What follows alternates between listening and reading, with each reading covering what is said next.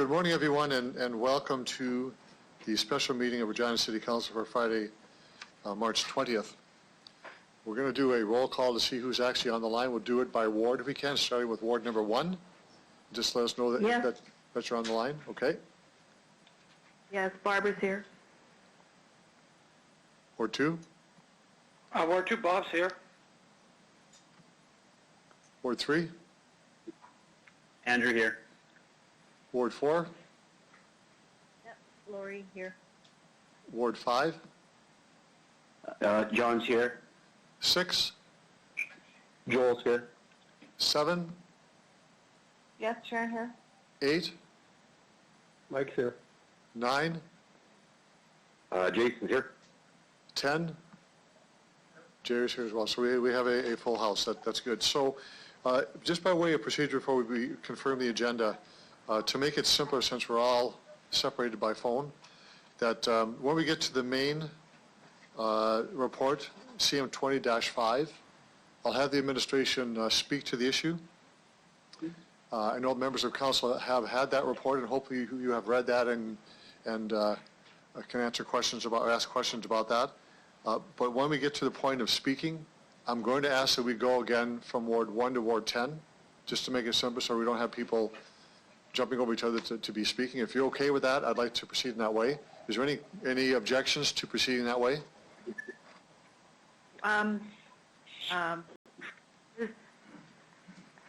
Barbara, Yep. Ward 1. I don't mind starting with Ward 1, but I think we should vary that so that the second time you start from Ward 10 and go back. Sure, we can do that. Okay, that's good. And also, just for the sake of the voting, I may just ask if there's any objections, assuming that there's confirmation. That may be unfair, but I will start that way. If someone does object, then we'll do the counting on that. When we get to the final vote, you recall last time we actually did a roll call vote. For the record, I will do that as well. So, if I could have a motion to confirm the agenda. I'll move the agenda at call of chair. Okay. Thank you, Councillor Bryce. Seconder? I'll second that, Bob. Thank you very much. All those in favor? Agreed. In favor. Perfect. That's good. Thank you very much. Your Worship, I have a point of order to raise.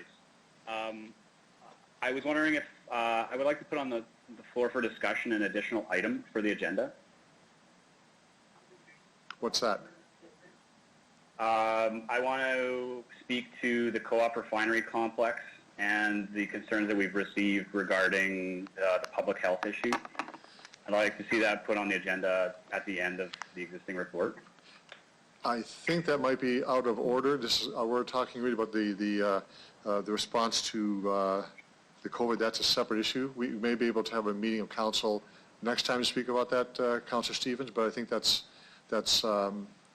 not on the agenda. So, as a typical council meeting, we can't do that. So, but we will be meeting. With Your Worship, I would like to formally put that as an amendment. It deals specifically with the COVID issue.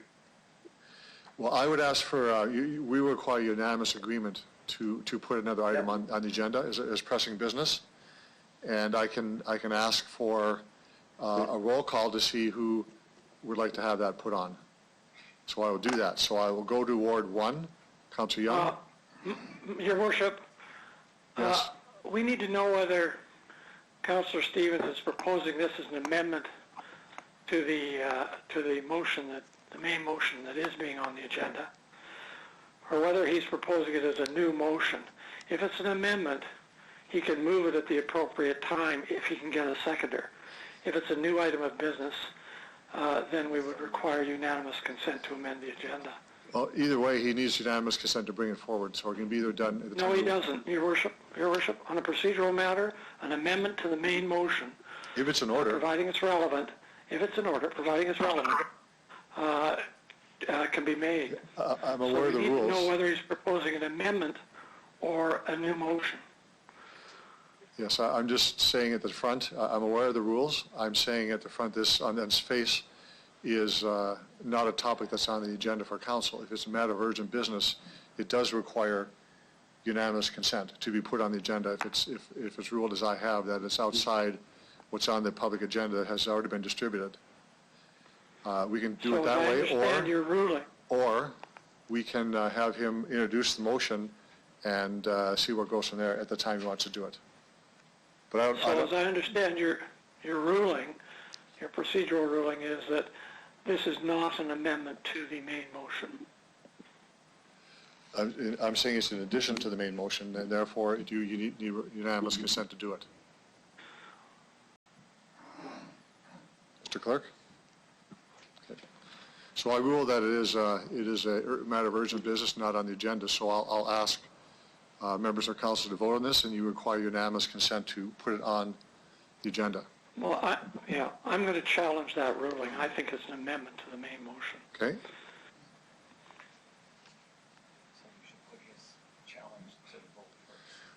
Okay, I'll put the challenge to the idea of this being a matter of new business to vote.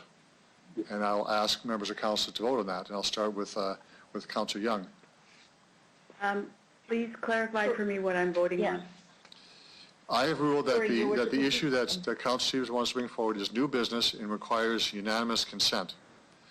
Councillor Hawkins has challenged that to say this is part of it's an amendment to the main motion. And so in order to move step forward, we need to have a vote whether you agree with Councillor Hawkins' interpretation or if you agree this is new business that requires unanimous consent. So, Your Worship, could we hear from the city clerk on this? Mr. Clerk? Thank you, Your Worship. Typically, with special meetings, the agendas are confined to the business that has been posted on the agenda. Now, in this case, it may be indirectly related to it or peripheral, but my sense would be that this is new business that is being added on an urgent basis because it was not published as part of the agenda, nor was it alluded to in any way directly in the report that was submitted to council and the public at 9 o'clock this morning. So this is Barbara. So we are voting on the challenge. Yes. Councillor Hawkins has challenged to say that it's an amendment to the report. Both myself and the clerk say no, it's new business that requires unanimous consent. So let's vote on whether we agree with Councillor Hawkins.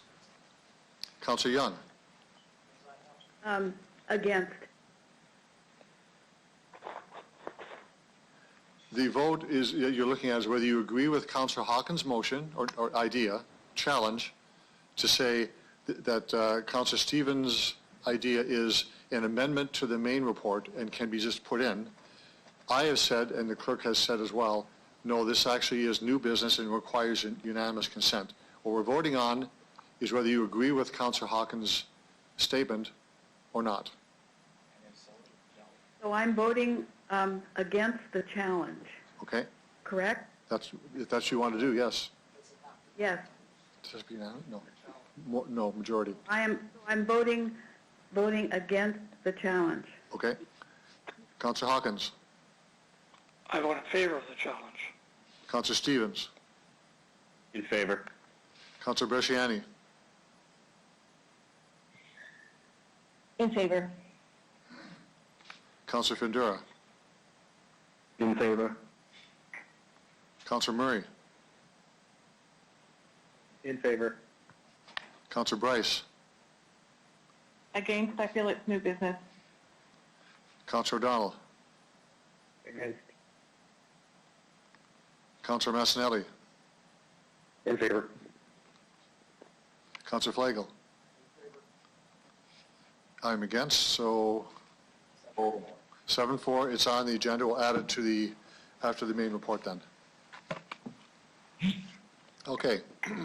The next part of the work to be done is we have 3 submissions from the Hotel Association, Harvard Developments, and the Chamber of Commerce. But you can call on him first. Edmund was going to go first. Oh, sorry, yes, okay. I'll get Mr.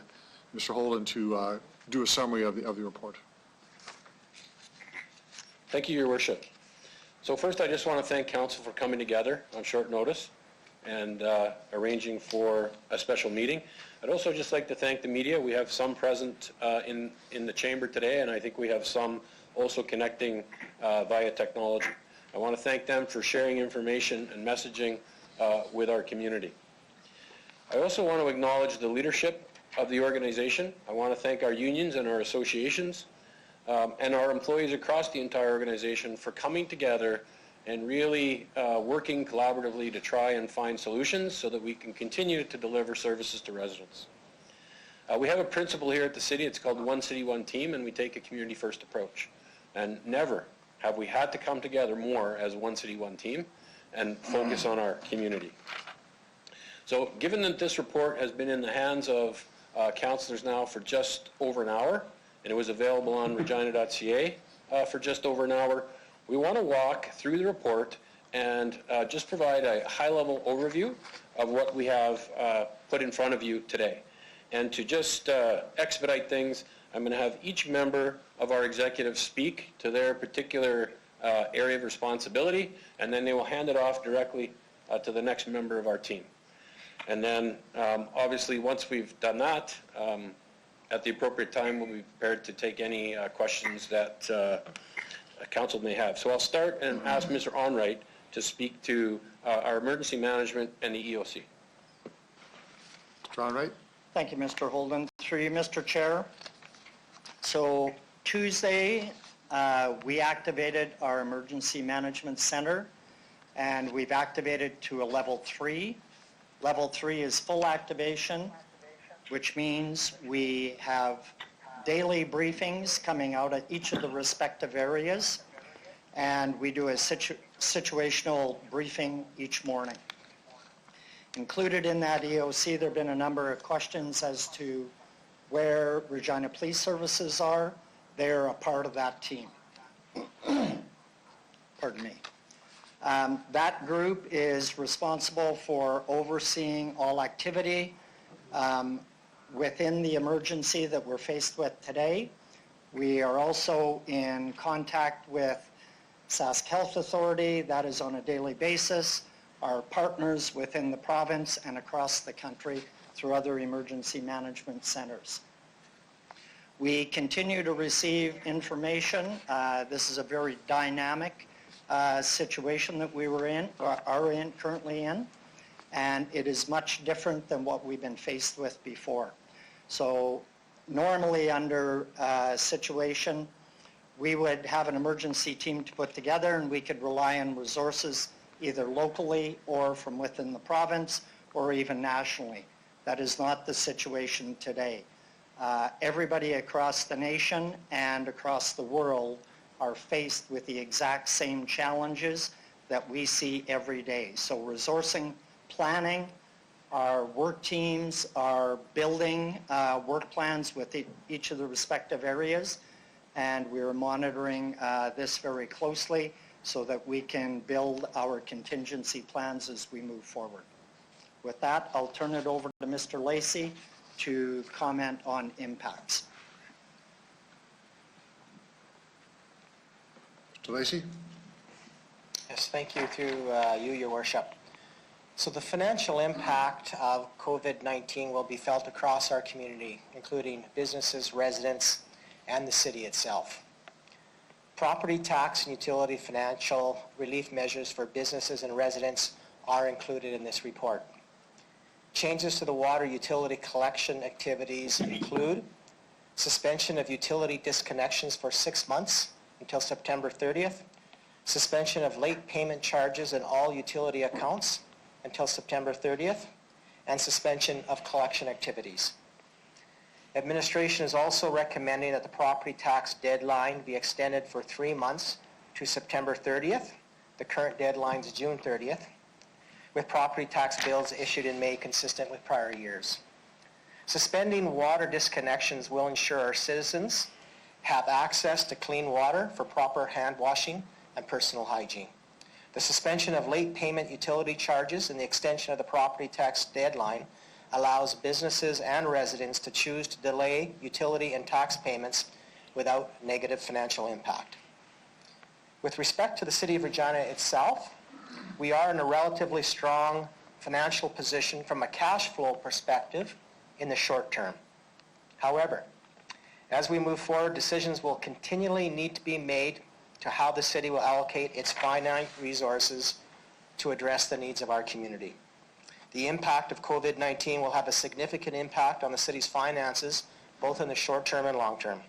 Moving forward, administration will continue to work with the other two levels of government to seek financial resources to assist in meeting our community's needs, and will provide financial updates to council along with related recommendations as required. And with that, I will now ask Mr. Onright to speak to the transit component of the report. Mr. Onright. Through your worship, the first item I will speak to is the route frequency, which is a change we are recommending to move our weekday service, Monday to Friday service, to our Saturday service. And what that means is the frequencies of these this timing will change. As an example, where we have a 30-minute service, that would be moved to a 60-minute service.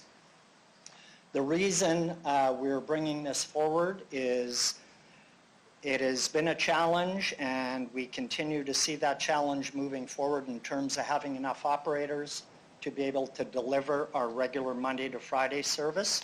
Currently, we have, as of this morning, 32 operators out of service for a variety of reasons. We've looked at alternatives, one of them being a question we had been asked is what happens with school bus operators through First Canada that deliver that service, which is no longer required as of end of day last night.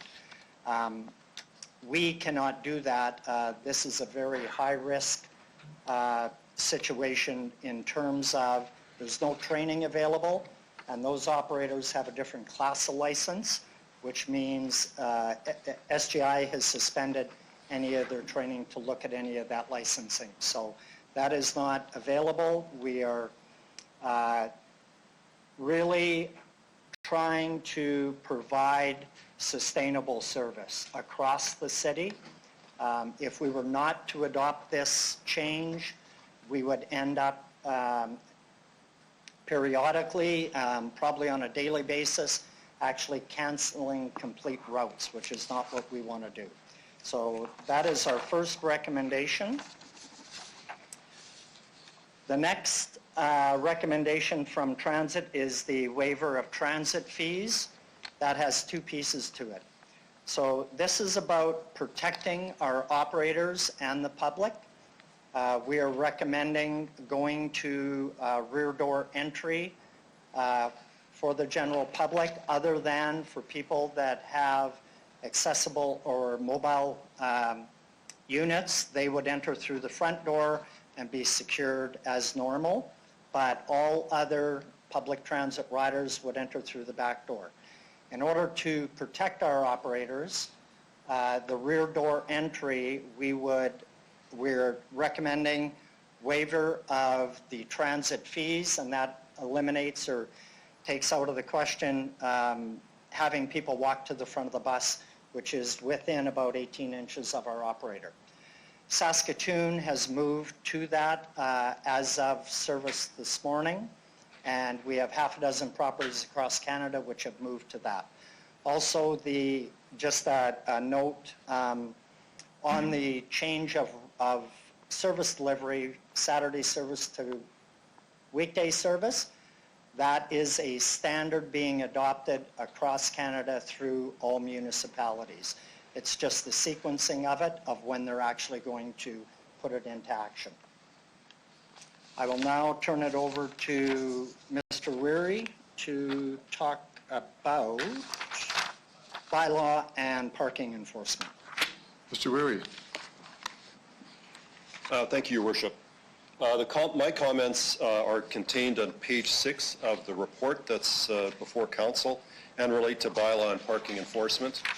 I'll start with bylaw enforcement. We have adjusted our enforcement activities to focus on public health and safety risks related to the emergency, so that will be the focus of the bylaw enforcement branch for the duration of the provincial emergency declaration.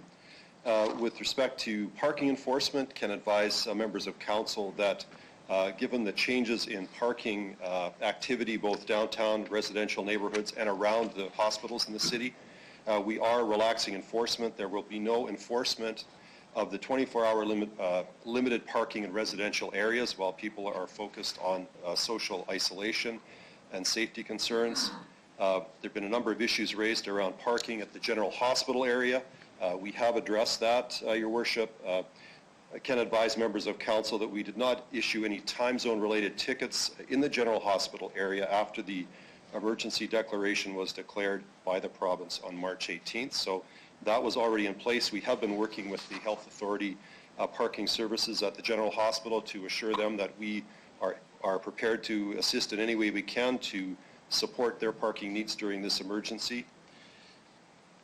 And finally, can also advise that tickets that were issued for non-public safety concerns from March 13th, 2020 afterwards, those will be canceled. But it's important for council to and the public to remember that we are still enforcing public safety related parking issues. So the top three that I would like to highlight would be parking in front of fire hydrants, parking too close to intersections that interfere with sight lines, and also any parking that creates a safety hazard by creating an obstruction on a roadway. So those are still things that we'll monitor and enforce as necessary. The one other thing I would advise, just so the community is aware, is that all of the bylaw and parking offense matters go to our bylaw court, which is part of provincial court, and effective March 23rd of this month, it is closed until the end of May 31st, 2020. So there will be no matters that will be going to the municipal bylaw court during that time. Thank you. Okay.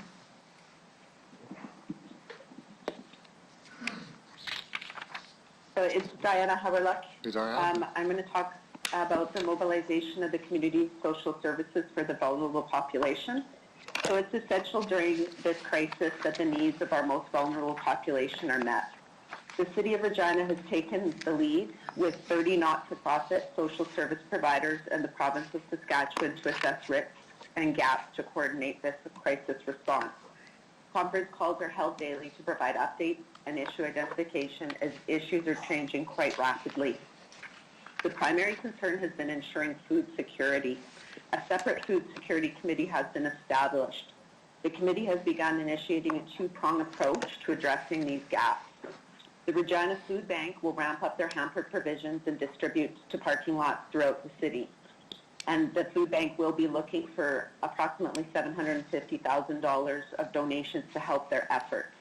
Their request for the city is unknown at this time, and of course their cost may change depending on the need as they're getting many families signed up right now.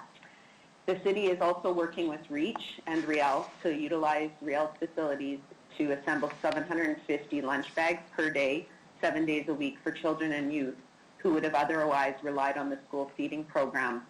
We're going to be distributing that through city facilities located throughout the city, and we anticipate that the program will be fully operational no later than next Wednesday.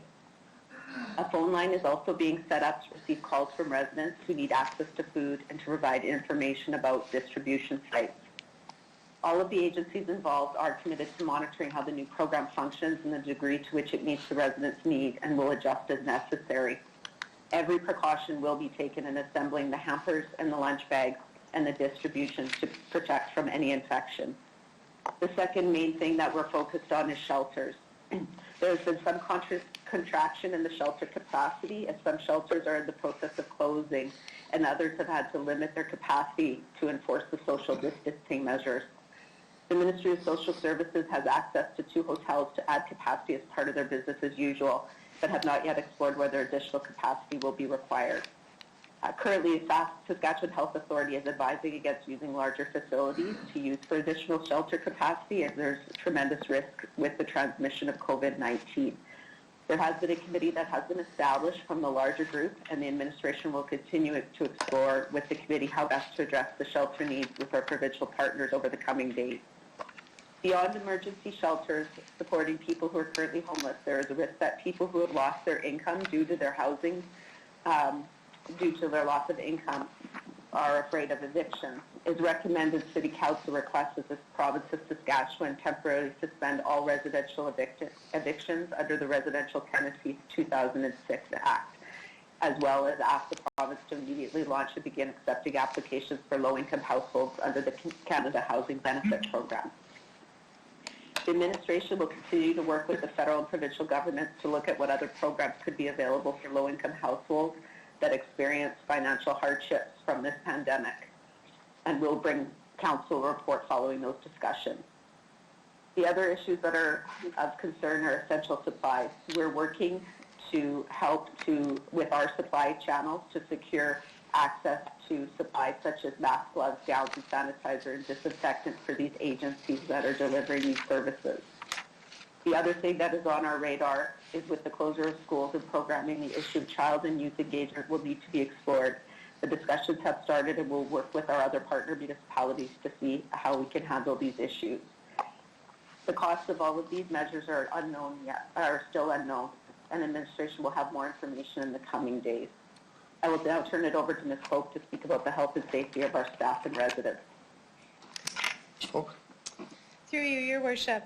As Ms. Harlech has said, the City of Regina takes the health and safety of our employees and citizens very seriously. As a preventative measure to slow the rate of COVID-19 infection in Regina and to protect vulnerable populations, City of Regina owned and operated facilities were closed to the public at end of business on Monday, March 16th. Impacted employees have been advised and alternate work arrangements were introduced, and we continue to explore those. Over the course of this week, we've migrated over 300 of approximately 770 of our administrative and professional staff to work from home. This has been enabled by our organization's early adoption of technology such as Office 365.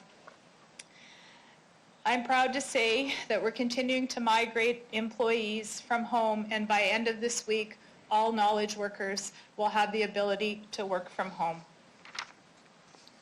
We have approximately 2,030 employees working to provide important services that our residents and community rely on every day.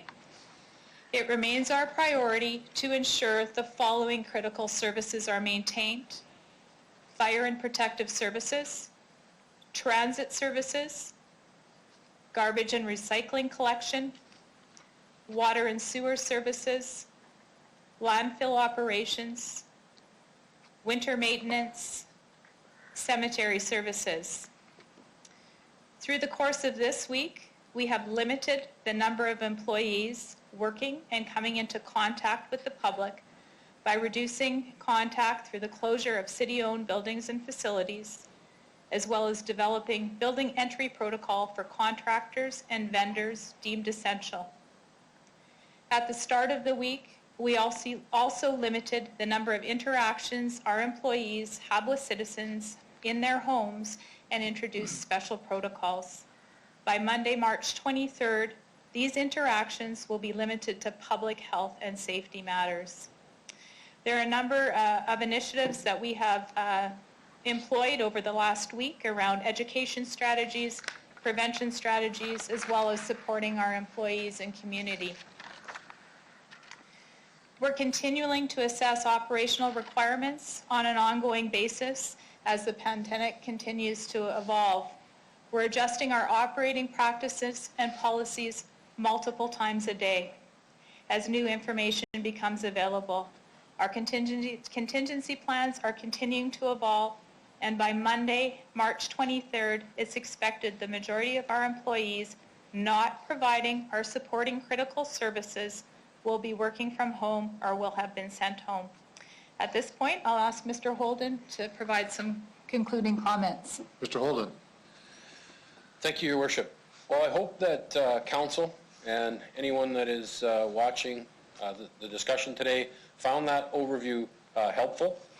I just want to assure council, assure citizens in Regina that we are constantly looking at protecting health and safety of our employees, of citizens, and we want to assure people that the decisions we make, the actions we take are to make sure that we can continue to deliver services to the citizens.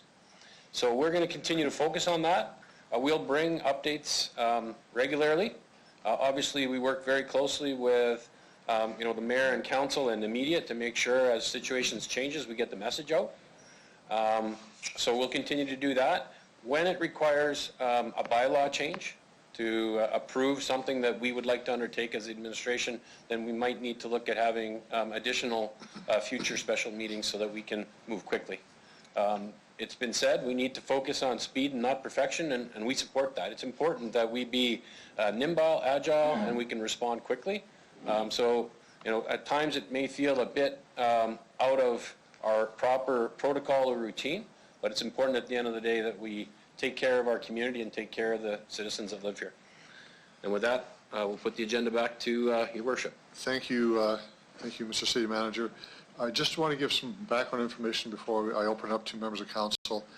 This relates to the province's emergency declaration a few days ago, and I mentioned as we talked about at our last council meeting that we were wanting to see what the province was going to do, which they have obviously done. They've instituted theirs, and wanted to indicate to Minister Carr and to the Premier of the results of our conversation and feedback.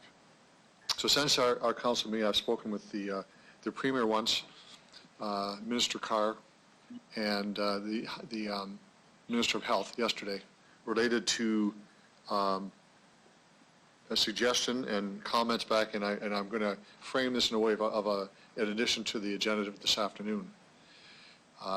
The Chief Medical Officer mentioned the need to have no more than 5 people gathering, even though the order talked of 50 people, and allowing for restaurants and bars to open. I've communicated to the ministers that we may look at altering that number by way of our own emergency preparedness or resolution. So I just throw that out there as a notice of motion that I will be asking for members of council to consider our own emergency order with those changes involved. No more than 5 people. That is what the medical health officer mentioned earlier this week. Closing restaurants and bars, but allowing for takeout and delivery. So I throw that out there for your consideration as we go forward. So we're on the main report. If I could have someone, you have, yes, we have another different procedure here. The clerk will read into the record the delegation's comments. So Mr. Clerk. Thank you, Your Worship, members of council. We have 3 written submissions that came in this morning respecting this item. The first is from the Regina Hotel Association, and I read as follows. We write on behalf of the 30 hotels located in Regina. Regina's hotel industry is being decimated by the economic impacts of the COVID-19 situation. We are asking that the City of Regina use every tool at its disposal to help our city's businesses and the people we employ during this unprecedented time. Hotel occupancy levels have fallen from an average of 50% to a forecasted 10% within the week. Hotels simply cannot operate at this capacity, and over 1,000 employees are currently being laid off. As a result, hotels are now contemplating a difficult decision to close their doors in Regina. The economic downturn that Saskatchewan experienced over the past few years has forced many hotels to draw on their reserves, leaving them little or nothing to draw from as the economic impacts of COVID-19 unfolds. Our economy needs measures targeted to keeping employers solvent so that Regina residents will have jobs to come back to when the pandemic subsides. To this end, the Regina Hotels Association suggests the following measures. At minimum, extend the deadline for payment of commercial property taxes with no interest or penalties, and reduce, defer, or forgive utility payments with guarantees that services will not be disrupted for 1 year. Over half of the hotels in Regina are owned by Saskatchewan residents that operate branded and independent hotels. Many are first or second generation family-run businesses that are now facing financial ruin. The City of Regina's leadership and support to economic recovery is vital. The Saskatchewan Hotel and Hospitality Association anticipates that the accommodation, travel, and tourism industry will be one of the hardest hit sectors and will take the longest to recover. We remain committed to working with the City of Regina through the COVID-19 situation, and this was respectively submitted by Tracy Fallman, the President and CEO of the Regina Hotel Association, and Jim Bentz, the President and CEO of the Saskatchewan Hospitality and Hotel Association. The second written submission was received from Harvard Developments Incorporated. These are truly unprecedented times in the world and our community. The impact of COVID-19 around the globe, in Canada, and right here in Saskatchewan has been profound in just a matter of a few short weeks. We understand City Council will consider utility billing, commercial and property taxes, parking and bylaw enforcement, and transit operations at a special meeting of Council today at 10 a.m.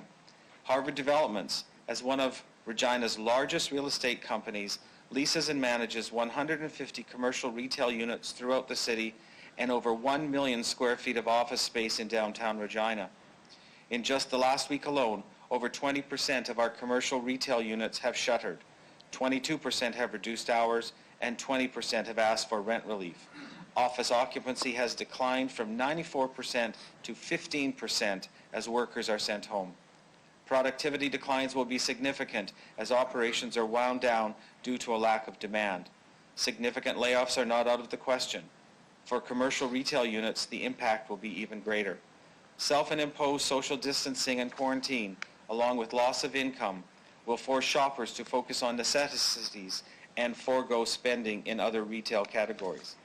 In the following weeks, we expect nearly all except essential service retailers and most offices to close their doors to the public as economic activity dries up. If the virus continues to spread, such closures may be imposed by government authority. How long these businesses remain shuttered is anyone's guess, given the unknown nature of this viral pandemic. Predictions have spanned from weeks to months. While many large corporations and essential services such as groceries and medical are likely to survive, many of our smaller shops and offices are at risk. These are businesses owned and operated by local Regina citizens who have poured their entire life savings into their enterprises. This will be an exceptionally difficult time for them.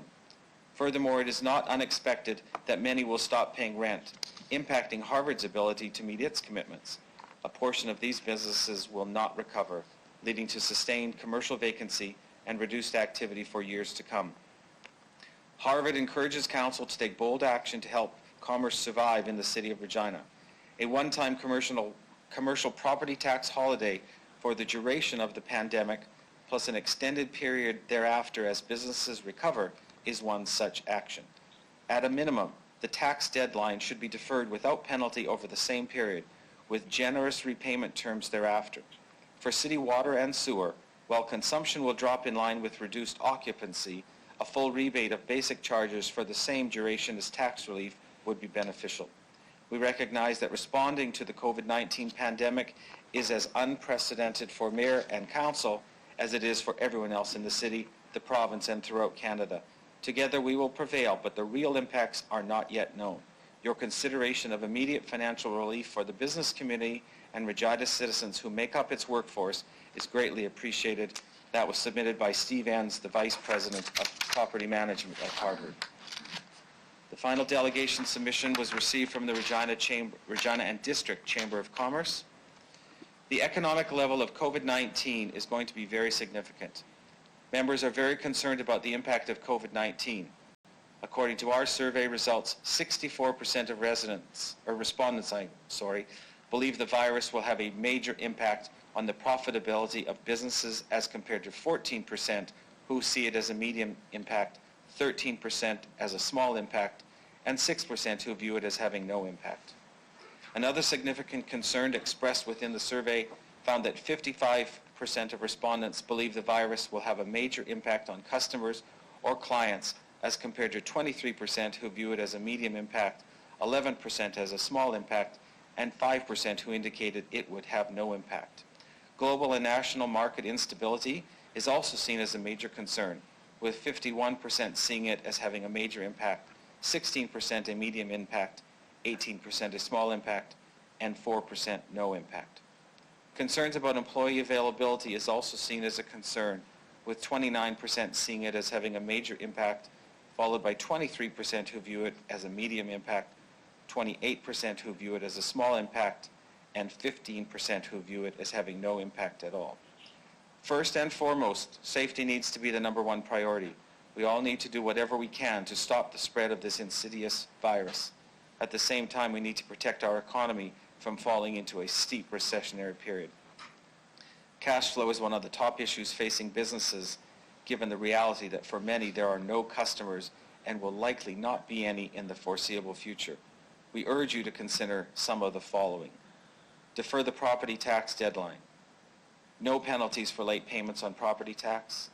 No interest on late utility fees. Use some of your reserves to offset the property tax increase from this year and reduce taxes for all. Look to target relief to some of those hit the hardest. Look to use local businesses whenever and wherever possible while continuing to uphold trade agreements.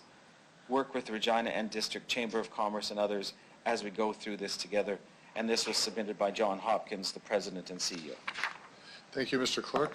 Could I have a motion to accept and receive and file the 3 communications? So moved, Andrew. Andrew and? Andrew.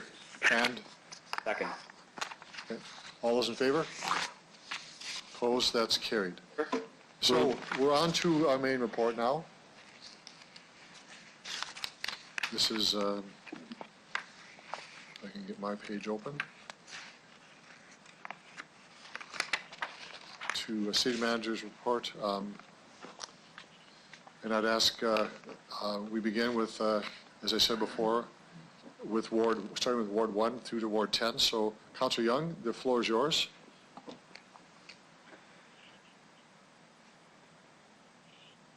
So as I understand it, we have before us the recommendations from the administration, Right. those letters that we received. Is that correct? Yeah, those are for information only. Right. And so then we have 3 bylaws before us. We will have First 3 one, bylaws. That's correct. The tax deadline. Yeah. The second one, the Regina Water bylaw, until September. And then the third is the and changing service on transit and approving the course of action to be implemented over the short term. I am in agreement with all 3 of those bylaws, and I really don't have anything to add. So you'll note there's a change to Resolution 1C. And I just say that in those who move the motion second, just as it would be a friendly amendment, Resolution 1C needs to be amended to refer to bylaw 2009-22, the Regina Transit Fare bylaw 2009. So I'll take that as a friendly amendment to clear up 1C. Okay. Any other comments, Councillor Young? To do anything with that amendment, or are you putting it forward? I think it would be a friendly amendment just to correct the record. We don't need a vote for that. Okay. Do you wish to speak any further? No? Okay. Thank you, Councillor Young. I'll move to Councillor Hawkins. Thank you, Your Worship. I want to begin by saying how impressed I am and reassured I am by the work which the city manager and the city staff and the executive leadership team have done in producing this report. It is a remarkably comprehensive report in a remarkably short period of time. I think it addresses very effectively many concerns that the citizens of Regina have, and they will be reassured by this. I want to say that I am especially pleased to see the measures taken to protect city staff. I recognize in those measures the city leadership's concern for our staff as well as for our citizens. I want to ask one question of the city administration, and it is this: was any consideration given to the possibility of closing all Regina businesses except for emergency and essential services, such as is being done in some other jurisdictions. Mr. Holden. Through your worship, other than the general concerns that have been raised in the community, primarily through statements that come from, the Premier, the Minister of Health, and the Chief Medical Officer, we, at this point, rely on businesses to, take responsible action. So we have not looked at, as an administration, requiring that we suggest to Council that we go beyond what, the health authorities have suggested at this point through their emergency declaration and the actions that they've taken. Thank you for that answer. I'm very concerned, as are the 197 doctors in the province who signed the recent statement, that businesses close or transform their businesses in any way that eliminates person-to-person transactions. I'll accept for the time being, and maybe this is only a few days, that we not do this by city legislation, but I think it's absolutely imperative, and I'd like the business community to hear this. I think it's absolutely imperative that businesses close except for emergency and essential services, or alter their practices to eliminate person-to-person transactions. COVID is in our community. There is more time to wait, and I'd urge them to get on with it. Difficult, heartbreakingly difficult as that's going to be. I want to make one exception, and further to the mayor's notice of motion to limit the size of groups to 5, a motion which I will support. I would also like to serve notice, if I can get unanimous approval for it, that the city close all dental offices except for emergency and essential services. It's just incomprehensible that dental offices should not be closed, given the proximity and the almost impossibility, despite their sophisticated safety measures, the almost impossibility of preventing spread of COVID in that kind of environment. I take the word of the many dentists in this city that have made this same point, and I support them in that. So I would like to give notice that I intend to move that motion before this meeting is over. And finally, I want to say that I think the mayor has been wise in his signaling to the public that small groups are absolutely necessary. I think he's wise to put forward the motion today.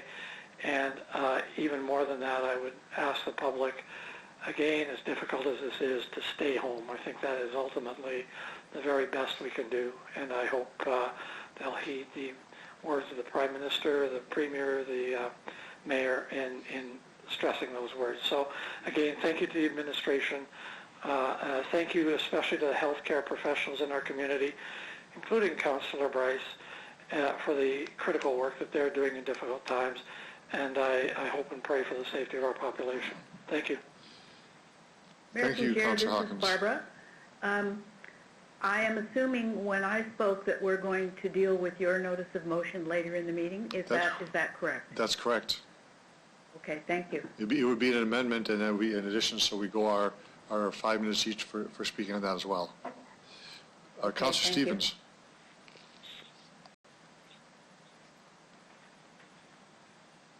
Councillor Stevens.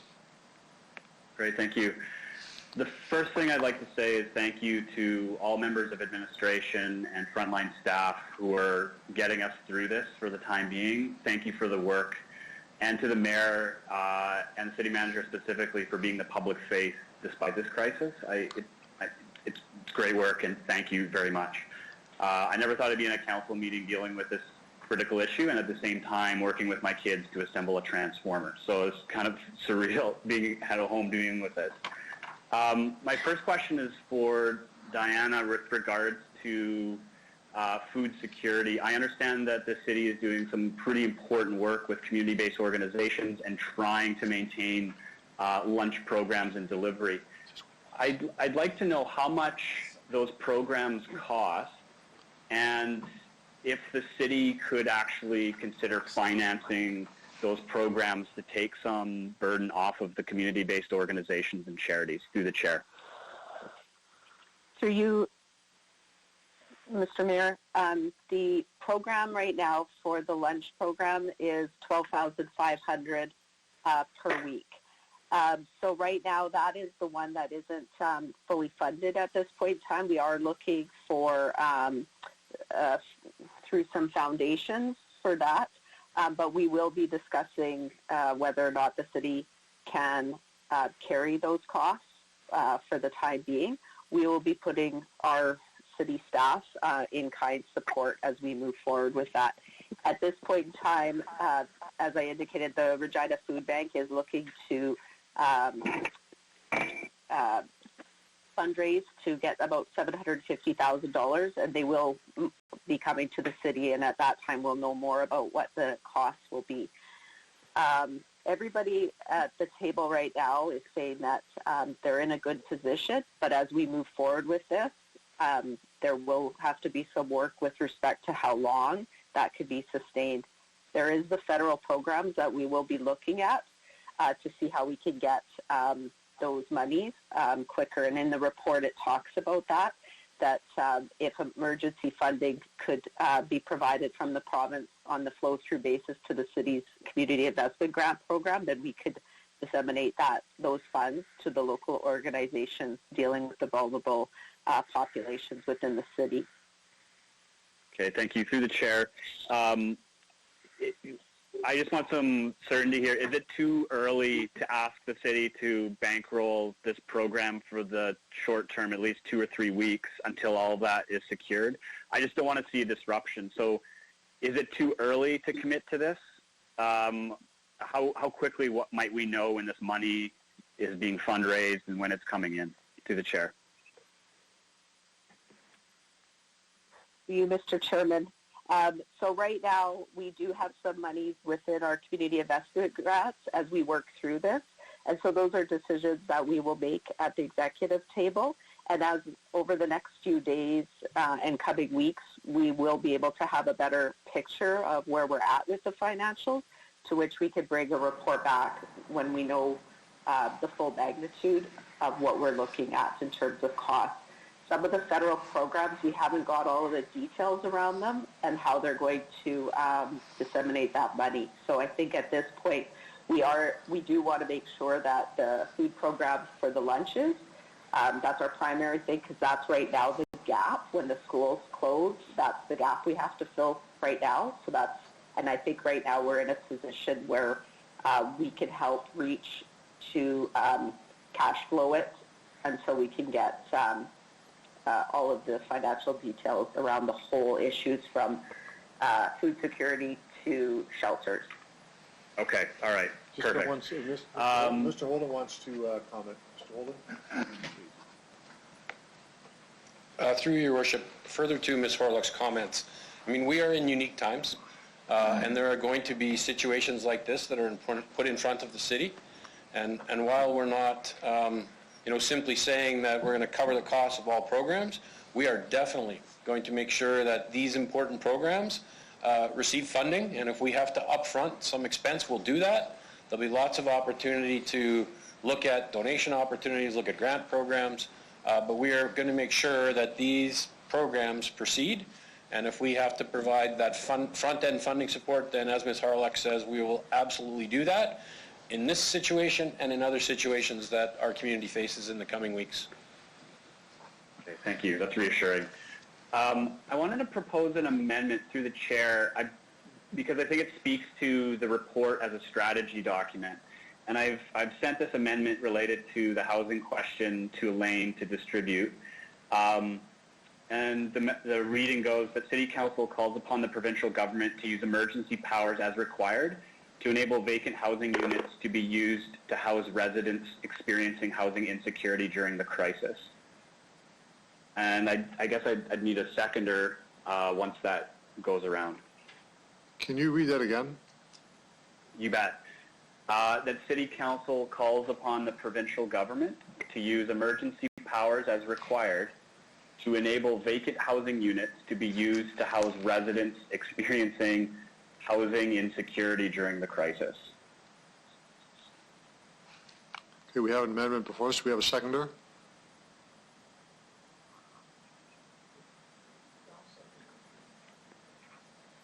Councilor Flagel? Councilor Flagel? Councilor Flagel? Did you second it? Yeah. Right. Second by Councilor Flagel. Okay. Okay, thank you. So I the understand that. one moment, just on the amendment. Yeah. You speak to the amendment, Councilor Stevens? Yes, and I believe Elaine is going to circulate it. It's pretty simple. I know there's other jurisdictions and other countries that are exercising these powers. And essentially, you know, you want to work with landlords, the large developers and others. We already have a very high vacancy rate. We need to have dialogue. At the same time, I believe that it is a matter of urgency when shelters are being shut down, are actually unsafe from a health perspective if you're thinking of literally kettling homeless people into those spaces. It would be a better decision, I would argue, to house the homeless and others experiencing housing insecurity in vacant units across the city in different ways, and that we use emergency powers to do this. It doesn't force us down this road, but it makes a signal that the city, as well as the province, hopefully, is in support of rapid housing in this time of crisis. Okay, thank you for that. Other speakers to the amendment? And the amendment is for 3 minutes long. Speakers to the amendment? Councillor Young? Councilor Young, go ahead. Okay, I think I heard the administration speak about the provincial government using 2 hotels to house people that are homeless or that have difficulty finding a place to be because the shelters have been cut back. Could I ask for that information, please? Would that take care of some of this? Mr. Holden?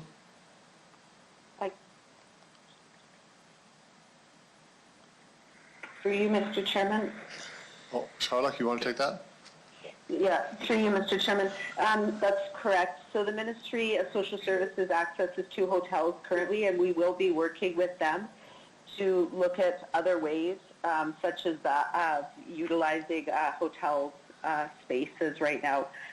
So we are in discussions with them, and we'll be looking at anything else that we can utilize to help the issue of the isolation so that we can stop the transmission of COVID-19. I think with the motion that Councillor Stevens is bringing forward is similar to within the report where the administration was recommending that we request the province to temporarily suspend all residential evictions under the Residential Tenancies Act of 2006. So then my question, Mr. Mayor, is if they're going to make space available for people who need it, would it be easier to deliver food and take care of health needs if they're in a place like a hotel, for instance, as opposed to single residences across the city? And if they do what Ms. Horlock said, which was to make it impossible to eject people from their homes at this time, would that take care of this issue? Mr. Holden? Maybe this is for Councillor Stevens to address as well. Mr. Holden? So, through your worship, so similar to Ms. Horlock's response, the Ministry of Social Services is looking at this. They're in conversations with ourselves. They do have 2 hotels. We've heard from the Hotel Association that additional space is obviously available in our community. So I believe that between Ministry of Social Services, City of Regina, some of the other agencies that are getting together on a regular basis, their immediate priority was on food security, but they're also looking at shelters and accommodations. So I think the communications are there, and this community is coming together and is looking at not leaving people on the street. So I think the solutions that are in the report and what the ministry is taking on as a responsibility, you know, if that doesn't satisfy the challenges that people are facing, then I think there's another conversation. But I think let's let that process unfold and see that that doesn't meet the needs of our community. Thank you for that. Then, Mr. Mayor, could we ask Councillor Stevens if this meets the need and if we'd be willing to withdraw that for now and bring it back if it's needed in the future? Councillor Stevens? Through the chair, I appreciate the work that's being done, but no. I would say the time, again, is not on our side. This puts another tool in the toolbox that we go to the province to discuss. And it's a very clear mandate, and it's a very clear objective. We can't wait another week. This puts all options on the table. I appreciate there's hotels and other measures, suspending evictions, that's great. This needs to be on the table now. We cannot wait. And I'm starting to hear this come from below in the community organizations that are asking for it. So I would rather we didn't halt and we put everything on the table now going forward. Okay. Other speakers to the amendment? Yeah, Councillor Murray here. Councillor Murray, go ahead. Thank you very much, through your worship. I'll speak to the amendment. My thoughts around this is that we're essentially in wartime right now, and any option we have available to us, just put it out there. Anything we can do. So it sounds as though hotels would make more sense, but if down the road that gets full and more marginalized population comes out, we just have to have every option available. So I'll support the amendment. Thanks. Okay, thanks, Councillor Murray. Other speakers? I'll speak to it if I can. Who's it? Lori. Lori, okay. Go ahead, Lori. Thank you, Your Worship. I would agree that, you know what, I don't want to hold back and wait either. I know that it's in the report and there's discussions, but I think this also sends a message. But I have a question for you, Mayor Fougere. Just, you had indicated that the government will be working with us in the needs that we feel are urgent. How will that be handled? Is it through administration and yourself, or like, because there's probably going to be a list after today's conversation. I mean, are we just going to keep adding all these motions, or how is that going to work? To the chair. Well, it would be, in my perspective, it would be a communication to the province on our requests. The follow-through that is between our administration and the administration of the province of Saskatchewan, letting them do their work and let them do the implementation of our motions, and they'll come back to us from time to time. But I know the city manager has some comments as to. Mr. Holden? Thank you. Through your worship, this is a situation that changes by the minute. So when Diana spoke, she said the ministry was using 2 hotels. They're now using 4. So they are responding and reacting to, again, the needs of the community. So, you know, I don't want to take away from the importance of the motion or the amendment that's on the floor, but just to know that there is action being taken, and I think changes will be made to make sure that vulnerable populations and people are not left on the street. So I just wanted council to be aware of that. I do agree that at the end of the day, you know, a communication from the mayor on behalf of council to the premier, to the Minister of Health, the Chief Medical Officer, outlining, you know, some of the additional opportunities that you'd like to see a province pursue in terms of their emergency declaration would make a lot of sense. And I think, you know, put a request in front of the province that they would have to seriously consider. And I know through conversations with other city managers across Saskatchewan that councils are doing that across the province. And I think, you know, that's information that obviously the premier and health officials are going to have to take into account as they look at what's next in terms of their emergency declaration. Great. Yeah, I think that I would support that as well. Just a list generated from our council, and this would be one item on that list, because I also have one that when I speak next. So I'm not sure if Councillor Stevens, it'll still get to the province if you're okay with that. But I would support what the city manager has said. Through the chair. Okay. Councillor Stevens? Worship, Yeah, I respect that. The motion's on the floor. I'd like to go ahead with it, and if when others have had a chance to speak, I would like to vote on it. Okay. Okay. I would like to speak on this as well. Okay, hold on. We're sorry, Councillor, you have a few moments left, Councillor Bresciani, on your time. Yeah, no, I'll leave it there. That's fine. I think at some time, I'll leave it there. That's good. Thank you. Okay, I'll so, try to pipe in myself. so just so we're all clear here, we have 5 minutes to speak on the main motion. If you're going to make an amendment, do it now, because that's within the time frame to do that. It's the same rules as all council. So, Councillor Bresciani, if you have an amendment in your time. Okay. Now, you're speaking to the amendment now, Yeah. so in your main motion, just remember that, okay? This is only on the amendment right now. Right, but we're dealing with Councillor Stevens That's right. first, right? Like that, if That's I correct. wanted to add an amendment that we actually start a list for the province, that would be done on my time. On your full Is that time, correct? that's right. Okay. Yeah, I'll leave it there then. Okay, good. Thank you. Councillor Findura. Thank you, Your Worship. I can see that the province is doing something now. Four hotels are being used for this. My concern would be, as mentioned by City Manager Holden, about bringing people all over the city. I mean, there are measures said now that there'll be no evictions, so that's a safe part right there. Which my question would be is, one of the two safer places or safer things to deliver food, medical services, assistance, help. I'm looking at the vacant houses and landlords out there. There's going to be a lot of stress put out. There are people already not going to be evicted, so they're going to be safe in their dwellings.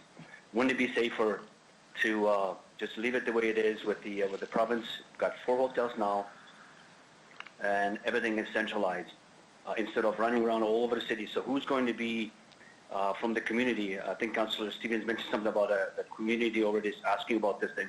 Is there a support support levels within that community that someone in that community or many volunteers going to be moving around the city into the houses and looking after the individual that if let's say this motion passes, to get the help to them, to get their necessary support to them and all that? Wouldn't it be more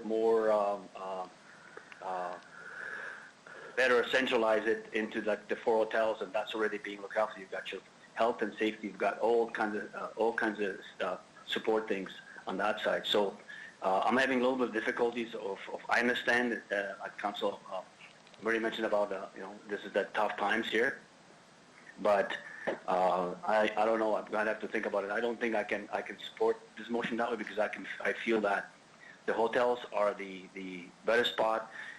Everything is centralized, so that would be my comment. And I'm thinking that the houses out there, the landlords already, there's a lot of challenges that could come from that. And the bigger challenge that I'm looking at is delivering service all around the city to the individual that are going to be housed, and who's going to support that, and how, where's that coming from? That's my comments. So far, I don't think I can support the amendment. Thank you. Okay, thank you, Councillor Findura. Councillor Flagel.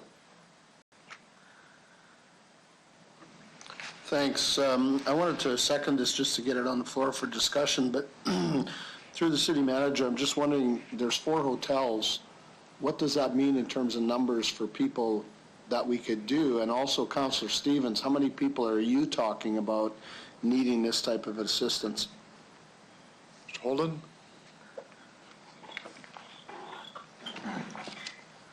So through your worship, I'll make a preliminary comment, and then Ms. Harlock might have some additional information. I think it's really important that we not lose sight of the fact that we have the city taking a leadership role in bringing 30 organizations together. Those organizations are the ones that take care of our vulnerable populations each and every day. They're the ones that have the expertise to address the issues and the problems. So, the fact that those groups are talking daily, and they're talking about all of these issues. They're talking about shelters. They're talking about food delivery and food security. The fact that our role as a city is to facilitate and provide leadership and remove barriers so that those experts can deliver their services. So I think the conversations, the fact that we have the Ministry of Social Services at that table as well, I think, the right things are being discussed and solutions are being identified from the experts in our community. So I would ask Ms. Horlock if she has any specifics around the numbers that she's able to provide. Ms. Horlock? Thanks. Through you, Your Worship. No, we don't have the exact numbers at this point in time, but as Mr. Holden has indicated, our group is working very hard to get all of the information and working with the Ministry of Social Services to ensure that we can address all of these needs for the community. It is a fluid situation, and things are changing. Just as Mr. Holden indicated, while I was talking, I got a text saying that there's 4 hotels. So we are working together to ensure that we can meet the needs of our vulnerable population. Thanks. Councillor Stevens, how many numbers are you talking about? What do you think? I can't comment on that. Through the chair, as the city manager and Ms. Harlock had mentioned, we're talking about a moving number. If you look at the plan to end homelessness, all sorts of figures, all I want is this to be on the table now for consideration. It takes the guessing out of it. We're going to see fluctuations in who needs what and for what reasons. It's up to the experts, the city, community organizations, and the Ministry of Social Services to figure out how we deal with this from a service delivery standpoint. Can't comment. I just know that this is something that's being done elsewhere. Okay. It takes the guessing out of whether or not this should be on the table. Councillor Flagle. One other thing on process, if this does not succeed here today, can we bring something like this back in 2 weeks? Yes, we will. We can, If it's not even though it's working, been, okay. We'd have another council meeting to deal with adjustments as required. Okay, Yes. okay, thanks. Appreciate it. Other speakers to the amendment? I'd like to comment. It's Jason. Jason? 3 minutes on the amendment. I'd like to try to mirror Councillor Murray's views on this. This is like a wartime effort. All we're doing is we're putting a tool on the shelf for someone to use if they need to use it. When people are discussing solutions, they often get caught up discussing the solutions they have at hand, especially when things unveil every 24 hours. I don't know what the distance is. I don't know if it's aerosol or not. There's been contrary reports on everything. I intend on passing this because if it turns out that there is a need for this, then it's there, and then people can go on without the 24-hour gap or the 48-hour gap. Doesn't mean it has to be that way, but the power would be there to be used as needed. So I intend on voting for this. Okay. Councillor Bryce? Thank you. So I think that I would like the letter to be supportive as to what the province is doing, and I know you guys will be in shock for me saying this, because they're already doing this. They're already doing the hotels and we just had communication saying that the vacancy in hotels are down to 10%. If we start talking about vacant homes, then we're talking about furnishings, then we're talking about towels, everything that people need, personal care items, whereas hotels already have that in place. So I think our letter should be more encouraging, that it's great to see that they're using the vacant hotel rooms. We'd like to see them move forward, and our concern is having anybody homeless in Regina. We don't want to see anybody on the street at this time where we're telling everybody to stay home. Those who don't have a home have nowhere to go. So we feel that it's up to the province to find a solution. As Councillor Stevens says, leave it to the experts. The province are the experts in this, so let's leave it to them. If they're using hotel rooms, I think we just need to encourage them. I don't want to leave lots of other problems in the path of furnishings, personal care items, those sorts of things, once we do open that door. Thank you. Thank you, Councillor Bryce. Anyone else? Councillor Donald? No, I'm good. Good, okay. So I'll have a couple of comments to make, and I certainly respect the idea behind the amendment, and obviously we do to take care of the most vulnerable, those on the street, and those who are nearly on the street, and those who are finding themselves on the street because of this downturn that happens so quickly. I would be in favor of this motion if we saw any failure related to the use of those 4 hotels. And I think the infrastructure is there to move forward on that in a comprehensive way. So I will respectfully not support the recommendation or the amendment, but I would like to look at it again in the next couple of weeks if we find there's any lag time, any issue that is not working out well.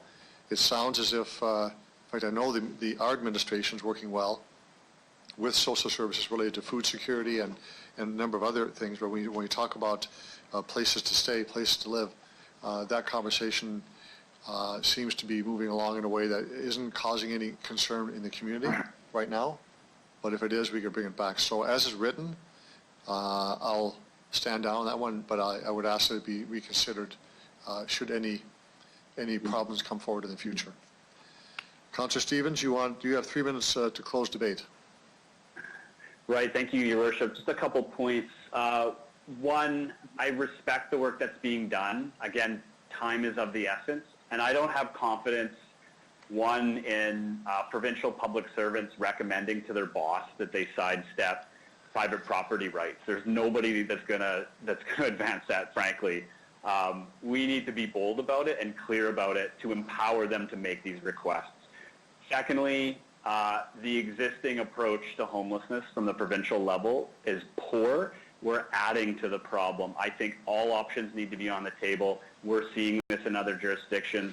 A failure of what's considered in terms of hotels is actually leading to an expansion of the public health emergency.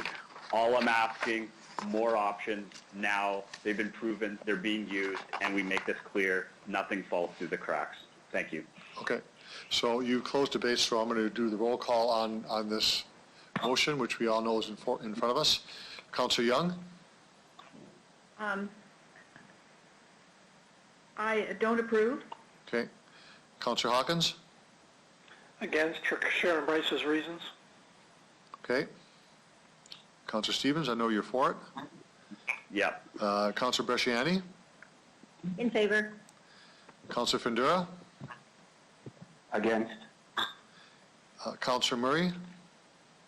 In favor. Councillor Bryce? Again, opposed.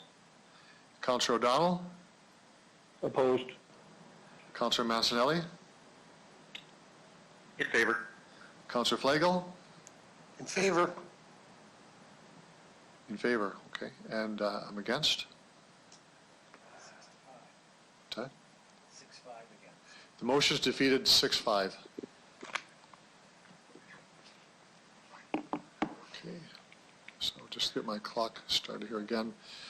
I believe you had about 3 minutes left on your time, Councillor Stevens, if you have other things you want to raise. Yes, Your Worship. Just one question and potentially another change. I believe this would be directed at, actually I don't know who to direct this at, but for administration, the Chamber of Commerce has suggested that we consider local procurement as an option in the short term and possibly as a long-term strategy. What is the legality and possibility of us actually drafting a sustainable procurement policy that allows us to favor local businesses? Mr. Holden? Mr. Lacey has jumped up and wants to talk about this one. Through you, Your Worship, I think as council members are aware, there are trade agreements in place that typically restrict specifically identifying local procurement. There are some abilities and some flexibilities within that that we can look at, but there is general provisions that restrict local procurement. With that, however, I will ask the city solicitor if he has any additional comments to provide. Mr. Byron? Byron Ruby? If state of emergency is declared, there are some provisions that we can rely on administratively, not simply to favor necessarily local businesses, but to sole source in an emergency situation. But again, this would have to be something that relates to the emergency and supplies or key services that are required. So that is contained in the city's purchasing policy and administration bylaw. But again, it's limited to supplies that are required to address issues concerning the emergency. So we do have some ability to do that, and probably out of necessity. Time is of the essence. That would usually involve us likely using local suppliers. Okay, thank you. And so just to clarify through the chair, those provisions are already in place, and out of necessity or just short-term emergency policy measures, we can already do this. Just yes or no? Yeah. Mr. Burry? Yes. Okay, perfect. That's all I have. Thank you very much. We'll move on to Councillor Bresciani. Thank you, Your Worship. Actually, I want to say thank you to administration as well, you, Mayor Fougere, for being the voice for council, and it's been a very stressful time across the world. I just want to, I do have a couple questions, and we talked about, one is, I want to talk about, thank you for the parking around the General Hospital. I want to ensure that we're also looking at the Pasqua Hospital as well in this, through the chair.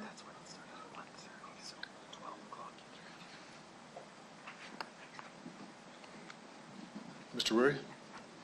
Yes, we are, Your Worship. Okay, thank you. I want to ask about, Ms. Harlock talked about kind of what we're doing in the community for vulnerable. Does that include our seniors, through the chair? Through you, Mr. Chairman, so there are programs that do address the seniors population, that those services are still being met at this point in time. So with food security and things like that, there is still being delivered to the seniors population that is accessing those programs. You talked about 30 organizations of our most vulnerable that have come together. Are there senior organizations in that 30 that you talked about, through the chair? Ms. Harlock? Through you, Your Worship, I would just need a minute to pull up the list. I think if it can be shared with council, I would appreciate at some time those organizations. Just for our information, that are the key point organizations that are working with our most vulnerable.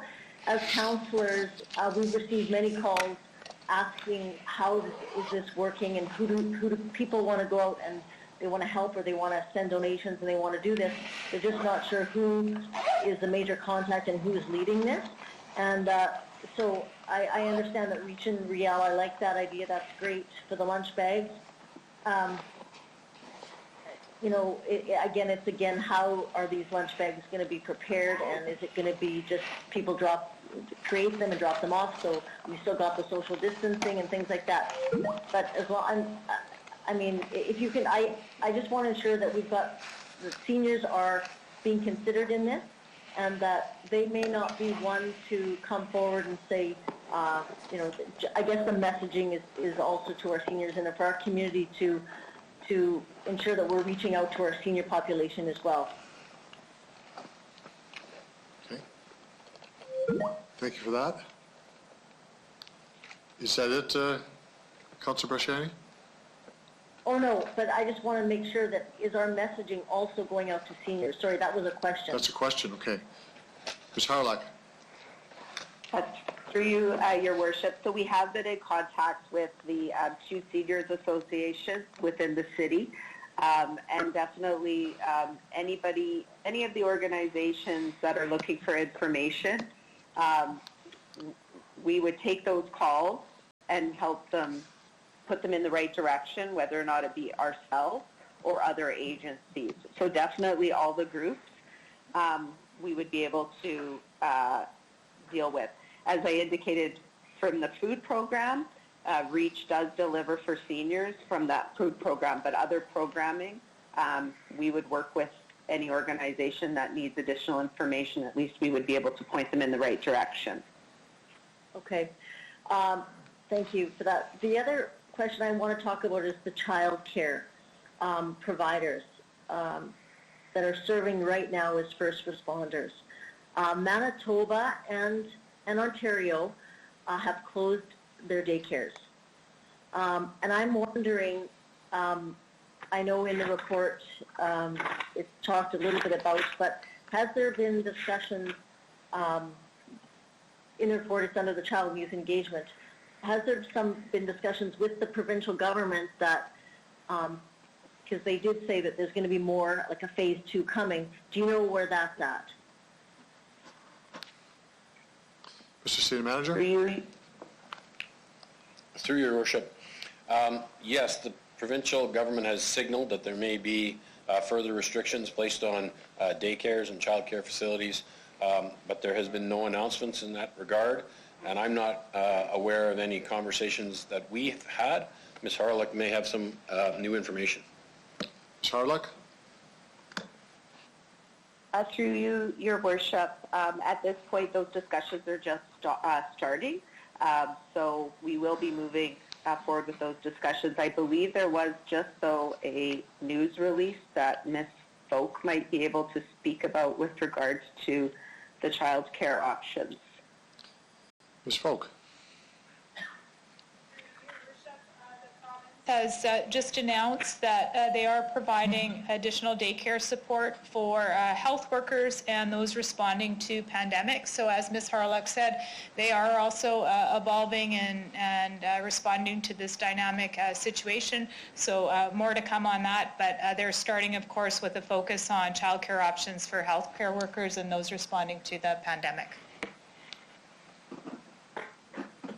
Okay, so I guess that's the question. I want to stress that the child care providers, they are serving as first responders, which we know, but it's more of the fact you're saying that they are actually looking at providing daycare for people who are providing essential services and maybe reducing the other, or?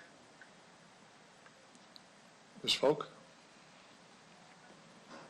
So, Your Worship, at this point, the province has not made any additional announcements around daycare. However, if you have been watching the Chief Medical Officer of the province, he has been encouraging people to start to look for alternate childcare arrangements.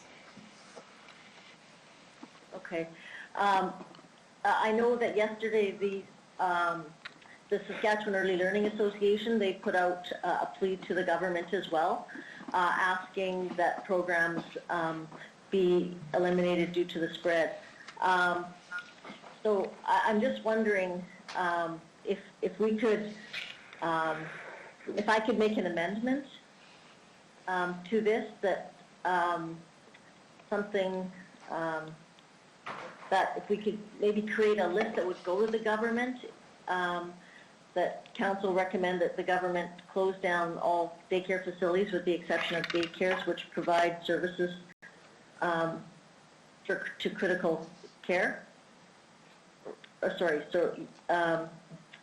Essential service workers. Essential services, yeah.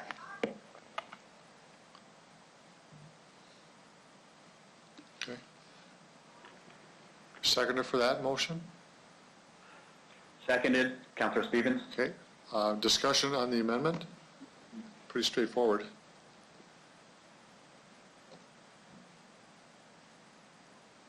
So, Your Worship, I just want to be clear that this is kind of a list, so if other people have amendments that they want to go on this list, that can be done to the chair?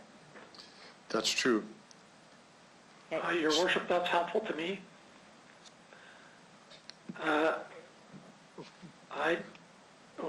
With your leave, I'd like to place something on that list. Okay, can we just, okay. Councillor Hawkins, go ahead. Just direct you to the list, yes. Okay, so I'd like to move that City Council call on provincial government to use emergency powers to close all dental offices during the duration of the emergency, except for essential and emergency dental services. Okay. Do we need a seconder, or is it just going on? Need a seconder for that too? I'll second that.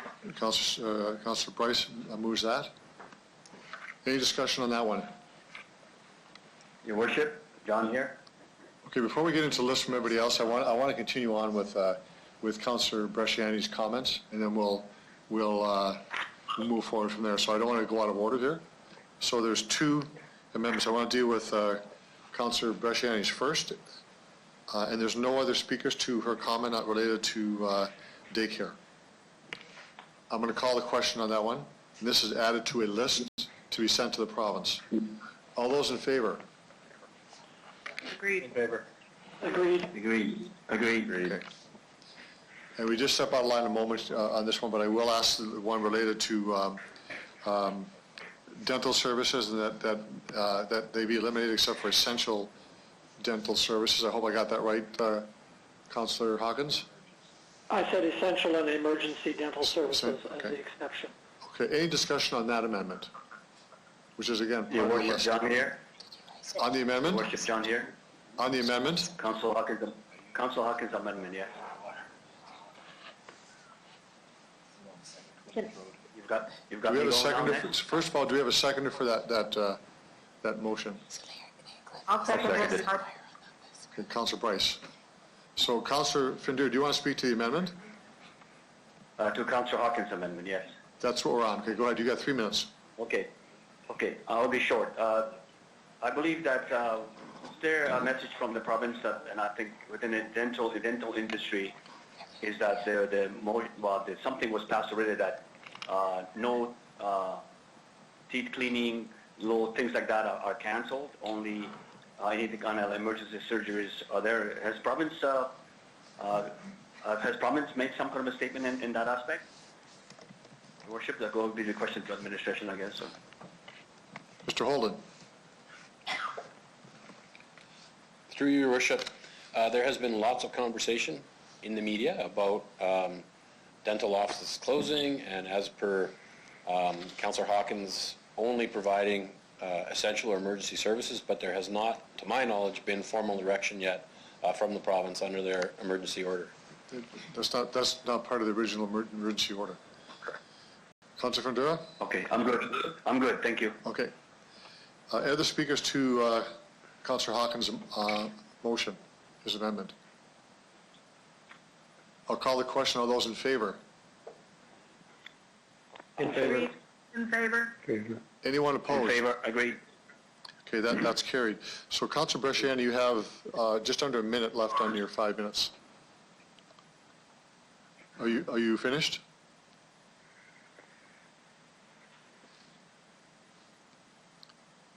Yeah, Councillor- that's good. You finished? Okay. I don't have anything else. Thank you. Okay, so on a point of order here, I know that Councillor Stevens wants another amendment related to the refinery put on here. And while you didn't expressly say that you wanted leave to do that, or you would want to have time to do that, I'm going to assume you said that so we can have that on the floor at the end of the discussion. Yes, thank you. Next speaker is Councillor Fundura. Thank you, Worship. This is tough times with us here. I would like to say thank you to administration and also the province, the health region, citizens of Regina, all the doctors, everyone that's involved, any volunteers that are doing things, helping each other, taking care of the community, taking care of vulnerable, taking care of our grandparents and just our children ourselves. This battle is everybody's interest, and so I believe that sooner we nip this, the quicker we can resume our day-to-day operations. So if we prolong things, it's just going to go longer. Like LA, I guess, shuts down the whole thing. So, I mean, we need to do some drastic measures to get out of this thing in a somewhat of an escape. We're all going to suffer. We're all suffering. We're all going to pay for this, one way or the other. For that, so I have a comment on the 1A. It's a straightforward. I'm in favor of that deferred tax to September. That's just going to keep my cash in the bank for a little bit longer. That's a good one. No problem there. Number and B on the bylaw with the water, agreed. But one question I have is, which probably is on everybody's mind, is that once everything settles, we're back to normal. Is the repayment, because we are not stopping the charges. We just putting them on hold, and they're going to start up again. Is that how I'm understanding it? We are not. We are still billing, but we're putting it on hold till everything clears, and then we're going to start up again. If that's true, or that's what it is, if I'm reading it, then do we have a contingency plan? How are we going to now? It's going to take 6 months. I think I heard something, maybe 6 months to a year, whatever, to kind of catch up to, because all of a sudden everybody's going to owe huge amount of money. So that's the one question is, in that water situation, how we are going to resolve all that once everything settles. Mr. Holden. Your Worship, the administration. Mr. Holden. So through your worship, so the tax side and the water side, these are deferrals. So this gives, businesses, residents some comfort that they're going to have some additional time, some flexibility in which they have to pay property taxes, utility bills, etc. There's a whole next conversation that needs to happen. You've heard through the delegations that submitted their communications today that this is going to have a significant impact on our community. So that is the next phase of work, is looking at what kind of subsidy, what kind of reduction could be provided. And those are big conversations. Those are conversations that obviously require the other two senior levels of government, both the federal government and the provincial government. So they're conversations that have yet to happen. I know that Mr. Lacey sits right now on a CFO group that is through FCM, the large cities. So this is a conversation that is happening. It's happening now, but it really is, I think, the next phase of, as we fully understand the impacts that COVID-19 is having on our community, then we will have to respond and look at options if people end up in very difficult financial situations to pay their property taxes, pay their utility bills. We'll have to look at options, payment options, etc. I'm not sure if Mr. Lacey has anything additional to add. No? So. Yes, okay. Councillor Fundura? Okay, to you, Your Worship, I appreciate the comment from Mr. Holden, so I thank you for that. That's good, so I'm good there. 3, with transit, I'm happy because comments were I would not, I know we have difficulties, the individuals that are driving the vehicles are human, and there are, they could fall ill in the aspect of providing service to the community. I understand that. So just so I can understand clearly, Monday to Friday is canceled, Saturday only, or am I reading this correctly? Oh, I think it's Saturday service. Saturday service, Mr. what does that mean? Mr. Onright will answer. Through your worship, so the Saturday service will be moved to the Monday to Friday service. So you'll see the difference will be the change in frequency and the overlap of some of the routes. Okay, perfect. Yeah, that's clear. Okay, I just want to make sure. Thank you. I'm totally supportive of that, and just keep our operators and transit healthy, and we'll get through this thing. So thank you for that. Your Worship, I still got a few minutes, right? You have 1 minute and 38 seconds. Okay. So then the question on the 24-hour suspension of the parking enforcement in the residential areas, I'm all for that. The one question I have, I don't recall seeing anything. We have again a lot of residents that are living on like a 1 hour or 2 hour limits. That's going to be suspended as well, if I understand it correctly. Your Worship, to you. Mr. Weary? Yes, Your Worship. All time limit zones enforcement will be relaxed during the emergency. Okay. So that's 1 hour, 2 hour parking meter. Okay. Thank you for that. To Your Worship, then, we have quite a few residents living downtown, in condos downtown, and they rely, quite a few of them rely on the street parking because some of them might only have a one parking stall in the condo itself. That is also included in that we are going to be relaxing that, or how do we manage that if someone's coming to shop downtown? If it's going to shut down, but Your Worship, our observations over the past week is that there's ample parking throughout the downtown core because there are so few vehicles in the downtown, so we don't view it as an issue now. There's lots of parking for people that are living downtown. And are we going to be ticketing, or are we going to suspend that? If, for instance, because we have a condo residents are there, they cannot leave to move the vehicle. They're supposed to be in the house or in their condo, not to move anywhere. How are we going to deal with that? Are we suspending those two, or what's going on? Your Worship, residential parking enforcement includes residences downtown as well during this emergency because there is so little parking for people working downtown that's being taken up right now. So the residential relaxation includes downtown residents as well. Okay. So that's good. Your Worship, I think my time is up, but I'm happy. Thank you for, and if we have those meetings once a week, that's good. The citizens of Regina will see that we are on it. We're getting things done, and thank you to everyone from council, administration, everyone is involved in this. Stay safe, and let's get through this thing. So thank you, Your Worship. Thank you, Councillor Findera. Councillor Murray.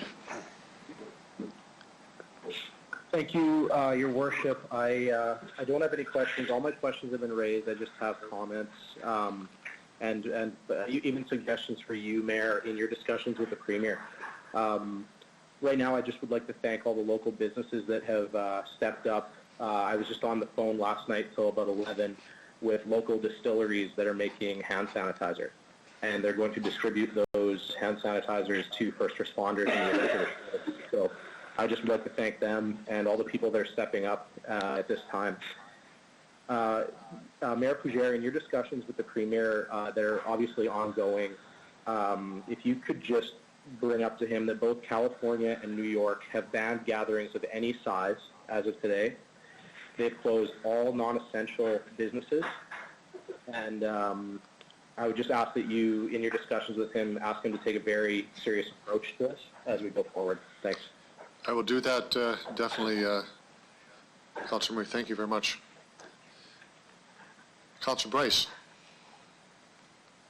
Thank you. I also would like to start by thanking you, Mayor Pougere, and City Manager and the staff for being the face of the city for through all of this, and for all the city workers for this stressful time that everybody's going through of uncertainty, and all the doctors and nurses who actually are putting themselves at risk every time they go into work.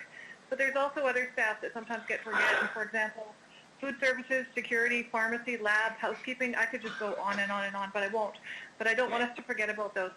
I'm really glad to hear we are actually, the parking services is only going to be ticketing, and correct me if I'm wrong, only going to be ticketing if it's a safety issue, not ticketing for a time issue. Am I correct? That's correct. Perfect. Okay, because not only do we have people who are in hospitals, we also have staff who are working in care homes who some of them are actually isolated in the care home, not able to leave, because once they leave, they can't come back, sort of thing. So, and people who are sick, we can't expect them to be going out and moving their car every 2 hours. So I'm glad that's been resolved as well. I just spoke with my daughter before this, who's stuck in Scotland, and she said currently Edinburgh is actually, they have actually shut down all businesses except for grocery stores, cafes, pubs, restaurants, clothing stores, everything. So the only thing that the restaurants and pubs, well, not the pubs, but the restaurants can do is actually do delivery services. They can't do anything else. I know we're kind of moving in that direction. Do we need to send a letter to the province, or is this something that we can do to actually encourage people not from gathering in the same place? Actually close non-essential businesses. Mr. Murray, do you have a if I could comment? ask that question. Your Worship, the City of Regina has not declared a local emergency. The provincial government has declared a provincial emergency. And with the declaration of a provincial emergency, local authorities like cities and municipalities can use the powers of the provincial emergency declaration. So in answer to Councillor Bryce's question, Council would be able to make such an order if it chose to do so by resolution would be my recommendation. However, it's important for Council to remember that it is a provincial emergency and it is subject to provincial oversight. So if the city was to make its own order using the powers that have been invoked by the provincial government, it would be subject to provincial oversight. So there would be two options available to Council in this context. One would be to make a resolution today to do this, or the other alternative, similar to what Council is doing with some of these other items, is to recommend that the provincial government include that in its provincial emergency order.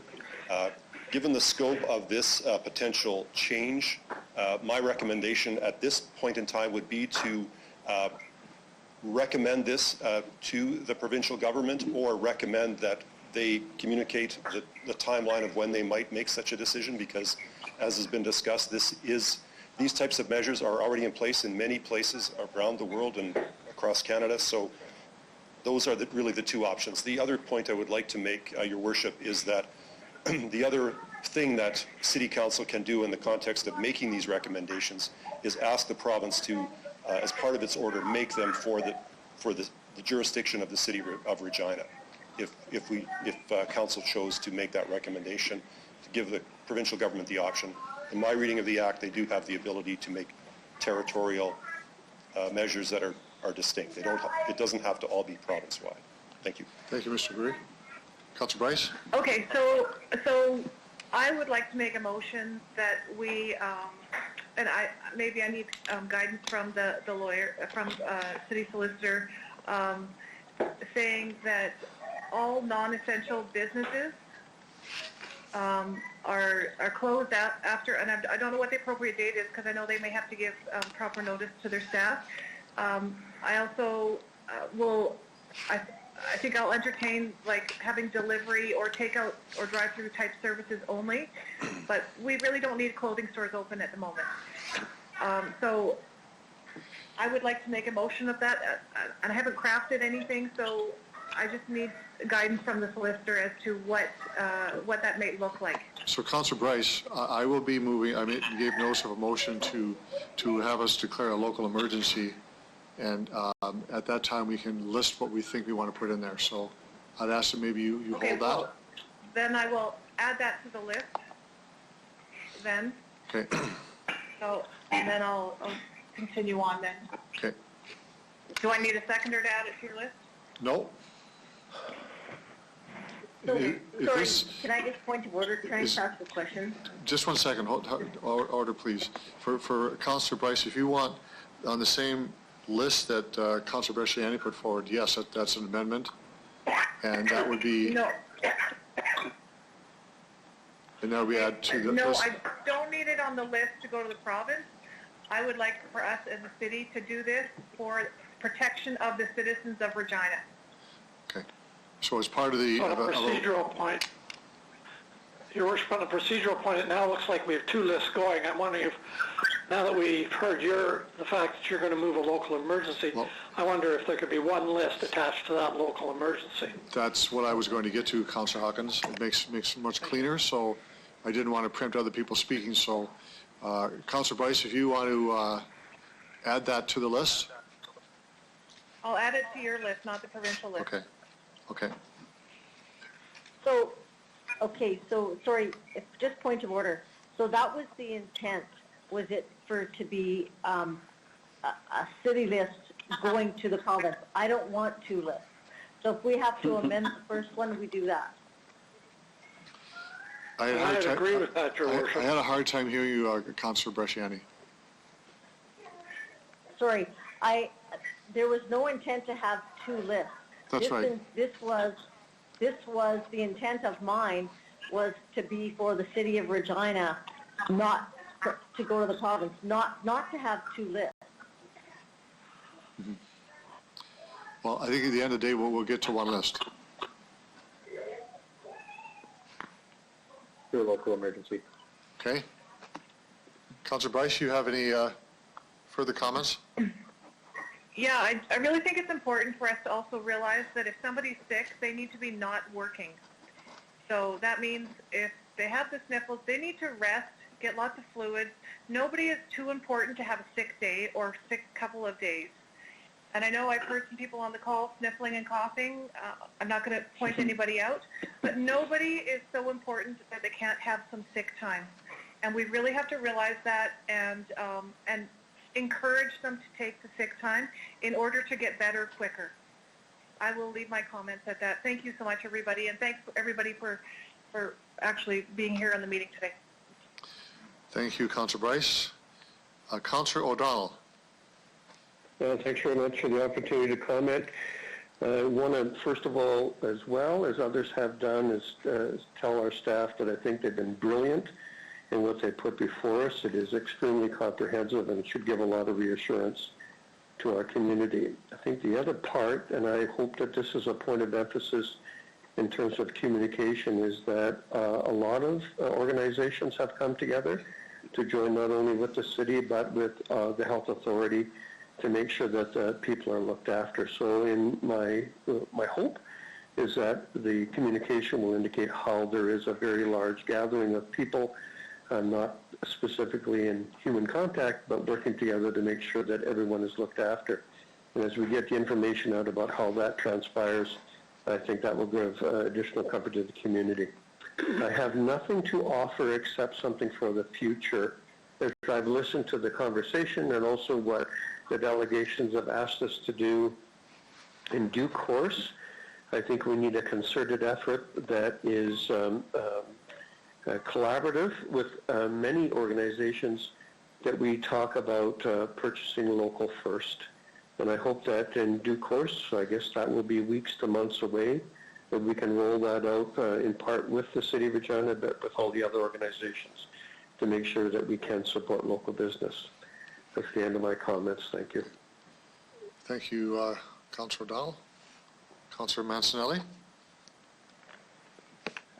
Thank you very much. A couple questions to the Chair. I support everything that's put before us. A couple questions about implementation. The transit changes we talked about.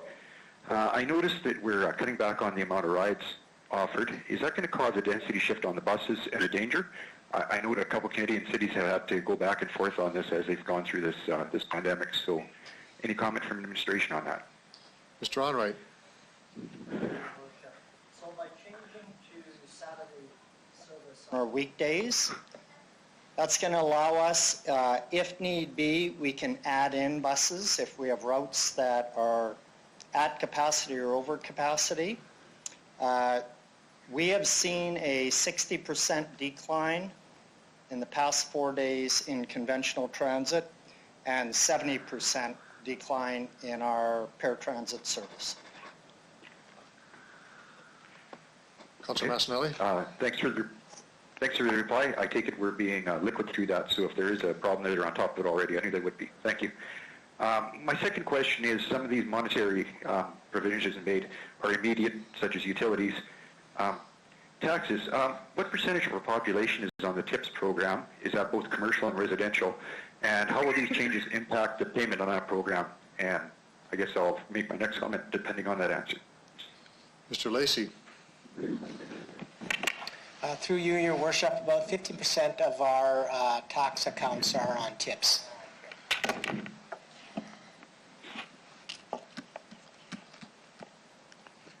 Councillor Mancinelli. So with the changes made for the due date, how is this going to affect the TIPS program? How is this going to affect people's liquidity with their money that we're trying to provide? Through you, Your Worship, so the TIPS program is actually a program that allows residents to manage their payments and spread those payments out over an entire year.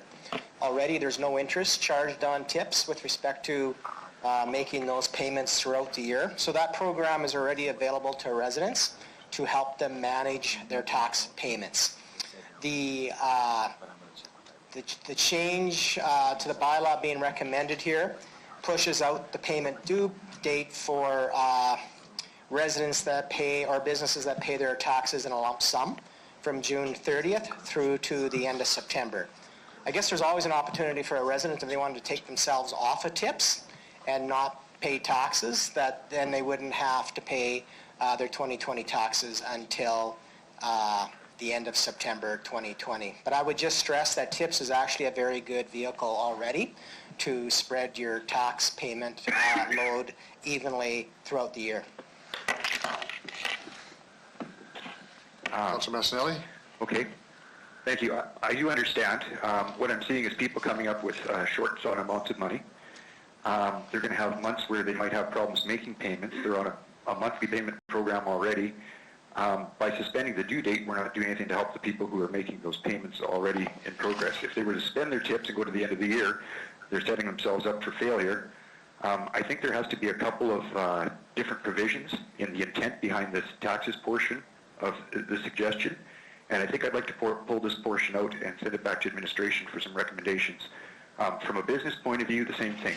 You got $30,000, $40,000 worth of tax, you got 12 months to pay it, your business falls on its face, you're on the tips program, it's not really giving that the need, or helping the need that's being expressed. So I know taxes aren't due till mid-year. This isn't a short-term or immediate problem. I'd like this to go back to administration to rethink for the different ways that people pay their taxes. Do I have to make that an amendment, or how do I move that? Before you do it, Councilor Massanelli, just something to think about. I know that Mr. Lacey will want to comment on this one. This is a high-level statement of intent, and the administration will work out the points you've raised as an undertaking to say they'll work out it and come back to us as what they are. I think the signal of a step to say we're going to do this right now, being quick and maybe not perfect in what we do here. I think Mr. Lacey may want to comment, but I would really urge we pass this and have him come back with the details on one points you're raising, which are all valid points. Mr. Lacey.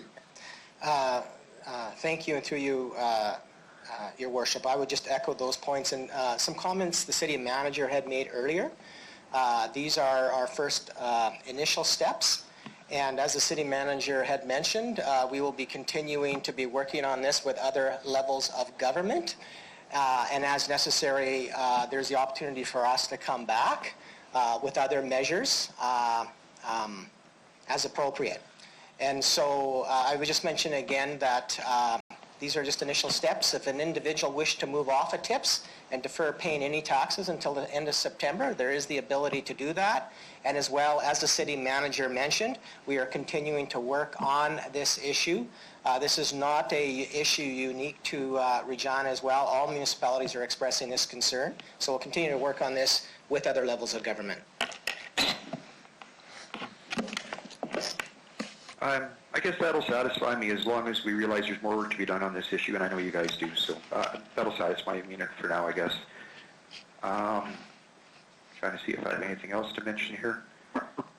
No, I think that covers me. Thank you. Thank you for all your work, and I appreciate all the efforts put forth. Thank you, Councilor Massanelli. Councilor Flagel. Thanks, and good work by all of you. And I want to thank the staff here, of course. And what I like to see is that you're following the lead of the provincial government. And I think for what has been put in front of them, they've done a bang-up job with SHA, the Premier, his staff, our staff, and all of the citizens of Regina as well. A couple of things that I just was listening to, and it was one of them was regarding parking, and the comment was made, providing it as we're in the state of emergency. If the province doesn't put this, if they don't go a state of emergency after 7 days, are we going to follow that and stop the parking issues as well? I guess is my question. While we're still in a COVID crisis. So through your worship, the provincial state of emergency is in place for 14 days. 14, okay, 14. Sorry. And then, of course, they can continue that. Right.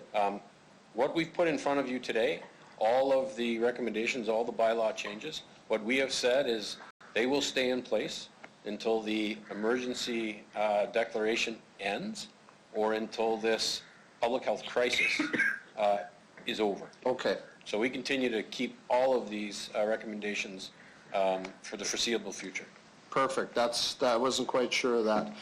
The 4 hotels, I'm kind of curious because if is there an incentive out there for the hotels are they going to get some kind of a cash enhancement to open up their doors, which could then encourage more hotels to open their doors? Has that been made public, or is that something the province will address?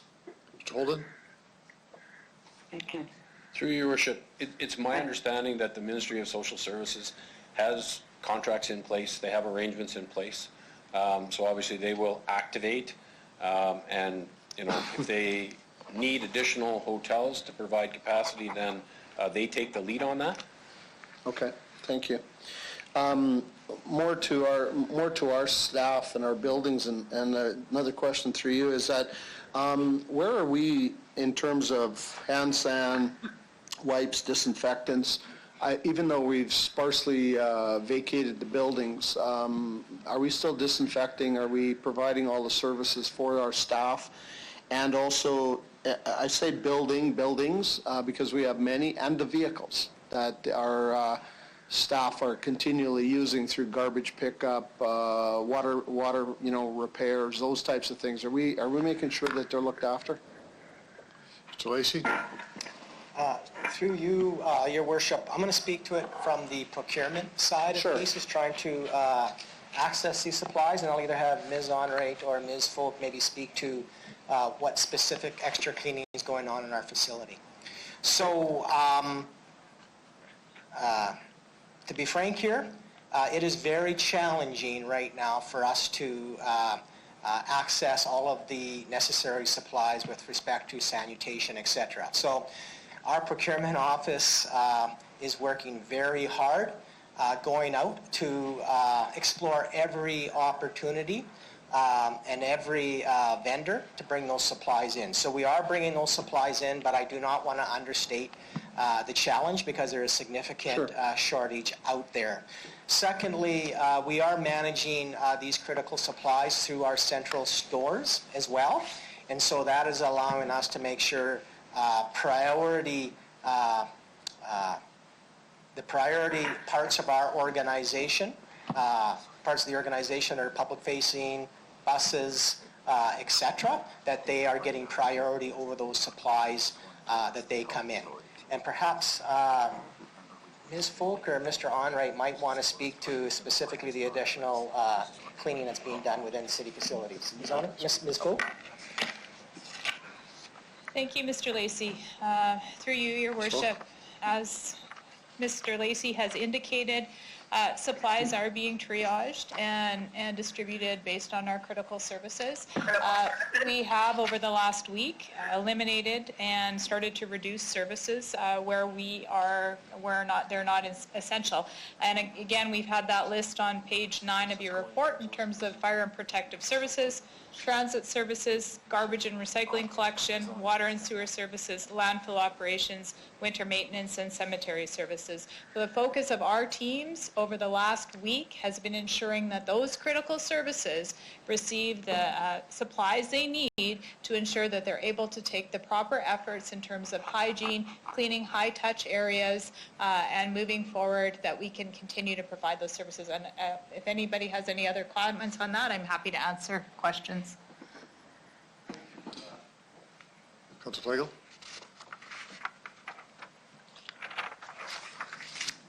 Thank you for that, and I'm glad to hear that, because if we were to start quarantining all our staff, we'd have garbage pile up, we'd have water mains running, we'd have everything that is what we shouldn't be having in a city in a time like this. We need to make sure the city is strong and ready to respond to any emergencies that pop up over the time, which they're gonna.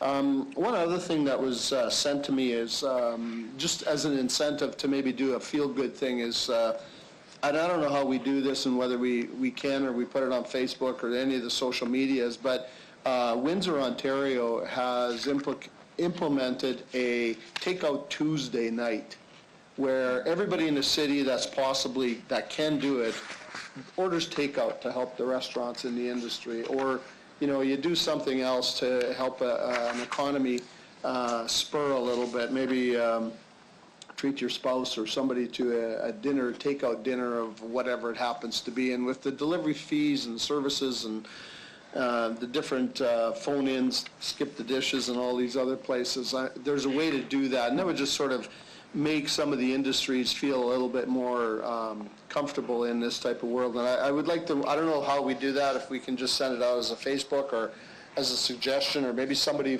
will hear this and just say, hey, I'll try that and we'll do it.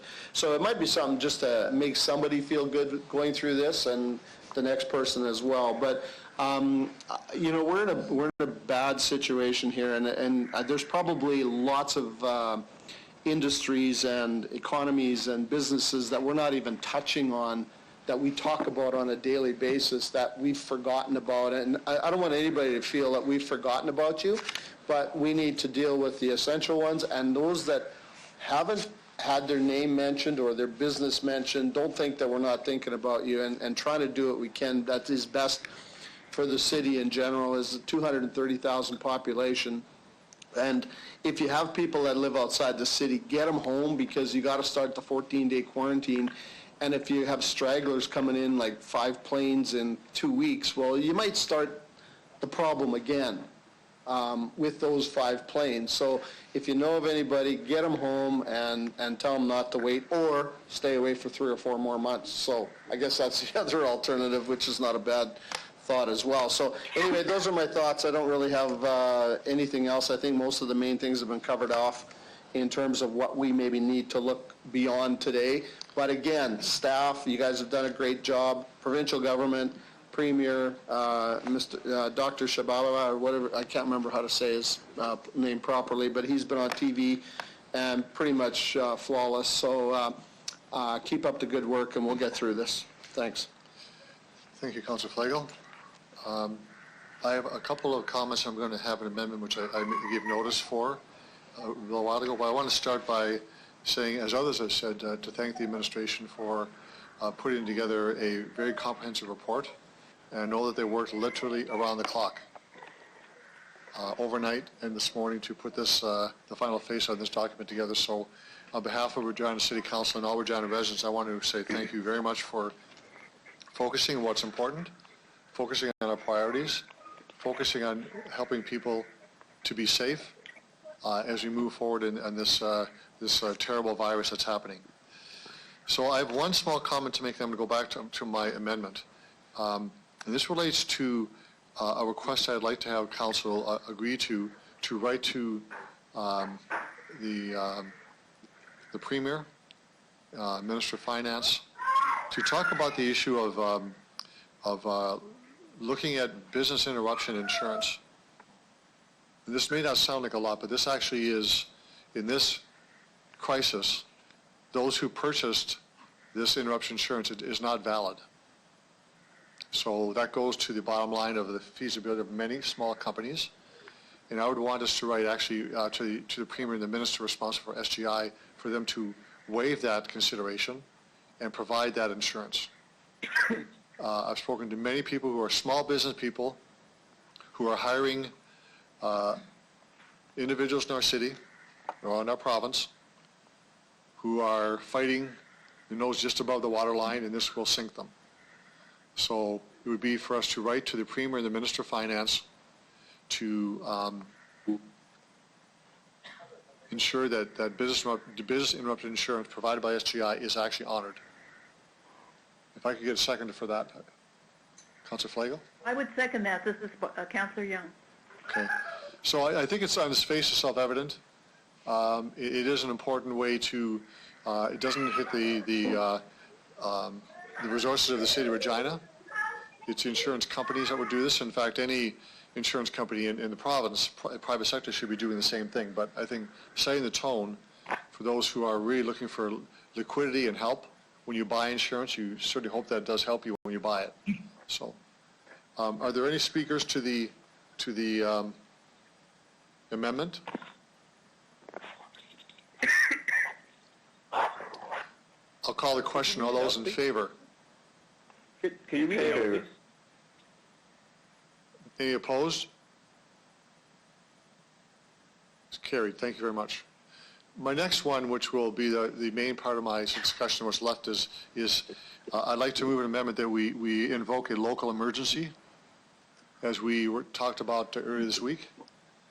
And the points I would want to put in here, and I'm going to try to summarize in a way that represents the amendments that were put forward by others, that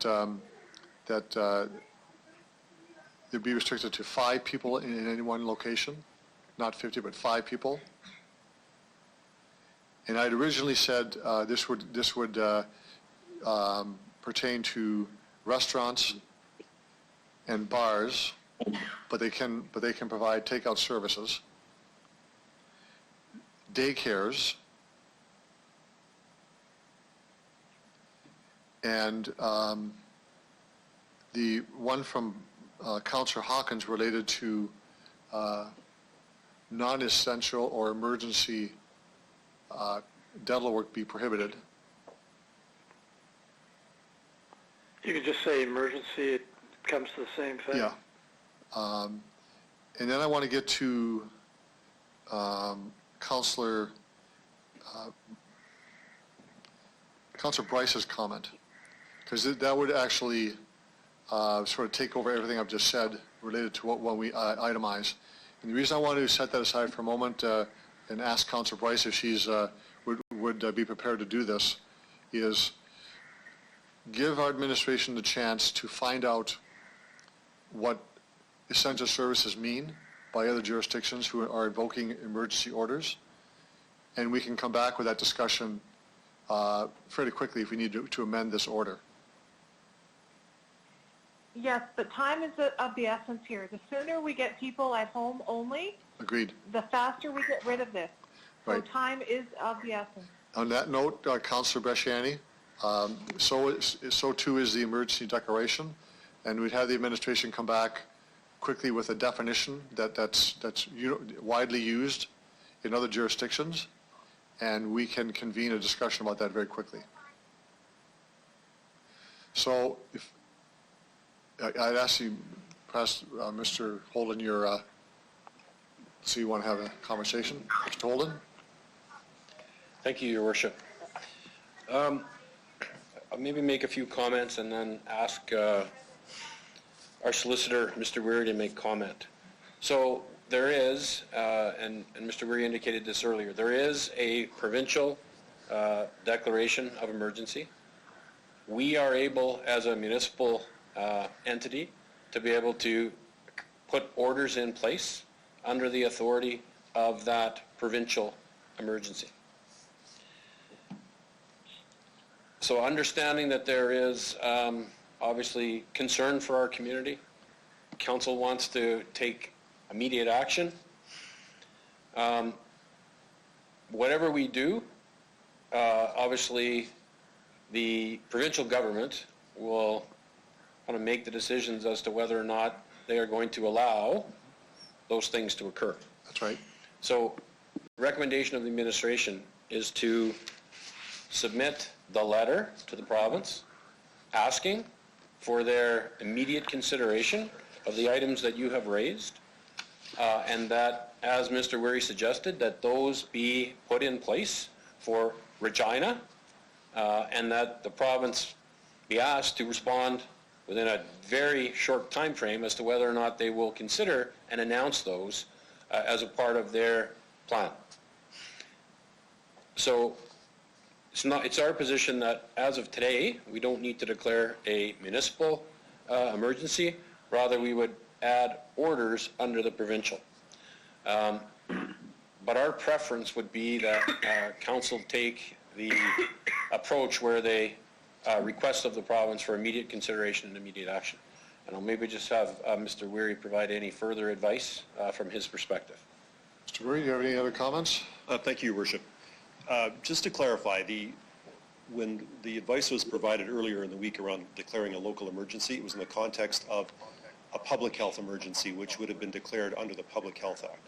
Now that the provincial government has declared an emergency under the emergency planning legislation, the governance changes fairly dramatically. So that was the reason for my comments earlier in the meeting, that the appropriate way for council, if it chooses to make restrictions or make any orders under that provincial emergency, that those happen by way of resolution, and we would ask for some time to craft the specific language of the resolution before it's passed by council today, if that's council's wish.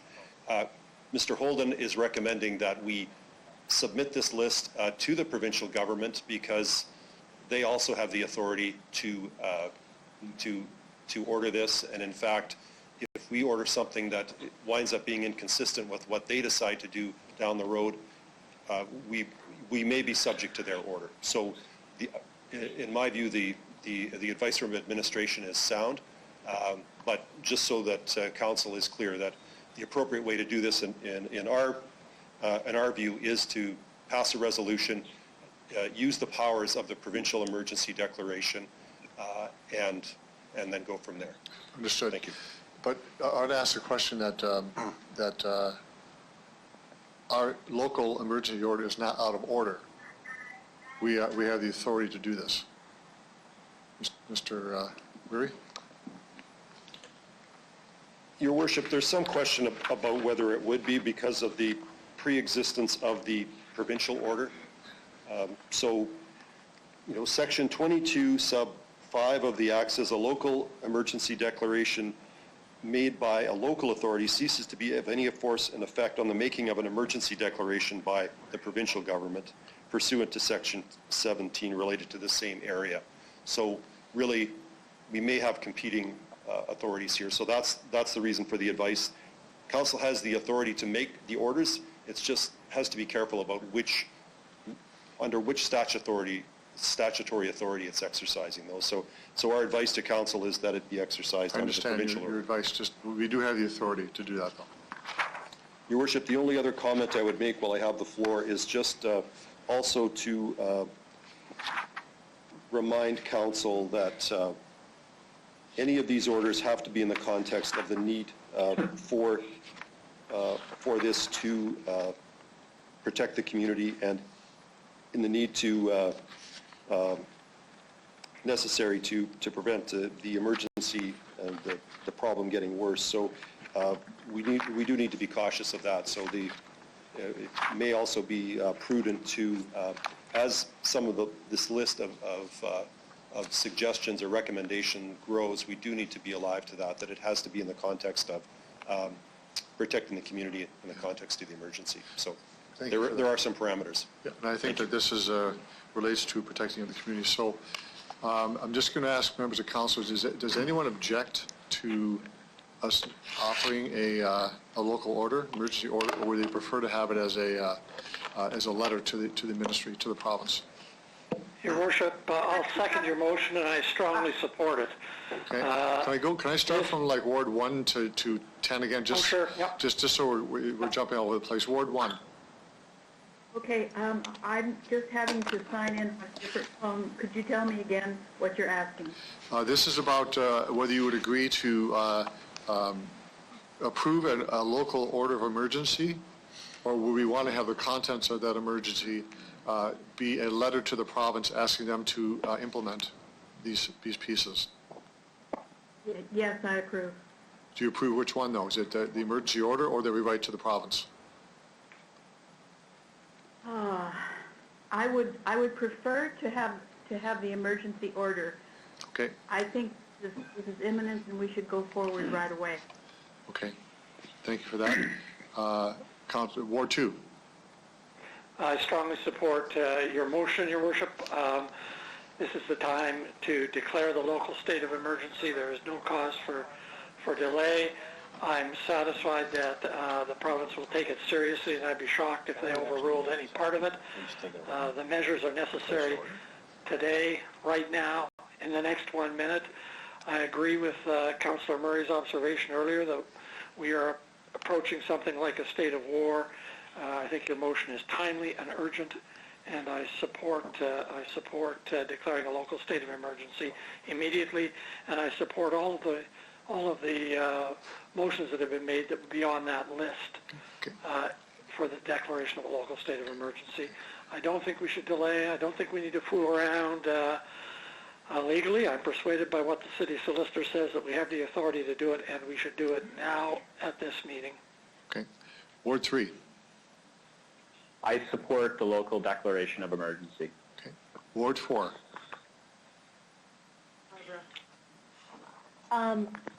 I have a question. The only reason I'm asking this is because when we spoke before, we talked about having a conversation with the provincial government. Sorry, there's feedback. Can you hear me?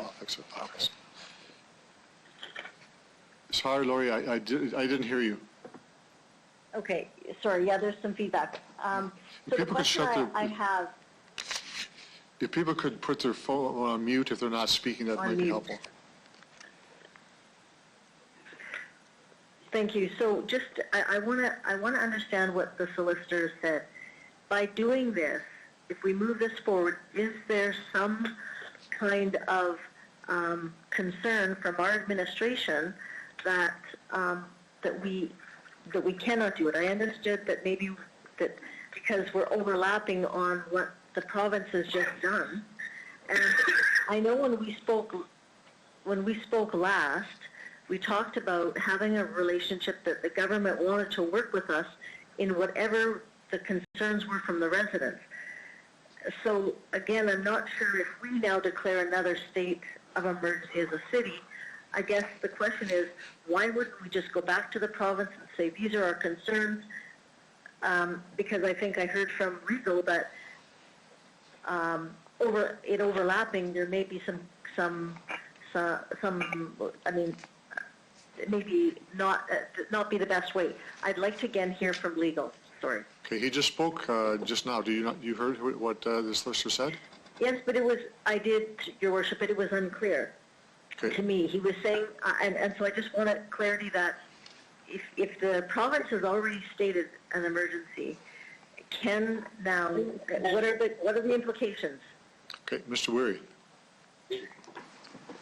Your Worship, the city is under a state of emergency because the provincial government has declared a provincial emergency. So we are included in that.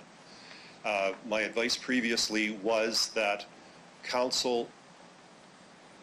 our recommendation is if council wants to make directions that apply to the city of Regina in this provincial emergency, they do have the authority to do that. Our recommended approach is to exercise the powers that are given to the local authority under the provincial emergency declaration.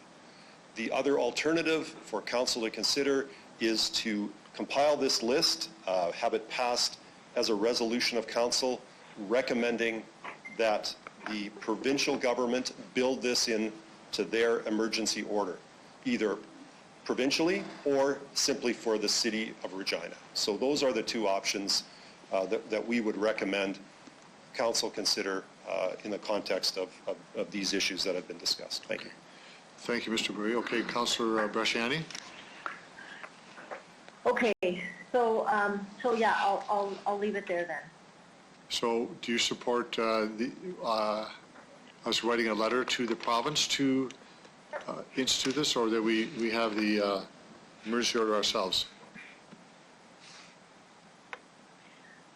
Well, I'm fine with either one, but I think that if we decide as a council we're going to do it as an emergent, then we do it as an emergent. But I mean, I'm fine with either one. It's going to go to the province either way.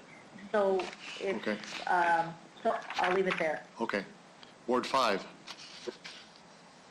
Your Worship, so if you're looking at this, so you're looking at 5 people, restaurants closing, bars closing, bakers, non-essential dental. That's all in that. That's all in that motion.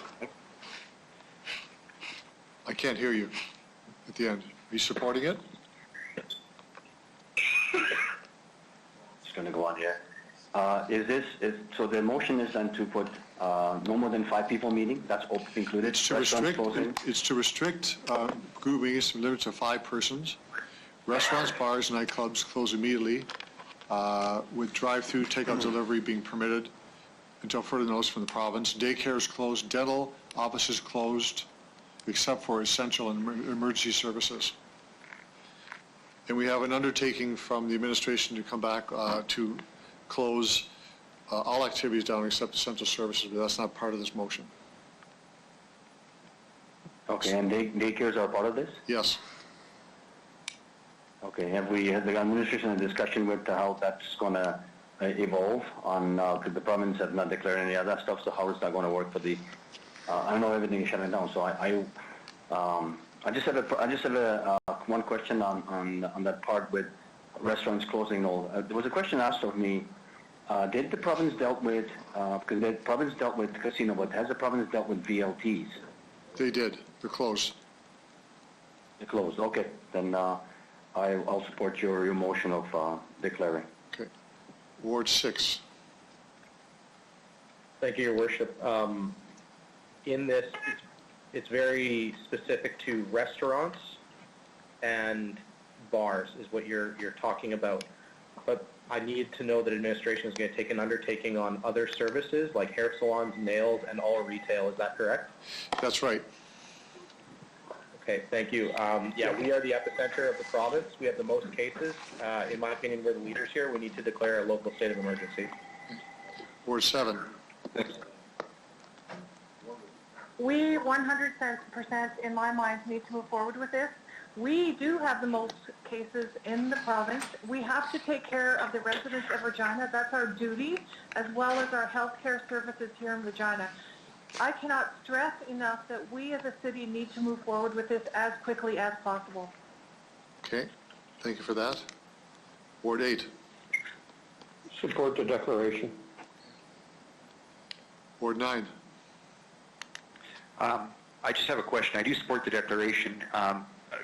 Mr. Weary mentioned having some time to write this out and put some proper drafting into that. Making the vote right now, will that come back and we have to pass it, or is this off the floor of council? We're going to put this together. I think it would be off the floor of council unless we add something different to it. It would just be clarifying wording for it, but it would be passed by by a resolution of council, and they would clean up the wording on it. We delegate them that authority to do that. Is there any way we could pause for 2 hours to get this properly put down, rediscuss it, and implement it, or does it have to be done within the next couple minutes? I'm just thinking there might be a little bit more than we craft within a short time, just for a pause for thought. I'll just get the city manager's comment on this one. Mr. City Manager. So through your worship, if council decides that the emergency declaration is what you want to move forward with, then we would ask for a half-hour recess so that we could prepare the motion and have the documentation ready for your discussion. There's your answer, Councilor Massanelli. Okay, I go all in favor of that. Okay.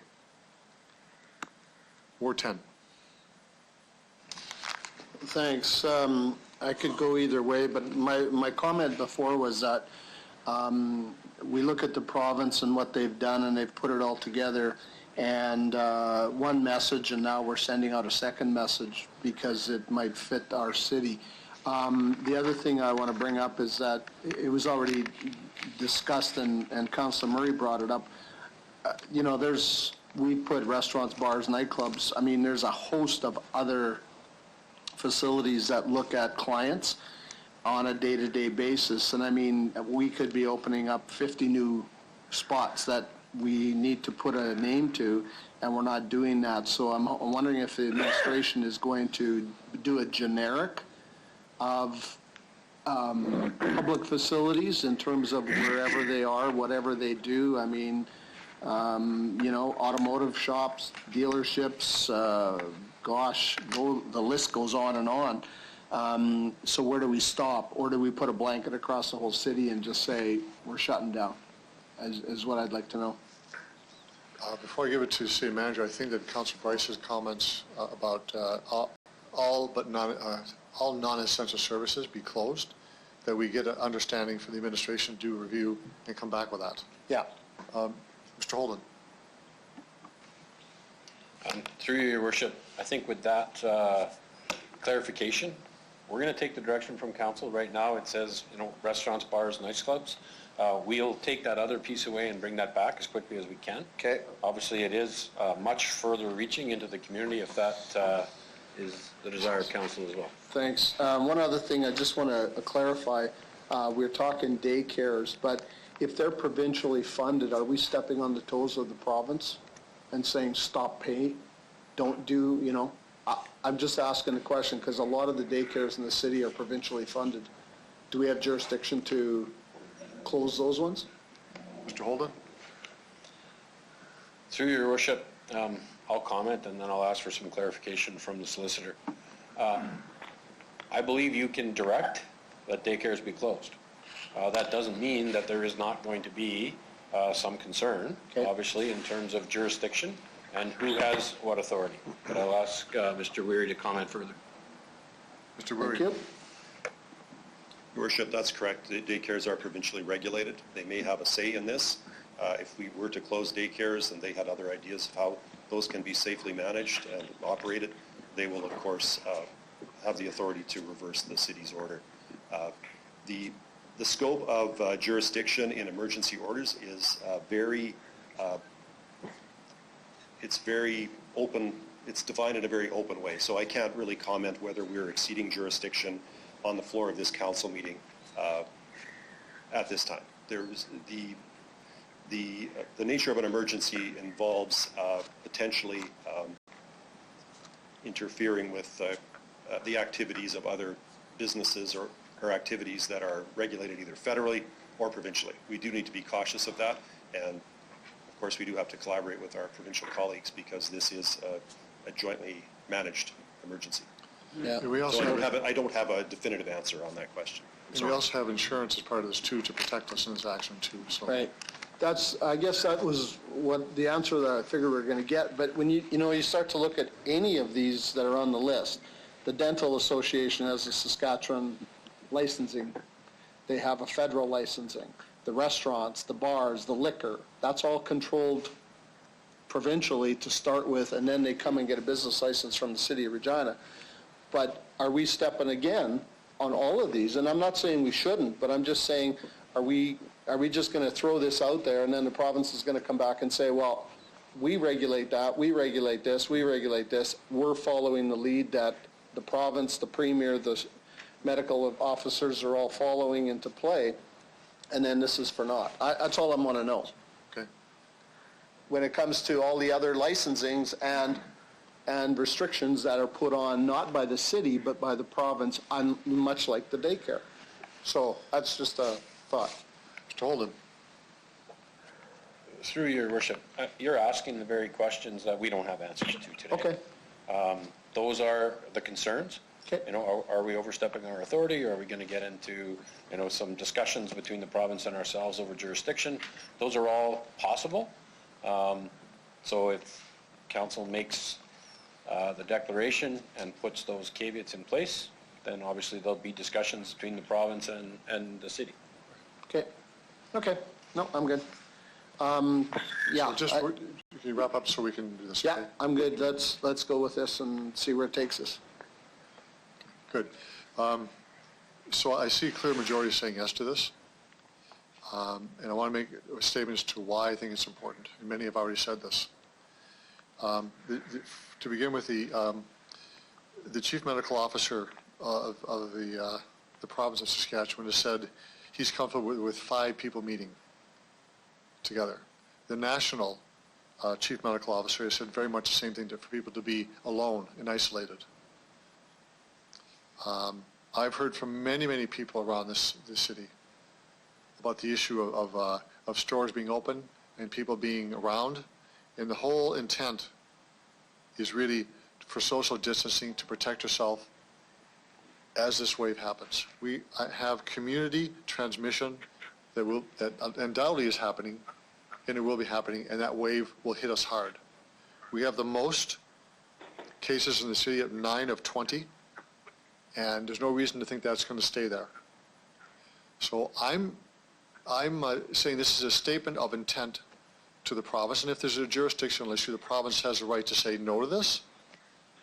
They have the right to say no after 7 days, and they can amend it if they like to. It's a statement of the city of Regina of what we want to see within our community. So I'm comfortable with this approach, and the administration wants 15 minutes. Pardon me? Half an hour? Okay, so I would ask for recess we reconvene at, So, Your Worship, before we go into recess, can I, just to clarify a few things? One thing about the 5 persons. the 5%? 5-person, yeah. No, the five people. If I could, so that's going to be, so we are, so just so it's clear, well, once the written motion comes in from the administration, we can do some little more talking before we do another vote, or this is going to be it? Let's just talk about when you do the revision. Okay, so I'm going to ask for a motion for a 30-minute recess. Your Worship, on that, should we stay on the line or should we get off the line? I'm worried about whether we can get back in. I think you should call back in. 30 minutes is a while. Yeah. So let's reconvene. Can we use all of the same numbers? Dial the same numbers. Dial it just after 5 after 1. I'll move that. Someone move the motion. Okay. Councillor Flanagan moves, seconder, please. Barbara, seconds. Okay. Lori seconds that. All those in favor? In favor? Opposed? Carried. We'll see you at 5 after 1.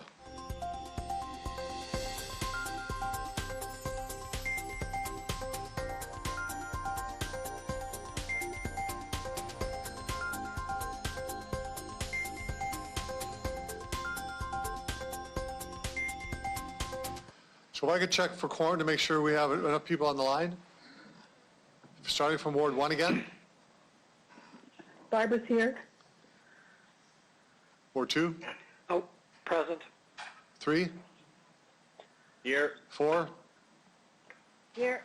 5, Yeah, I'm here. 6, Here. 7, Yeah. 8, I'm here. 9. Here. Excellent. Jerry's here for 10. That's good. So the administration has worked on some of the,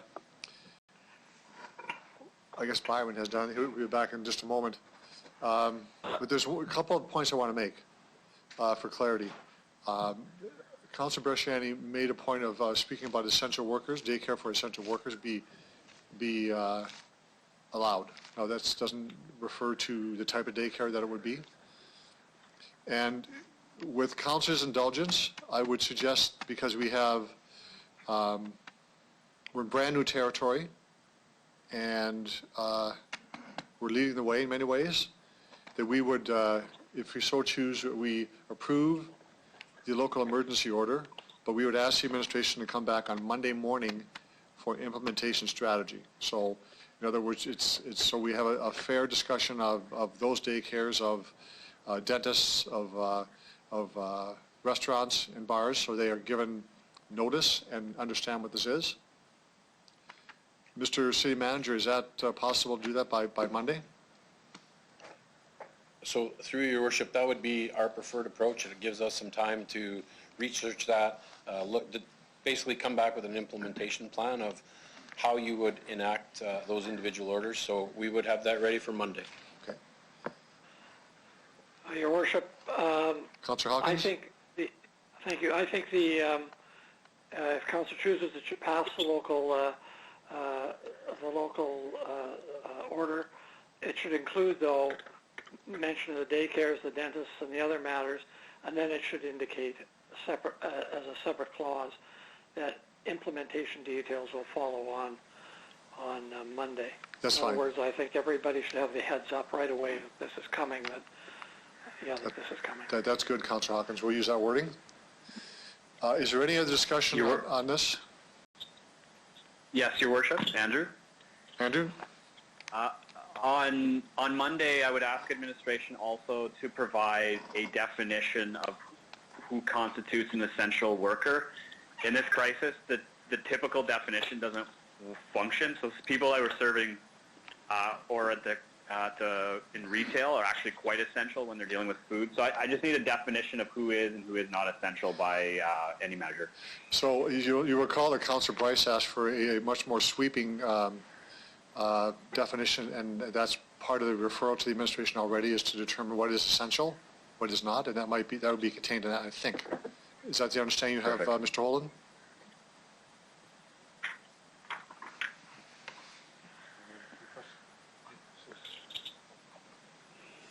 Yes, through your worship, we'll bring the definition around essential services, essential workers. We'll include that as a part of the report for Monday.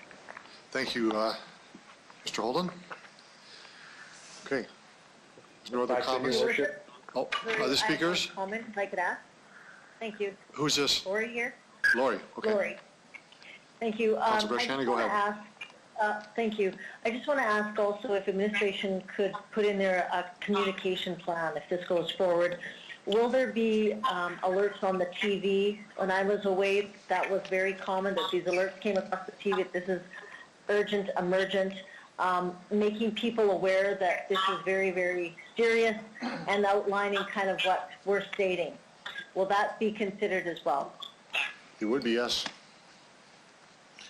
Through your worship, we will obviously utilize the social media channels and the media availability that we have directly available to us.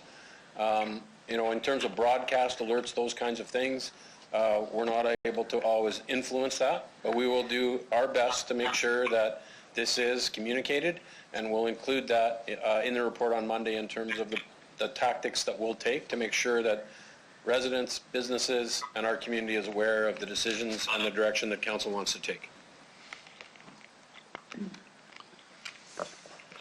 Your worship. My turn, please. Are you finished, Councillor Brashani? Yes, I am. Thank you. Okay, Councillor Bryce. Thank you. This virus is not going to take the weekend off. I don't know why we're waiting till Monday. I really think we need to move forward with this as fast as possible. I understand we need to gather some information, but as I said, I think we need to do this as soon as possible, get the information, and actually make it happen now. We need to keep people in their homes and not be spreading this throughout our community. I cannot stress this enough. This is an urgent situation. I want to move forward with this as soon as possible.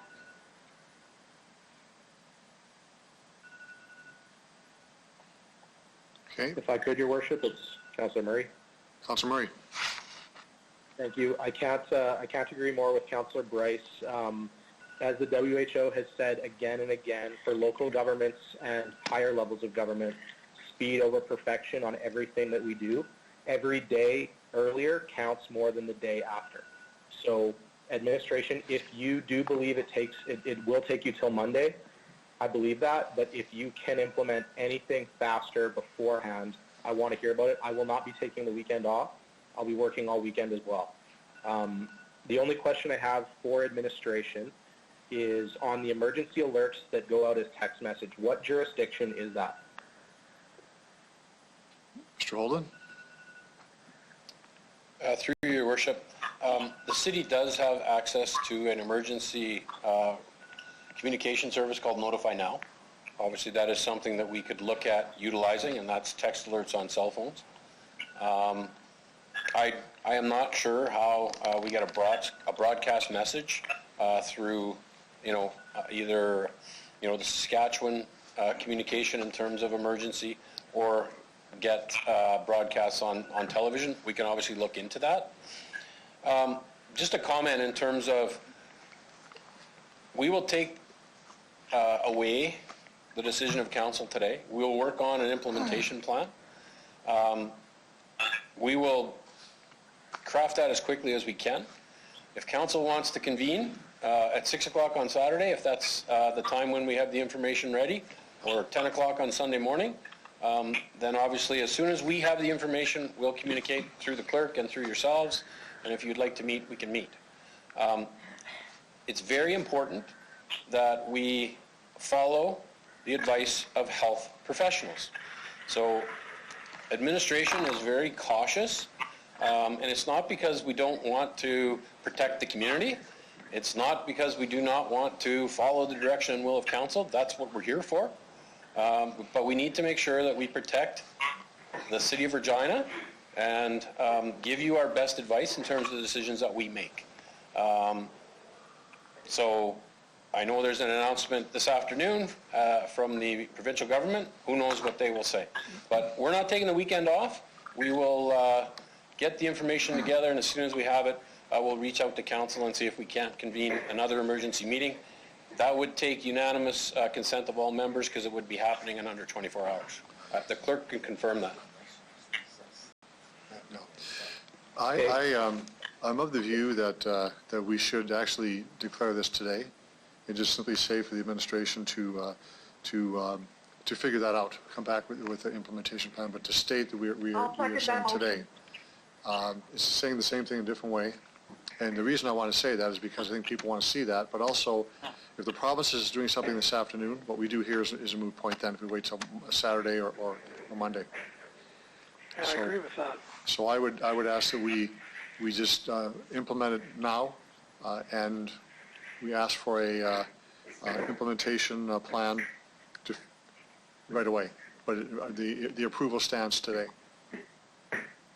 Okay, if I still have any time left on mine, Your Worship. I can't hear you. It's Councillor Murray.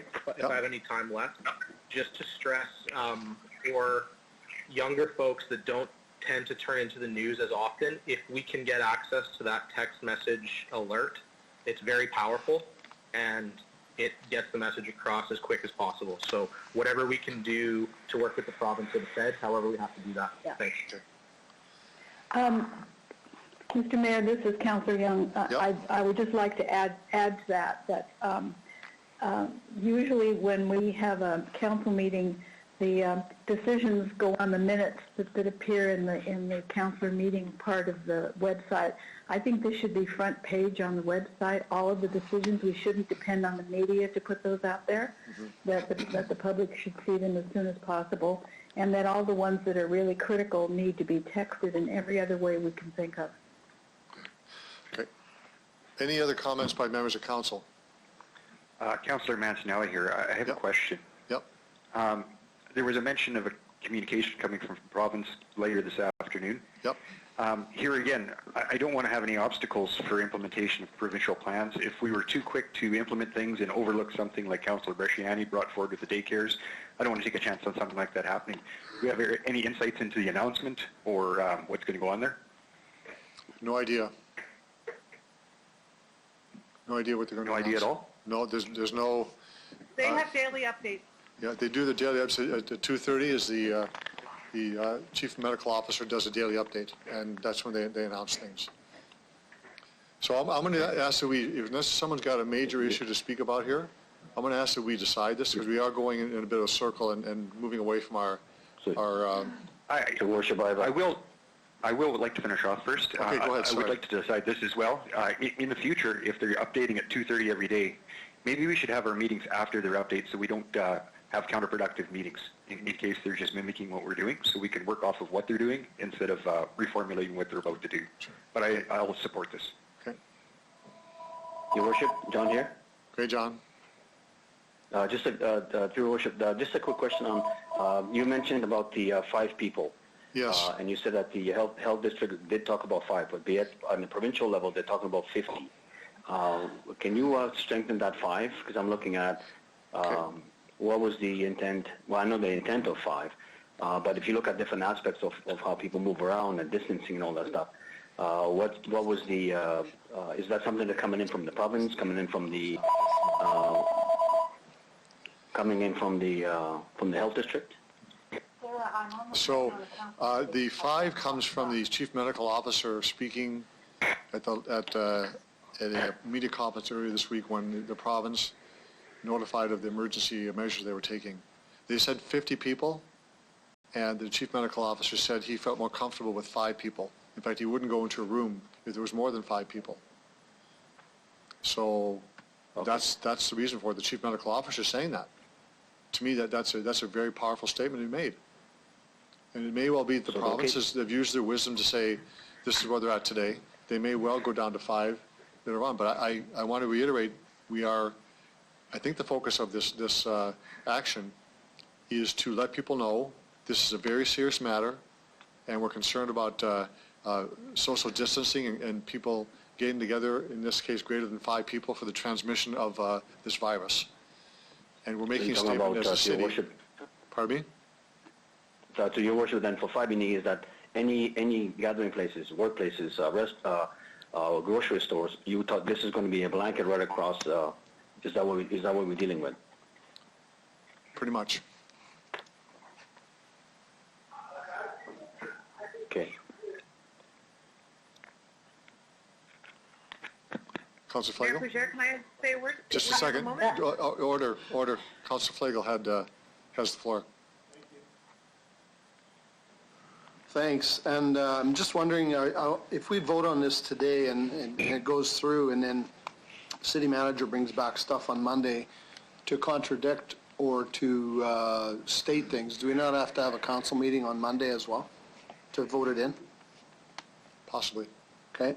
The other thing is if you start something today, much like the province had to did with the schools, we wouldn't implement this to the daycares like tomorrow morning. First thing, that we'd have to give them time and the parents time to work to get this done, much like the province did, right? Or would we just say, hey, tomorrow morning you guys find another way? What's the process?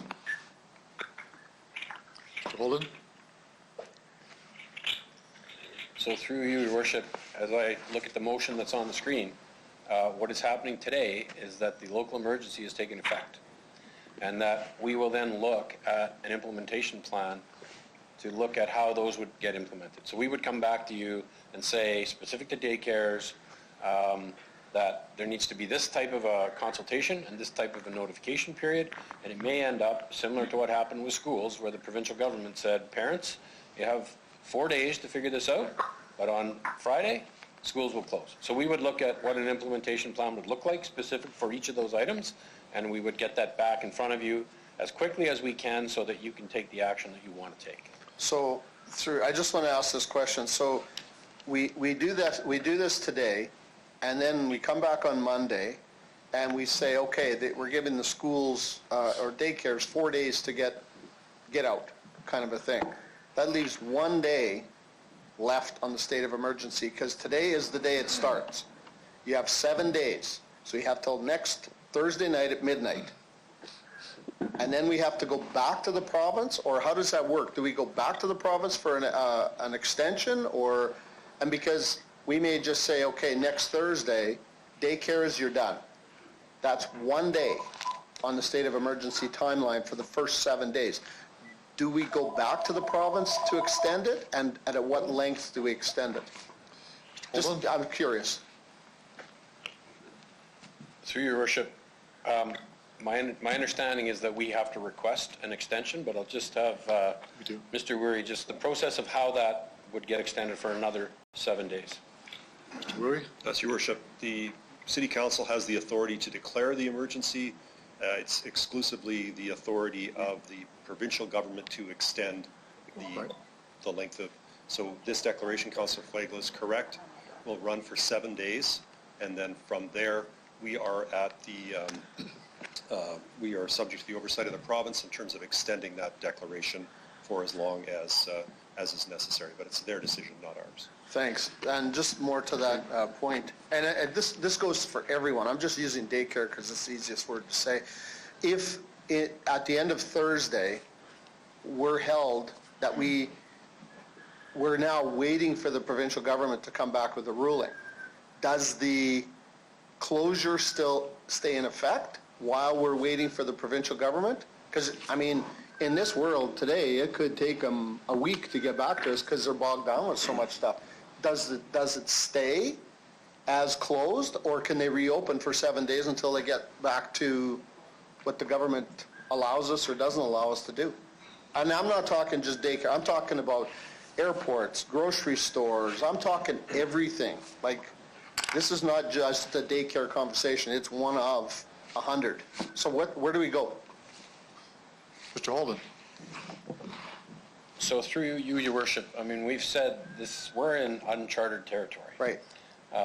So if you declare today, 7 days from now, the province makes a decision to extend or not, I would ask Mr. Weary, and just in terms of the process, I would assume that if they do not indicate to the city that they are not going to extend, if we ask for an extension, that it would continue in force and effect. But I think they would most likely either extend or not extend, so I don't think there'd be a gray area in terms of a period where we would have uncertainty. Mr. Weary? Yeah, that's correct. We should assume that it runs for 7 days, and then we would need to communicate with the province in terms of their interest in extending it. I also would remind members of council as well that because the state of emergency is it's changing day by day, there could be things that need to be built into the order tomorrow, next week, 2 weeks from now, 1 month from now. So these are the measures that, if council passes, would be put in place for now. I think part of the reason that these orders are time limited is because of the need to adjust depending on as circumstances change. Thanks. And just as... So you're taking a lot of time, Mr. Constable. Just one more question. I just want to know, and whether it's a reassurance or not, is that if we do this and then all of these 7-day things come to fruition, are we handcuffing ourselves in terms of what we can go after the fact? If we do this today and it runs 7 days, are we handcuffing ourselves to basically shut the city down if we need to? City Manager? So through you, Your Worship, declaring the declaration in terms of an emergency and putting these orders in place, if I can use that language, if council wanted to add other orders at a later date, the council would be able to do that. Okay, thanks. So I want to paint a bit of a scenario. Just one moment. Paint a bit of a scenario here. So I'm wondering if the city manager can get this information to us by, we'll say, 6 o'clock tonight when we meet again to talk about this. But we pass the order as it is. Does say the implementation, what that would look like.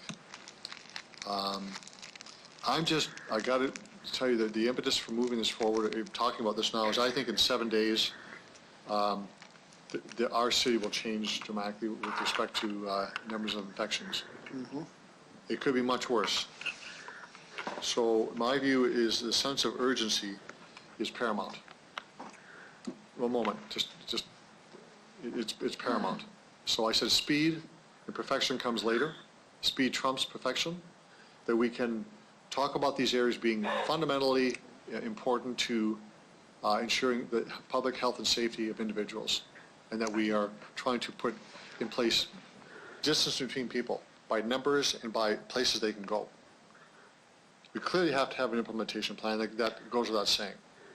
And so I think if it's possible that we have a meeting at 6 o'clock to give us more information we decide what that's going to look like, but we stand by passing this emergency measure right now, and then we have information that gives us the staging, what that would look like. Mr. Holden. So through you, Your Worship, administration could go away and bring you additional information. If I look at the list, restricting group meetings, limited to 5, restaurants, bars, nightclubs, closing immediately, daycares, dental offices, those are all things that are going to require a bit of consultation and communication so that those people are made aware. So an option would be to say that you approve that list today and that the administration implement that communication plan so that those orders come into effect. Pick a date. Next Wednesday morning. That gives us the weekend and Monday, Tuesday to communicate. Because what we're going to bring back at 6 o'clock is a strategy that says we think that council should work with the community and make sure that those agencies are made aware. But if there's urgency, if you make your decision, pick a date that allows the administration time to have some communication. The top one, restricting group meetings to limited to 5, that one requires a bit of, it doesn't say limited to 5 except for the provision of essential services. So one could read that and say, well, if it's group meetings, I guess if it's meetings, then it's okay. But so I'm going to do this because the sense of urgency drips away when we wait till Wednesday. It doesn't seem to be urgent from the public's perspective. I'm going to ask that we we table this to a meeting of City Council at 6 o'clock tonight, and the administration come back with what would be an implementation plan. We're doing this on the fly here, so it's really hard to go back and forth on the fly on the floor, Council. Your Worship, can I just add to my comment was you mentioned it, but it's not changed on the screen? It will be changed, should be changed on the screen. Okay. Amber, thank you for sending that out to all of us, but it should, the daycares be closed, but should be, unless the parents are essential providers, service providers. Yeah, she'll change that one. She'll change it. Okay, and I'm not sure if we should indicate they're both private or licensed. I'm not sure. I'll leave that up to administration. Alberta has licensed, they have closed licensed childcare and out of school care and preschool programs in the province. They're all closed. But the province said if they've approved the day homes, that they would be exempt. So I'll leave that with administration to take away. So we pass this, and I expect the administration will communicate this to the public of our intent, and we roll out when it actually happens as we meet again and talk about that. So speed is of the essence. So are we clear on the motion before us? Yeah. Can you, Your Worship, Bob, could you read it out? I don't see it anywhere on my screen. That's why I'm asking. Okay, it's, you don't have it on your screen. It's a motion from Amber in your inbox. No, it's, Did it just come in? no. Yes, it just came in. It's an email, yeah. Do you send this? Oh, okay. I'll have from to go Amber. back to She'll my open that inbox up. to get it.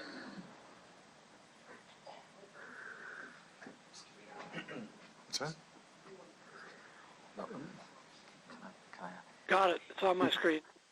Is it a JPEG from Amber? Yes, that's correct. Yeah. Mayor Pager, I'm just wanting to clarify, are you saying you want to table this until 6 o'clock, or are you wanting to move forward with this, and then communications come back from administration at 6 o'clock? Just so I'm clear. My preference would be to pass this now, and we could meet at 6 o'clock to talk about implementation. But I want to make a statement that we pass this. Your Worship, if you move that, I'm prepared to second it. Okay. We're going in circles. Councillor, Mr. City Manager? Your Worship, clearly, council wants to move forward and pass the local state of emergency. The question really becomes, how much notice do you want to give the people that will be impacted by this? And at that point, whether it's 6 o'clock today or whether it's Monday, we'll work on that communication implementation plan. So really, it's up to council. Do you want to give people 24 hours notice, 48 hours notice? You make that decision, and we'll work on the communication strategy. We'll reach out to those people that are impacted. I'm not sure that coming back at 6 o'clock is going to really add anything else to the conversation. It really is about how quick do you want to do this, and what do you as a council think is a reasonable time frame to communicate with those that are going to be impacted directly that their business is going to be closed down. So you're saying that you could develop an implementation plan and just do it and without council knowing when it's going to be, 24, 48 hours? How do you see that? Through your worship, it's really just a communication plan to advise the impacted parties of the direction that the city is taking. The more time we have, the more effective that plan will be. But if council wants to take urgent action, then if you take the urgent action, we'll do our best to make sure that we can communicate this across this community so that everyone has an awareness and they'll know what the expectation is. So this is the last time I'm speaking here, so I'm clear here. What I hope we have here, we pass it, it's immediately implemented. The administration, we can say in this, will come back with dates of implementation, so people know that. But the order itself is in force. Absolutely. When we actually do it, comes back with a implementation plan. And Your Worship, if I might speak for just a moment. sure, I Councillor think Hawkins. this should be in force immediately. I think an hour from now, there's going to be one more person in Regina with the COVID virus, or one more person walking around infecting people. I don't think we have any time at all, none. I think we should pass it, then the administration can work on communicating that it's in effect. But I think the communication is, it's in effect as of now. Okay. And I understand that some people are going to be making arrangements from that point on, but this is not like the schools where they announced it on Monday, in effect on Friday, but everybody, every sensible parent had their kid out of the school by Monday night. So this, I think this is urgent. Okay. I think that if any delay at all is going to result in the spread of the COVID virus, and that is lethal.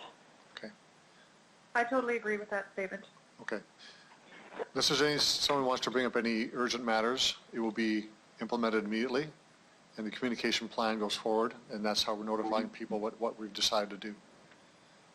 Can you read off the amended motion, Your Worship? You don't have it? No, we just have the one that was original, but I want to ensure that under daycares, Okay. that they're still going to be provided for essential service providers. Mr. Clerk, It's you want not to read there the yet. motion? The clerk will read the motion. Michael, Michael, could I just speak, because I can clarify that? The province has announced a daycare procedure. It's on cjme.com for essential workers. Okay. So maybe it. Mr. Clerk? Mr. Clerk, go ahead. The motion before council reads, Mayor Fougere moved in amendment, seconded by Councillor Hawkins, that the City of Regina declare a state of local emergency effective March 20th, 2020, and that the following orders be included. Restrict group meetings to be limited to 5 persons. Restaurants, bars, and nightclubs close immediately, with drive-through, takeout, or delivery being permitted until further notice from the province of Saskatchewan. Daycares be closed unless the parents are essential service providers. Dental offices be closed except for essential and emergency services, and that administration bring forward an implementation plan immediately. Are we okay with that? Okay. Yes. Okay. Your Worship? Just a I moment. do have a question. Order. Councillor, you have something you want to Yeah, thanks. Just on the daycare thing, it was mentioned that they're government agency daycares, or are we talking all, like 5 people in a basement of a house? Are we talking all these different daycares, or are we going by what the way the Alberta government did theirs and licensed or registered daycares? As where, I forget how, whoever said it, in-home daycares are excluded from this? Yes, I was the one that said that. Okay. Councillor Flagel. In Alberta, they've closed all, but it says licensed childcare, out-of-school care, and preschool programs in the province are now closed. But the province that approves day homes would be exempt because they care for fewer than 7 children at a time. Got it. Okay. I would like to add that to this, if possible. Okay. Then would it read just licensed then? Then we leave out the private, and then private would be able to remain, but licensed? Is that what we're saying? Government licensed or whatever? Yeah. I think it would be Would you called say- government licensed daycares. But daycare Or homes would licensed. be exempt. Just licensed. Licensed daycares would be closed. Well, provincial government. Is that the ones, that's what they're talking about? Yeah. Make sure you put provincial.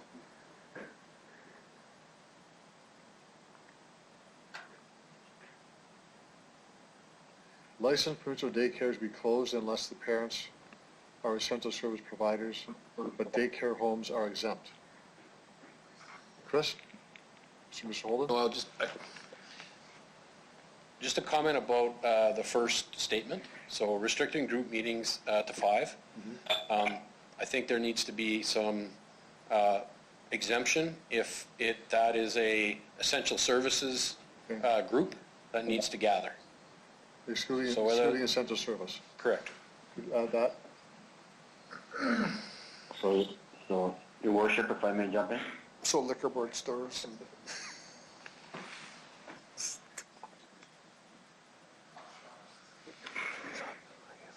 Your Worship, can I jump in? Go ahead. You got me there?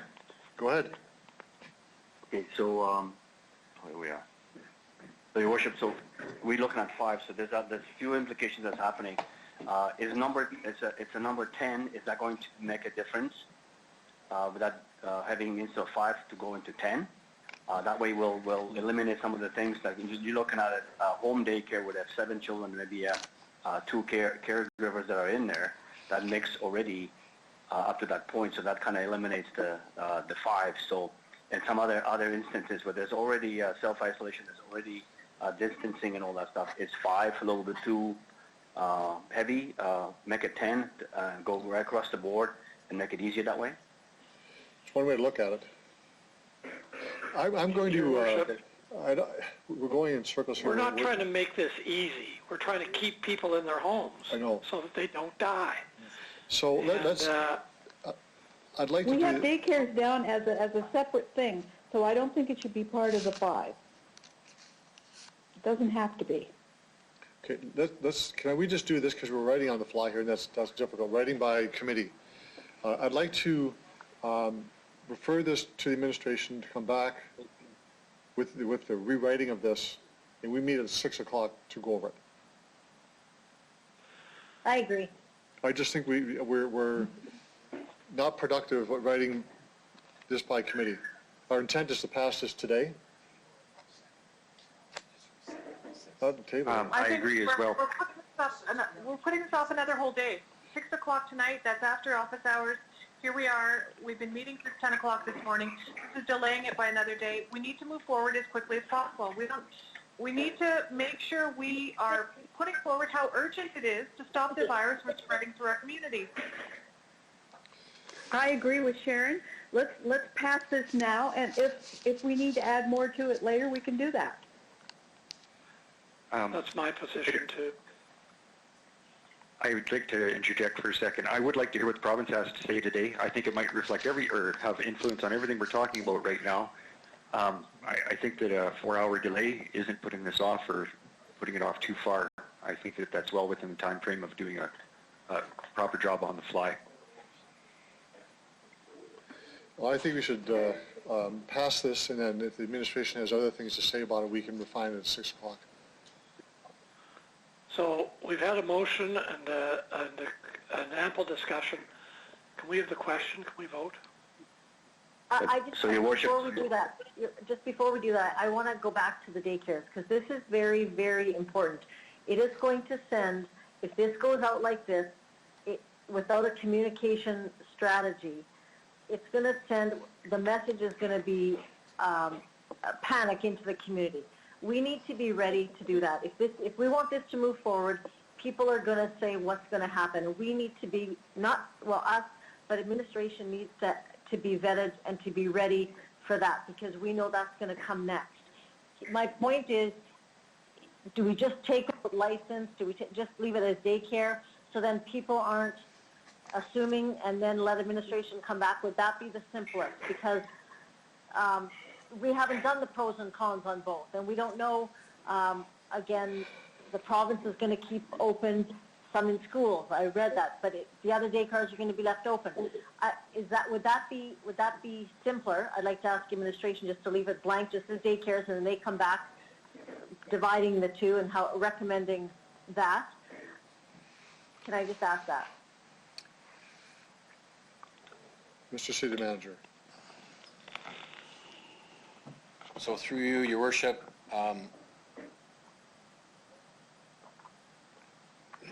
it's a great question. You're saying that you want to separate licensed daycares from non-licensed daycares, and then have a recommendation by the administration as to an appropriate time frame to implement that, because you don't want to create, concern in the community? Councilor Bresciani? What I'm asking is, we don't have all the information, and we're putting this out saying licensed daycares. We're talking about private ones. I mean, all of a sudden, people that are providing services, we don't even know what essential services are. my concern is I understand that we need to move forward. I understand this is urgent. But when we put an urgent message out like this, do you know the first thing people are going to say is, am I an essential service provider? Does that mean that my daycare is going to be closed? Like, there are so many things that, from a policymaker, we have to think at the other end of these people who are working, they need daycare, they have a job, they may not have a job if their business closes. We have to be sensitive to all this. I get that this is urgent, but we need to be careful how we craft this, and we're kind of rushing to get this now. I would rather administration just take a little time to do it properly so they can be prepared too in their defense. So here's a suggestion. Mayor Legere, I would like to suggest that Councillor Bresciani remove the daycare from this amendment, which she added, and we'll do that later when we have all the information. I think it's critical that we put out restricting group meetings to no more than 5 persons and closing restaurants, bars, and nightclubs. I think those are the things we need to put out right away, and the other things we can do when we have more information. We need to close the dental offices right away, too. I think we should. Well, you could add that too, Yeah, but take out the daycares. Councilor Bresciani, would you agree with that? We can do some research and bring it back in. So we have clarity. I disagree because, Your Worship, I disagree. We have closed down the schools, saying that you can't come, but yet we're still saying daycares can go ahead. And there was that group that had come and said, please close these down, because what's happening is people who are working are now sending the kids, they can't go to school, they're sending them to the daycares, which is causing against what we're saying. We're saying adults don't get together, families, everybody don't go to work, but hey, still send your kid to daycare. Okay, so that's not right. Councilor Bresciani, what do you want to say in this then? Because you're saying the wording is reflecting as a problem for you, but what are you trying to say? So what I'm trying to say is, should we just leave it as daycares, just general daycares, and then administration, when you come back, you would declare how we would treat the license and how we would treat the private.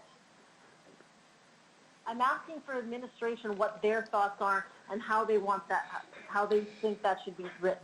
Well, if you just say it's closing daycares, except for parents that are in the essential service providers, that would be what you're saying, right?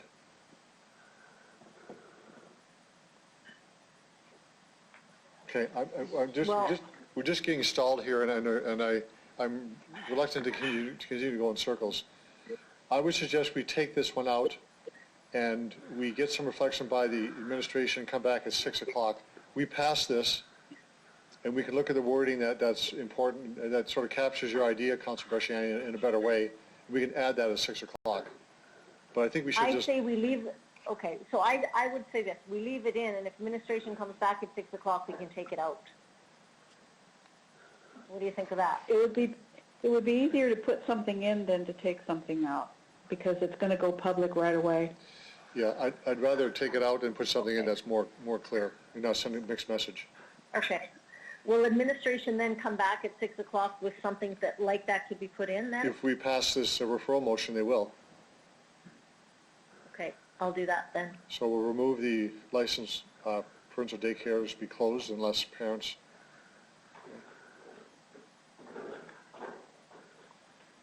You remove that one? The third bullet? The third bullet. Yeah, that's good. So, Your Worship? Okay, no, I'm not going to have too much more debate here because we're literally going in circles. We can talk about this again at 6 o'clock. Unless this is really urgent and for clarification only, if someone would move a referral motion to come back to the 6 o'clock meeting of council tonight, but that we...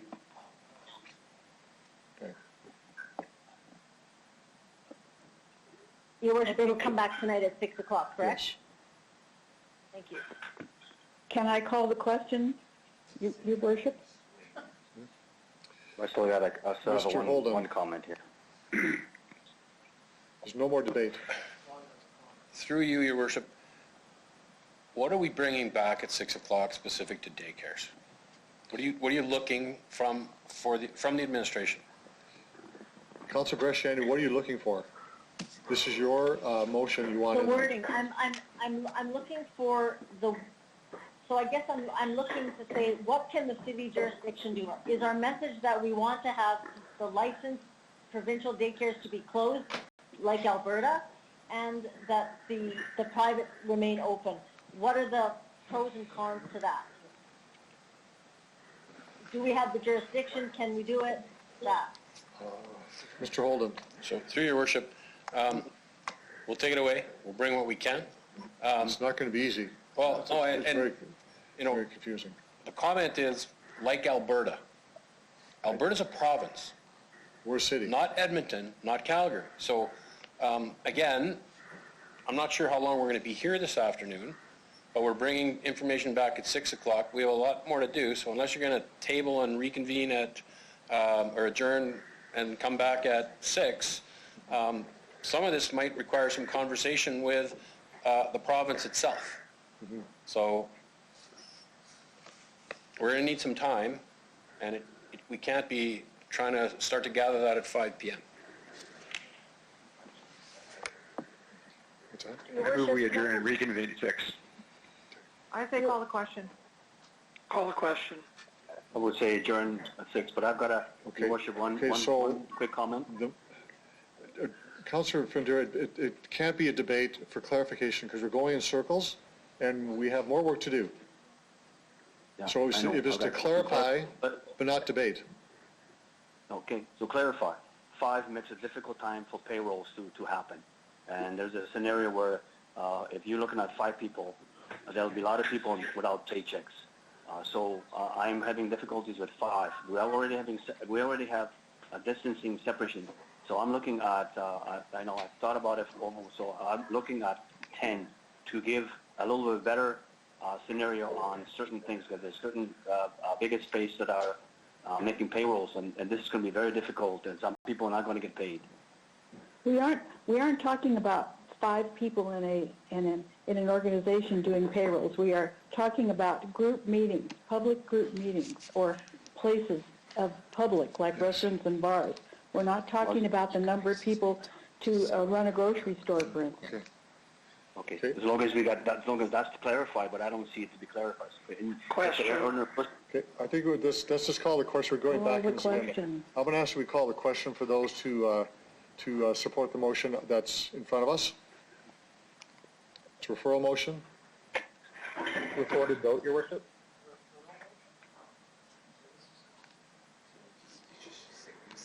Or it can be recessed. No, I don't want to do that. I want to make it a referral, and we meet back at 6 o'clock, because we're passing this. For the members of council candidates, I think this is a mean to pass the motion in front of us, but we meet back here at 6 o'clock to finalize this. Agreed. Call the question, please. Agreed. Call the question. No more debate. All those in favor? Agreed. Approved. Anybody Agreed. opposed? Motion's carried unanimously.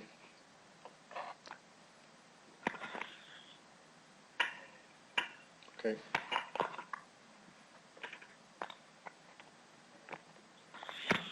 So we have 2 options here. The first one is that we now recess this meeting to come back at 6 o'clock, and we'll deal with this issue and Councillor Stevens at that time.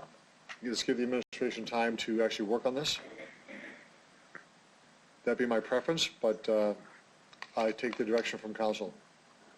I'll move a recess till 6 o'clock. I'll second it. Seconder, all those in favor? Agreed. Opposed? Agreed. Anybody opposed? I voted opposed, it's Jason, but I guess I lost. Okay. Back at 6 o'clock, everyone. Thank you.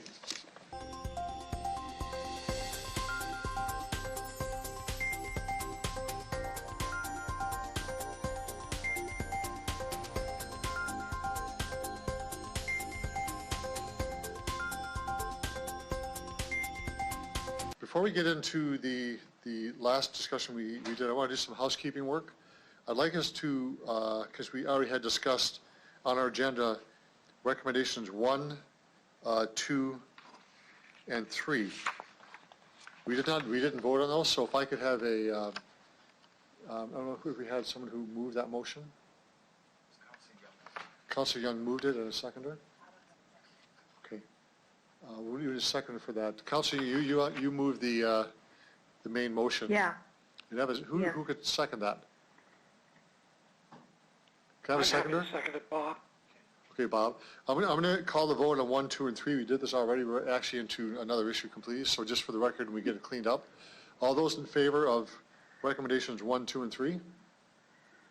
In favor? Yes. In favor? In favor. In favor. Okay, that's unanimous. Okay, that's good.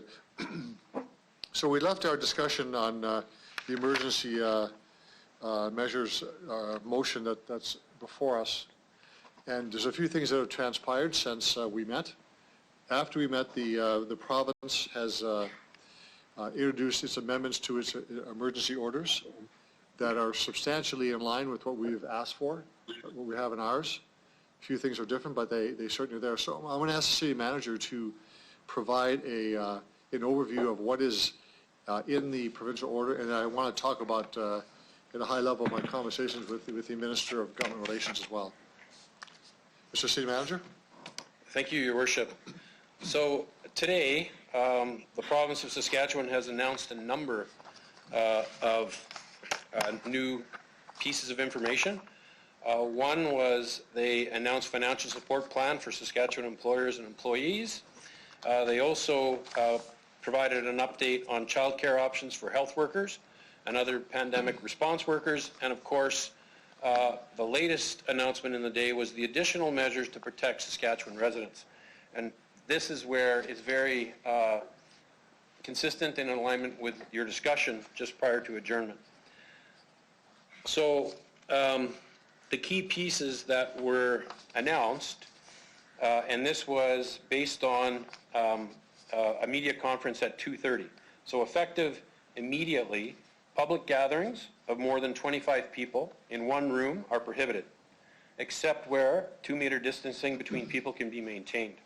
Workplace and meeting settings where people are distributed into multiple rooms or buildings, and retail locations. So example, grocery stores, pharmacies, or gas stations.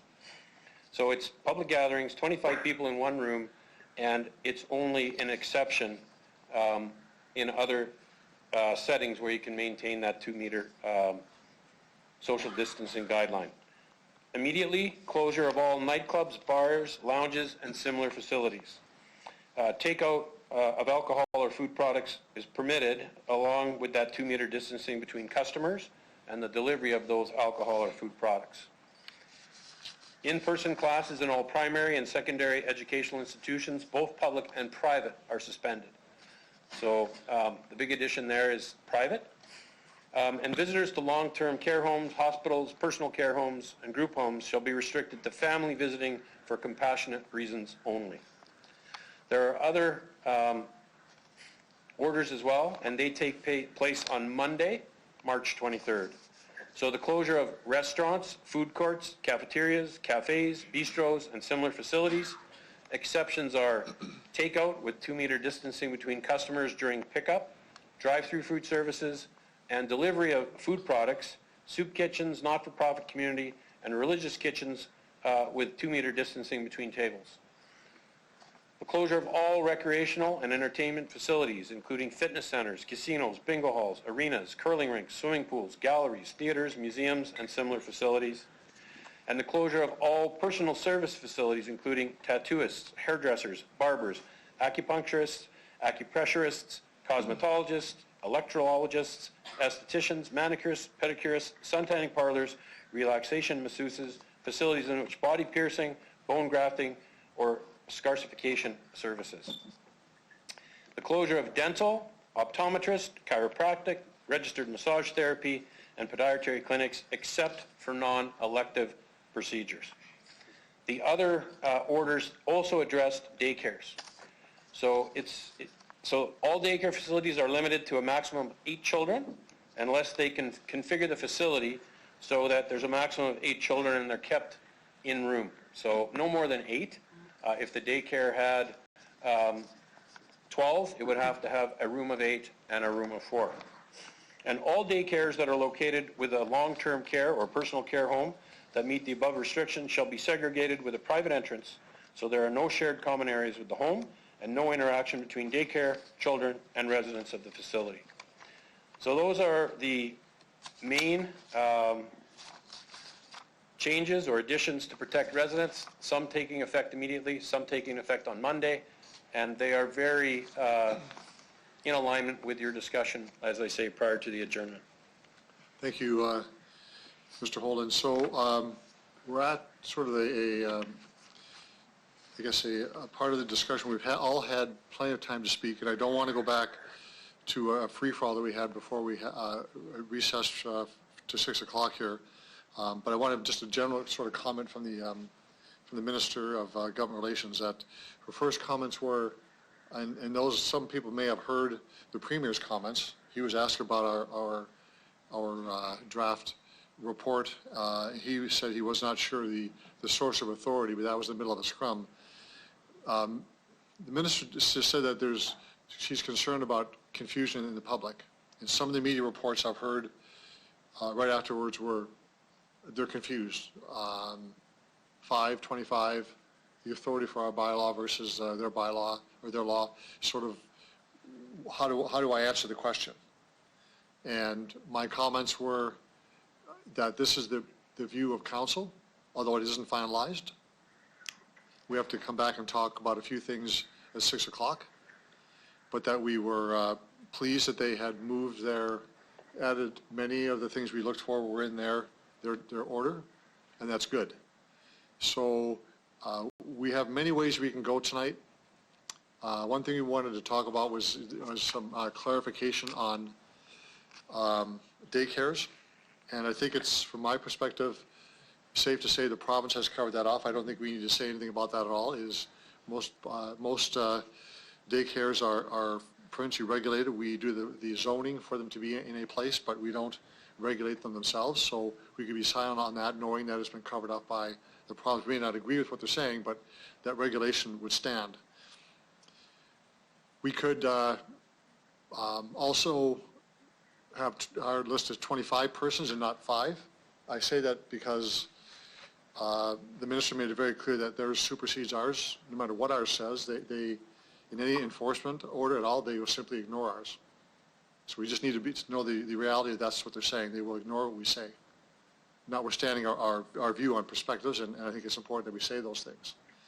So I'm going to recommend that we do a couple of things, that we not try to fashion terminology for daycares because they're already covered by the provincial order, and that we go to 25 people to match the provincial one. So we're going to go around, have speakers on this issue, I know that. I'm not making an amendment, I'm saying that's to throw that out for discussion, certainly for the number of persons that would be involved. So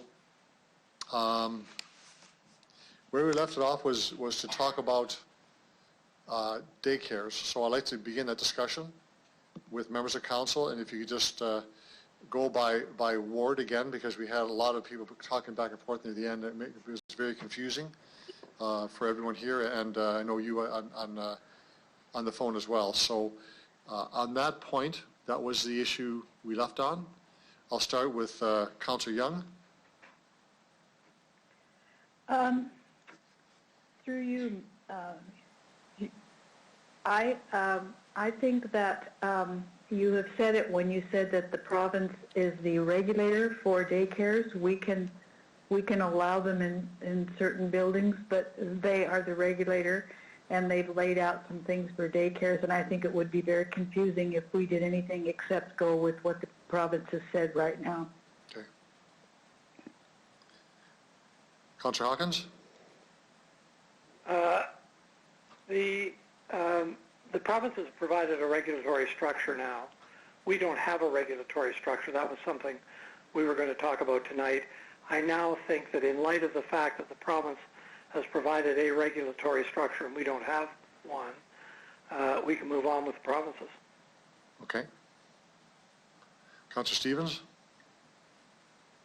I agree with Bob about the regulatory structure. I don't know what to make sense of it. Is this the best evidence, or is this what the province is willing to go ahead with?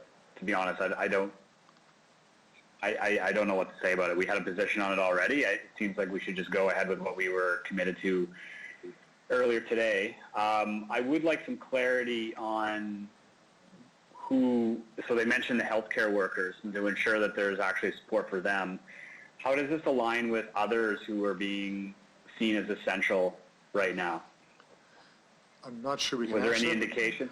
Mr. Holden? Through your worship.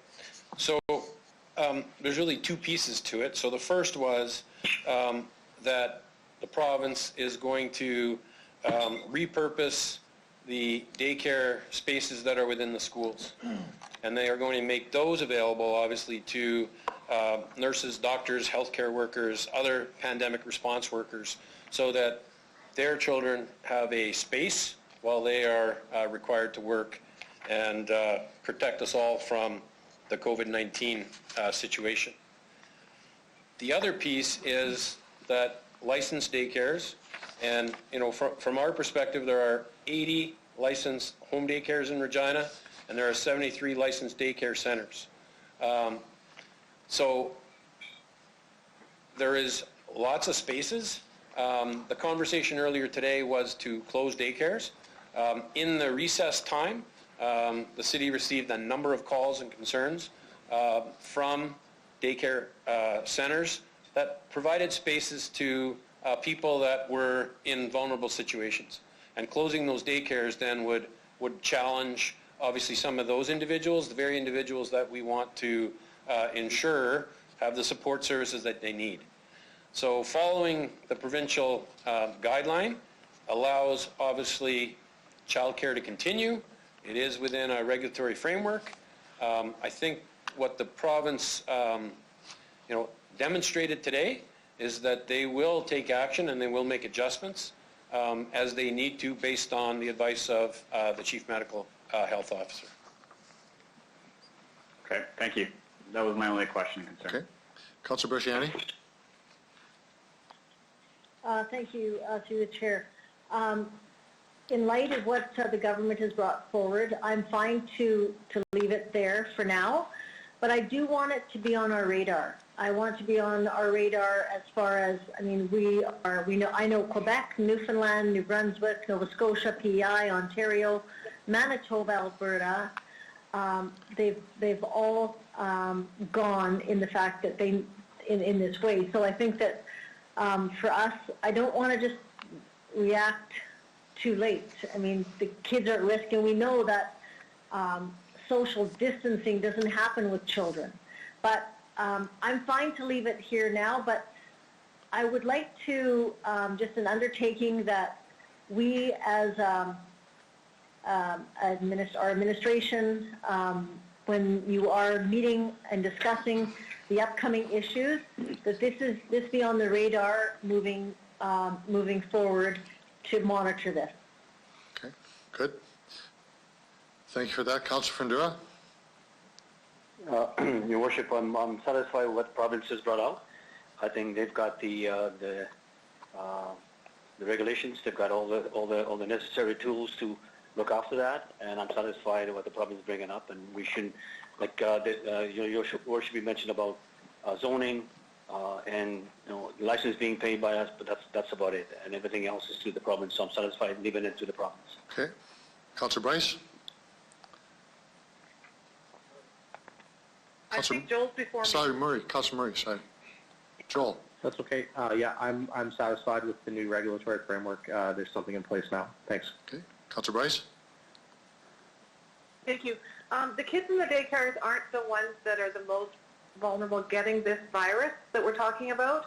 It's them spreading it to others that's the concern. They can be carriers and spread it to grandma, grandpa, mom and dad, So they don't really get too sick from it, from what research is telling us. So I do have a concern with daycares remaining open, but, you know, and hindsight's always 20/20, so I still have concerns about it. Okay. I'll leave it at that. Okay. Councilor O'Donnell? Thank you. I accept the role and position of the province. I see no need to go farther. Thank you. Okay. Councilor Massanelli? Thank you, through the chair. I find the province's list today to be quite comprehensive. There's been thought put into it. I'm comfortable with it. I guess I have nothing to add to it. And I guess in the future, I'd like to really come after they speak instead of before, because a lot of this would have been covered off. Thank you. Okay. Councilor Flagel? Thanks, and I agree with Jason. I think we just spent 3.5 hours and the province came in and trumped us. What I'm asking is that should we retreat our state of emergency because we don't need it right now, and it's going to run the course of 7 days parallel exactly to what the province is, except for the 5 to 25 person, and we could utilize it at another time as opposed to reapplying and asking them to extend and then creating another whole new list. I think if we retreat on our state of the emergency, it then allows us an opportunity to put it right now again if we needed to, whereas if it's out there, we then have to go back to the province to ask them to extend it for us, and that might delay things if we ever want to bring something forward that they didn't cover after we've heard what they've covered. It might just be something to think about, because I didn't get a defined timeline. If we go back to the province after 7 days and ask them for an extension, there's no guarantee that they'll give us one within the same day or the next day or 3 days later, whereas if we don't have one and we execute one, it happens automatically. So that might be something for us to consider, is take it right off the table. I just hold your thought once for a moment. Yeah. So I just want to close this thought off. So we are not going to have in this document a reference to daycares. We can do a formal vote, but I have one councillor who says they're uncomfortable. Everybody else says they agree to remove the notion of having daycares in this. So I want to make sure that we have that on record. Okay? But I'm saying, no, you can speak. I just want to finish that thought. Oh, sure. Yeah.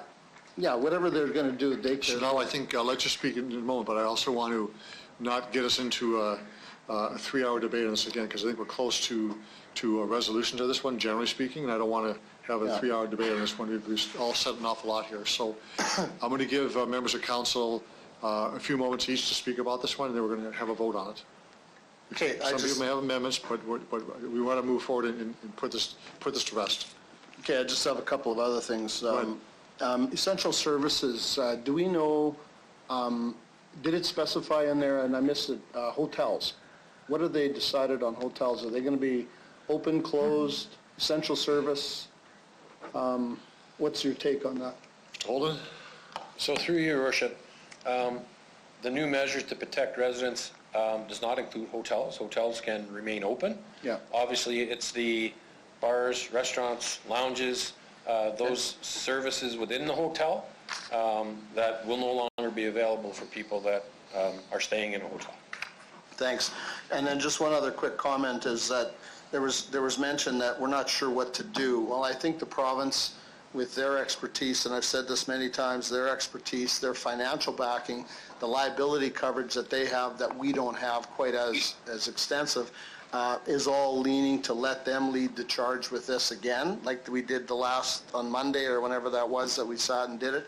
And I just need some clarification. I'm asking that we take our state of the city, or state of emergency, off the table completely, and let the government do what they just did at 2:30 this afternoon, and then we can always come back and add it brand new and snap, it's done. That's what I'm asking. Well, you can ask the question, but if you have a motion to table this, that would be in order. But let's move on. We're speaking in circles. If you're going to do that, then do it. I know we have other speakers who want to speak about this as well. But I'll let everybody speak, and then we can go from there. Okay. So I'd like to have some flexibility in doing this because we've all spoken quite a bit on this before. So in order to wrap this up, I'm going to suggest we have a limit for 2 minutes each to speak on what they believe on this, because I do think we should move forward on this and make a decision. So I'm going to go again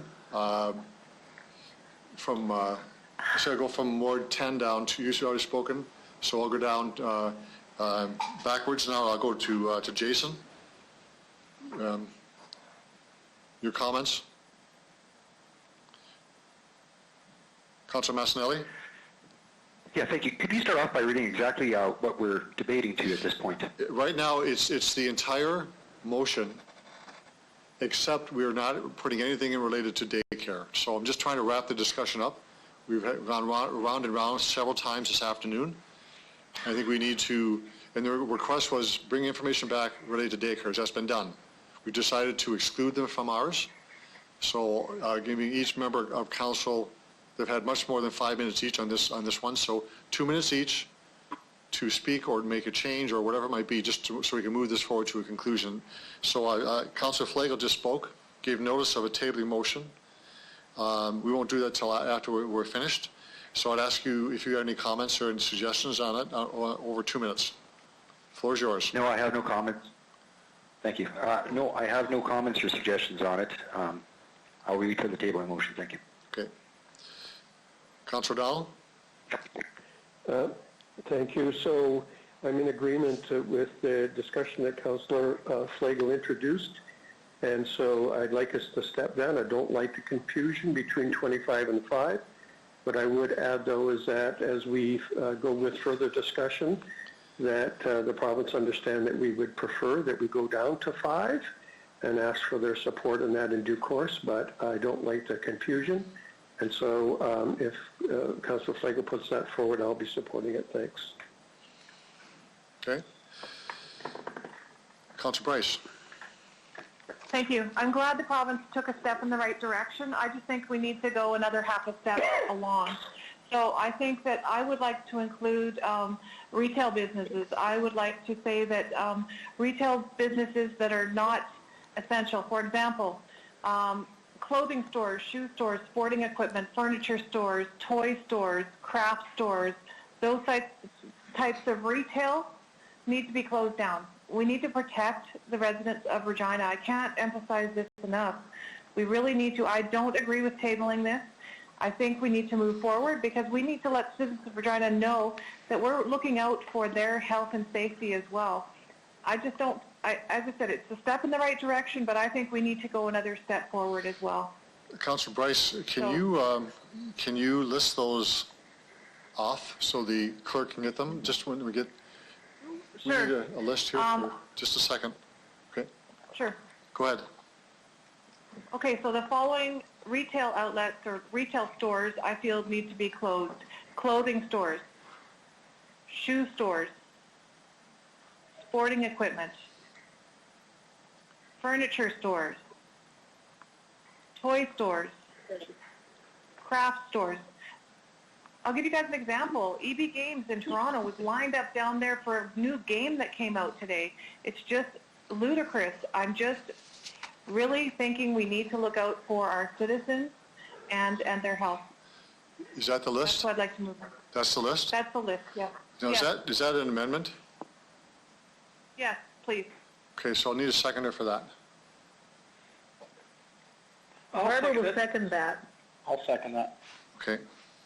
So debate on the on this amendment. Your Worship, I have a question to ask procedurally, if I can. Sure.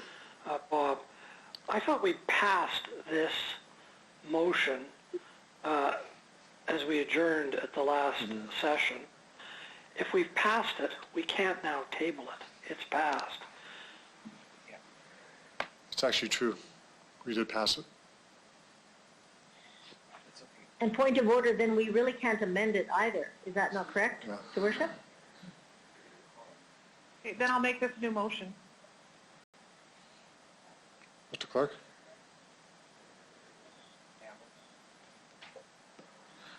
Thank you, Your Worship. Yes, this is something that I had just flagged with my deputy and the city manager, the amendment was passed prior to your recess.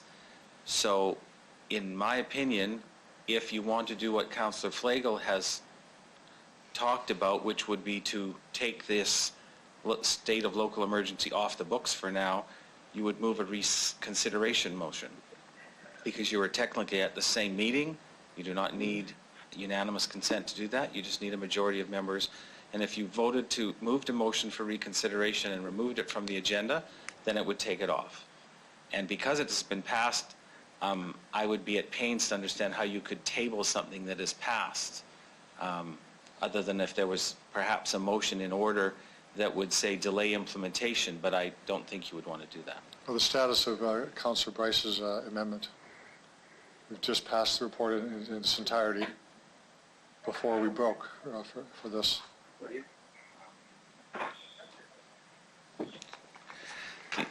Thank you, Mr. Mayor. The distinction that with respect to Councillor Bryce is, though, that what she is talking about in terms of the list she provided us a few moments ago, to my understanding, is nowhere found in what the province has dictated. Mm-hmm. So my sense is that because what Councillor Bryce is putting forward has not been restricted by the province, I think there would be a case to say that it would be appropriate to add that section. So in terms of procedure, we've passed the motion. Do we need to get consent to open it up again to add an amendment? I would think that would be the appropriate way to do it. Okay, so we need a majority rule to open up the motion. It's been passed already. And so I'm going to ask that question so we can proceed with this or not. And we'll do a roll call vote so we know. So this is to allow Councillor Bryce's amendment to be included in the motion. Mr. Clerk. Councillor Young.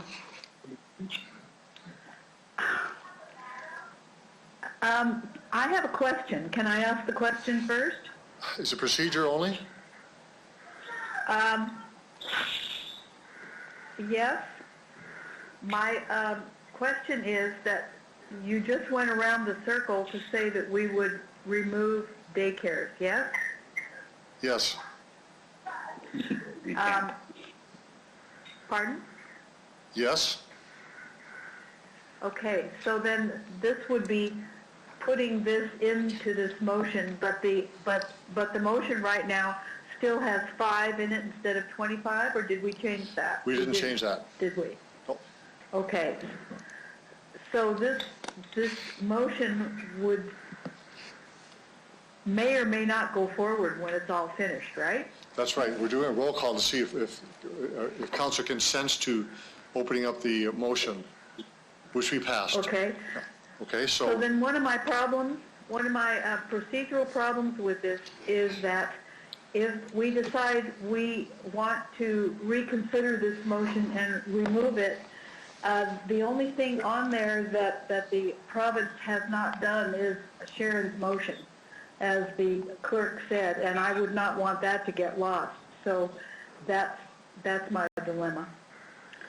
So for now, I will say yes, I would like that amendment included in the original motion. Okay. Okay, Councillor Young, that was a yes, I understand then? Yes. Councillor Hawkins? Yes. Councillor Stevens? No. Councillor Bresciani? Yes. Councillor Findura?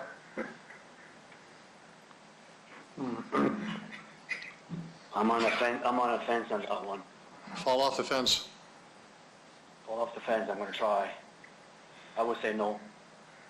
Councillor Murray? Yes. Councillor Bryce? Yes. Councillor O'Donnell? No. Councillor Mancinelli? No. Councillor Flagel? No. Mayor Fougere? Yes.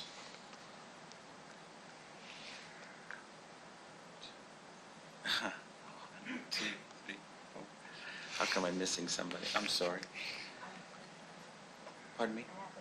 Okay. 6-5, it's carried. Motion's carried, okay? So we have the full list of clothing, shoes, crafts, sporting, furniture, toys, and craft. Gaming. So are there any discussion? It's pretty straightforward what this is. Discussions on the amendment. Mr. Mayor, this is Barbara, Yep. Ward 1. Is the word retail in there as well? Because I think this all started with retail and then there was a list. I think that's a good word to have in there. Yes. For sure. Okay. So I think this is straightforward, so unless there's... One second. I'm going to get you, okay, on the amendment. Thank you. This also, what about convenience stores? There's about 50 of them in the city. And are we considering that, or are we going to leave that with as being grocery store? I mean, we haven't even touched all of the... If we say retail, then that is absolutely everything that is not grocery. The list is as there. The retail sector, those are the types within a sector. Okay. What about antique stores? What about convenience stores? What about coffee shops? What about donut stores? What about muffin shops? So I think those have already, if I could for just a second as the mover, I think those types of things are already covered in the provincial one, except for antique stores, which would be furniture, which is covered with that list. Okay. Okay, just checking. Okay. Thanks. Any other speakers to the amendment? So we'll do another roll. We'll do another roll. Jason here. Jason, go ahead. Yeah. So once again, for me, when I read the provincial recommendations, they were rolling this out, trying to accomplish a lot of different facilities and stores in the terms of numbers, employees, and control of public. I think that they were looking at slowing things down and shutting it down through a controlled fashion. I have a real fear that us formatting this off the floor of council is going to lead to confusion, and I can't support it. Thanks. Okay. Other speakers? Your Worship, I'd like to ask a question. Okay, Councilor Brashani, go ahead. Yeah, thank you. So is this something that we can actually enforce through the chair?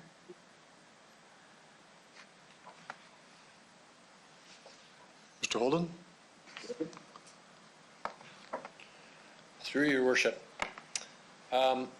Obviously, these orders are a part of the chief medical officer's orders.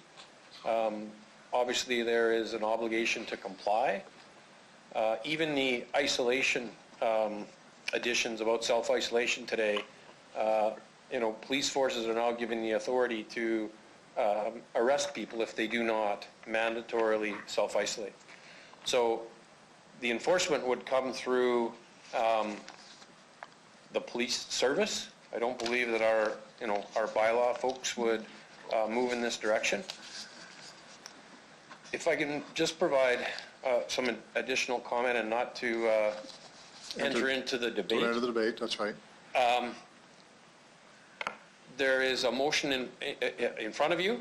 Obviously, you're talking about retail at the current time. You still have the part of the motion that deals with 5 or 25. Mm-hmm. So at the end of the day, I think there's an interest in pursuing, the direction and the orders of the province. I'm clearly hearing that council has a few items that they want to keep their eye on. I heard the gathering number from 25. They'd like to see that decrease. People want to have their, keep an eye on daycare. And of course, the other one is expanding the retail. So at the end of the day, if council does not put in their state of emergency, and if you don't adopt all of these, then it would be prudent, I think, through the mayor the right to the Premier, the Minister, and the Chief Medical Officer to say that these are things that the City of Regina Council wants to have the Premier and his team give consideration to further strengthening what they've already done. We haven't got there yet, though. Sure. Okay. Other speakers on the amendment? I'll call the question then. Mr. Clerk? This is with respect to Councillor Bryce's amendment regarding retail stores. Councillor Bryce, as the mover. In favor. In Councillor favor. Young, In favor. Councillor Hawkins, In favor? Councillor Stevens, Against. Councillor Bresciani, Against. Councillor Findura, Against. Councillor Murray, In favor. Councillor O'Donnell, Against. Councillor Mancinelli, Against. Councillor Flagel, Mayor Fougere. I vote in favor. The vote is 6-5 against. The motion is lost. Motion defeated. Okay. Okay, so we're over to Councillor Murray. 2-minute comments on the motion. Yeah, I have no additional comments. Thanks. Councillor Findura. No additional comments, Your Worship. Councillor Bresciani. On the whole motion, Your Worship, I would be in favor that we start working with the provincial government. I know we said it before that maybe we wait till their announcements after we would kind of discuss them after the province comes together to share what they're doing on a daily basis. I've already had 2 calls asking what is it, 5 or 25. So again, it's not about just the number. It's about right now in this time of crisis, we need to be clear, and we need to be clear with all levels of government, because residents are getting messages from us, they're getting messages from the provincial government, and they're getting messages from the federal government. So everybody is a little bit worried about, who's saying what and what's happening. And the other thing is, who has the authority? If we don't have the authority, I say we step back, we work with the province. I would agree with Chris Holden that we actually, again, like I suggested earlier today, we get start a list of conversations.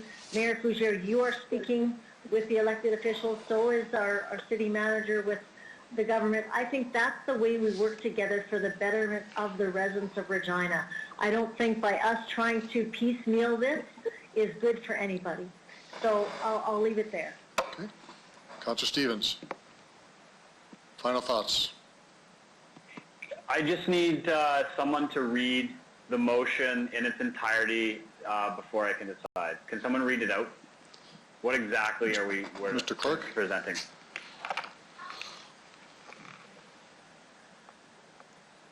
Thank you, Mr. Chair. The amended motion that was passed prior to the recess reads that the City of Regina declare a state of local emergency effective March 20th, 2020, and that the following orders be included. Restrict group meetings to no more than 5 persons, except involving essential workers. Restaurants, bars, and nightclubs close immediately, with drive-through, takeout, or delivery being permitted until further notice from the province of Saskatchewan, and that dental offices be closed except for essential and emergency services. And then the follow-up was that admin would bring back an implementation plan. Okay. No, I have nothing Mr. more to Clerk, say. what are we voting on now? You're not What's voting the on it. motion on the floor right now? I think that was it. This is just a general... We've dealt with that motion. We've Just passed the motion. just the clerk order. just read. Mr. Clerk. Thank you, Mr. Mayor. Where we're coming from, my understanding is that you voted to reopen the discussion to consider Councillor Bryce's amendment that passed Then you discussed Councillor Bryce's amendment, and that was defeated.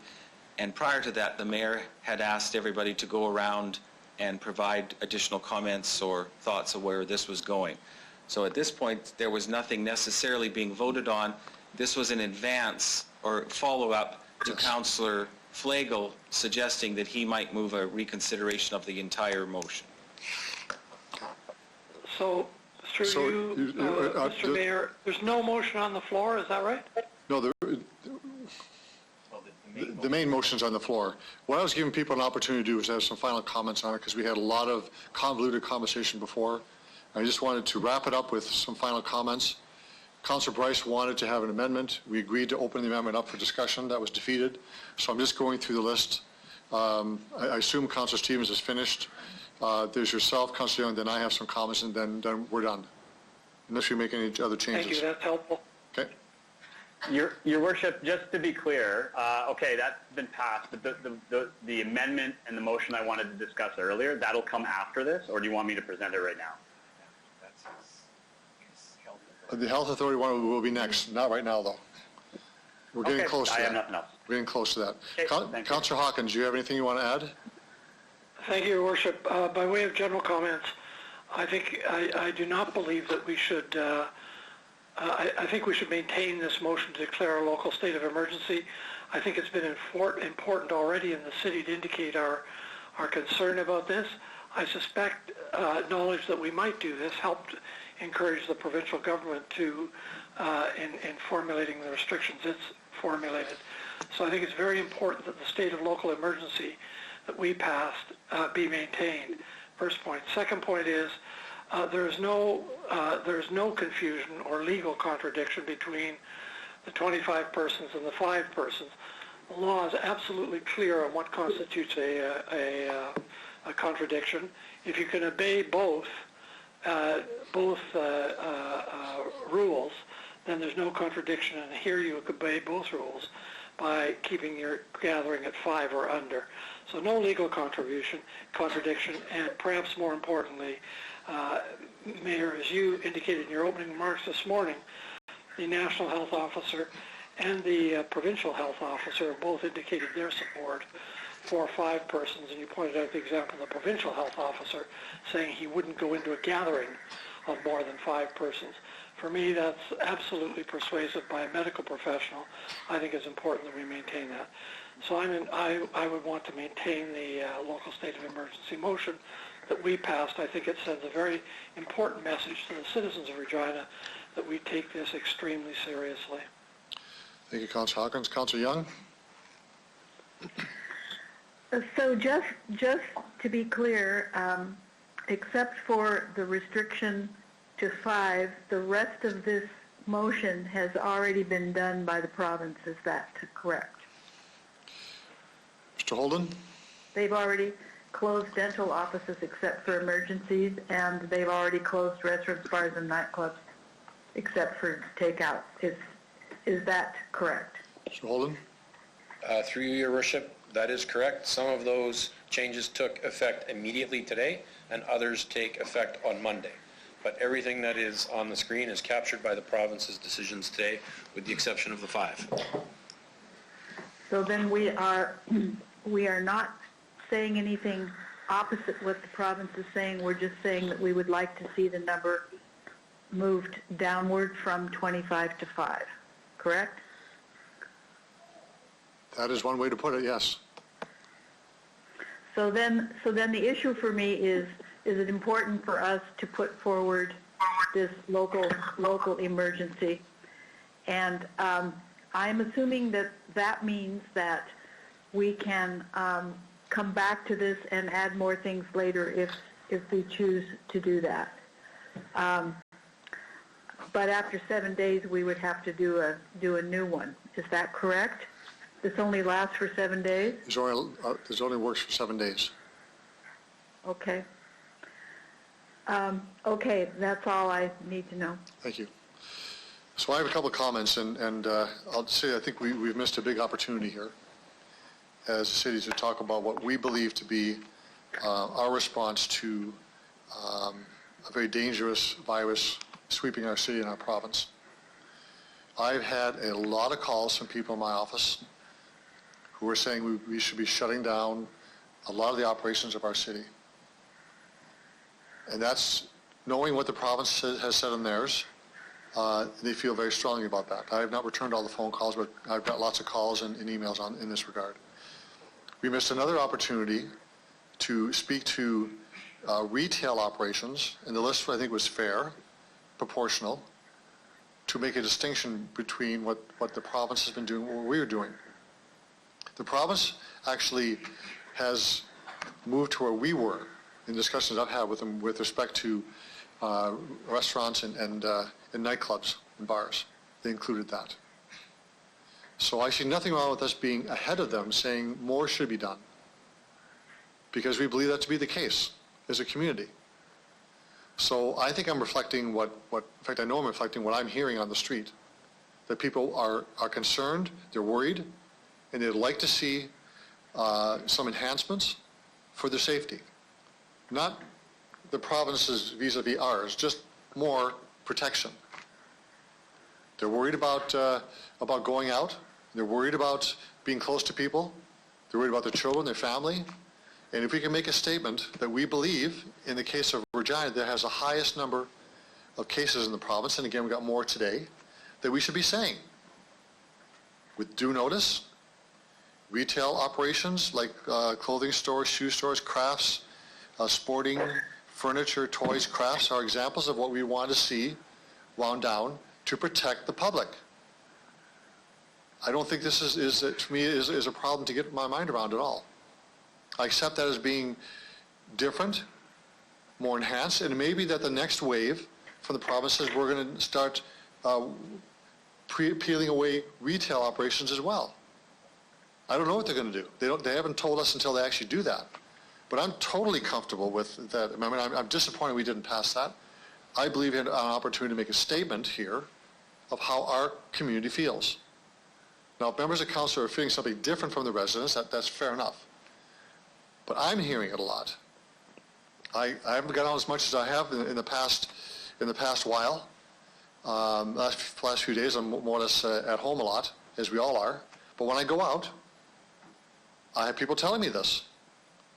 They're phoning me, and they're saying we should be closing more things down. The opportunity for this virus to spread more and more as it becomes a community transmission is exponential compared to what it would be for someone coming back from holidays. This is a logical step to say, let's be prepared for that. Do we want to be lockstep with the province? I guess if I thought it was always perfect, yes. And I'm not saying ours is perfect either. They've done a really good job and moving and tightening this up. I think it's really good. But we could do more. We could do a bit more and show and demonstrate leadership to say we think in this case, these areas are critical to us. We think that 5 people is enough. Or we think that the retail is the way we should be going. I believe that very strongly. Should we have this emergency on the record and make it available to add to later on? It depends on the mood of council, if council wants to add to it or wait till the province does it. You know, again, I stress the province did a really good job, and I'm not being critical of them at all. This is a very hard, dynamic situation. The chief medical officer is giving them very good advice. We're getting advice all over the place as well. But I think we missed an opportunity to be stepping up and saying we're going to get ahead of this curve, demonstrate it, because again, when those community infections happen, we are going to see a changed world. And our residents expect us to protect them. And we could do that by saying in the public domain, retail, these operations for the moment, these are the ones we would not want to see open for the purposes of protecting our residents. Your Worship, on a procedural motion, it's Councillor Murray. Councillor Murray. Thank you. I would like to move a reconsideration motion of Councillor Bryce's amendment.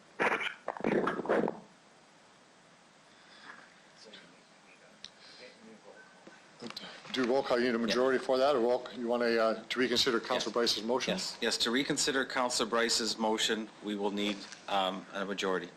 Okay. So I will start with Councillor Flagel this time. No. Councillor Mancinelli. No. Councillor O'Donnell. No. Councillor Bryce.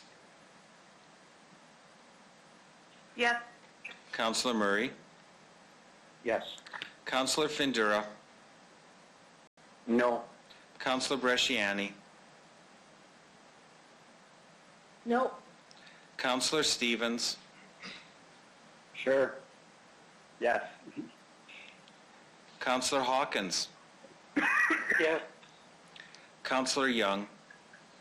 Yes. Mayor Fougere. Yes. The vote is 6-5 in favor, so it can be debated. It doesn't mean it's approved, it means you can debate it again. Okay. So, motion's back on the floor. Any further debate on that motion? We know exactly what's going on here. We're asking to reconsider that vote from last time. I'd like to speak to As a mover of the reconsideration, I'd just like to say a few words. Go right ahead. Very, very narrow window on this virus, a very narrow window. Any single thing we can do right now is more important than what we can do in the future. And I am fine with making mistakes, and I'm fine with the public shaming me when this is all done that I was too aggressive. I'm fine with that. Thanks. Okay. Any other speakers to the amendment? Yes, Barbara? Okay. I was actually shocked at the fact that there could be these kinds of retail stores open in the city, giving people an opportunity to get out and go to places and do things and be all together in one place. I hadn't even thought of that, and I'm glad that Councillor Bryce did. And I think we need to be really forward-thinking here, and I think we need to do that. And what it will do will be to tell the provincial government that we want them to look at this too.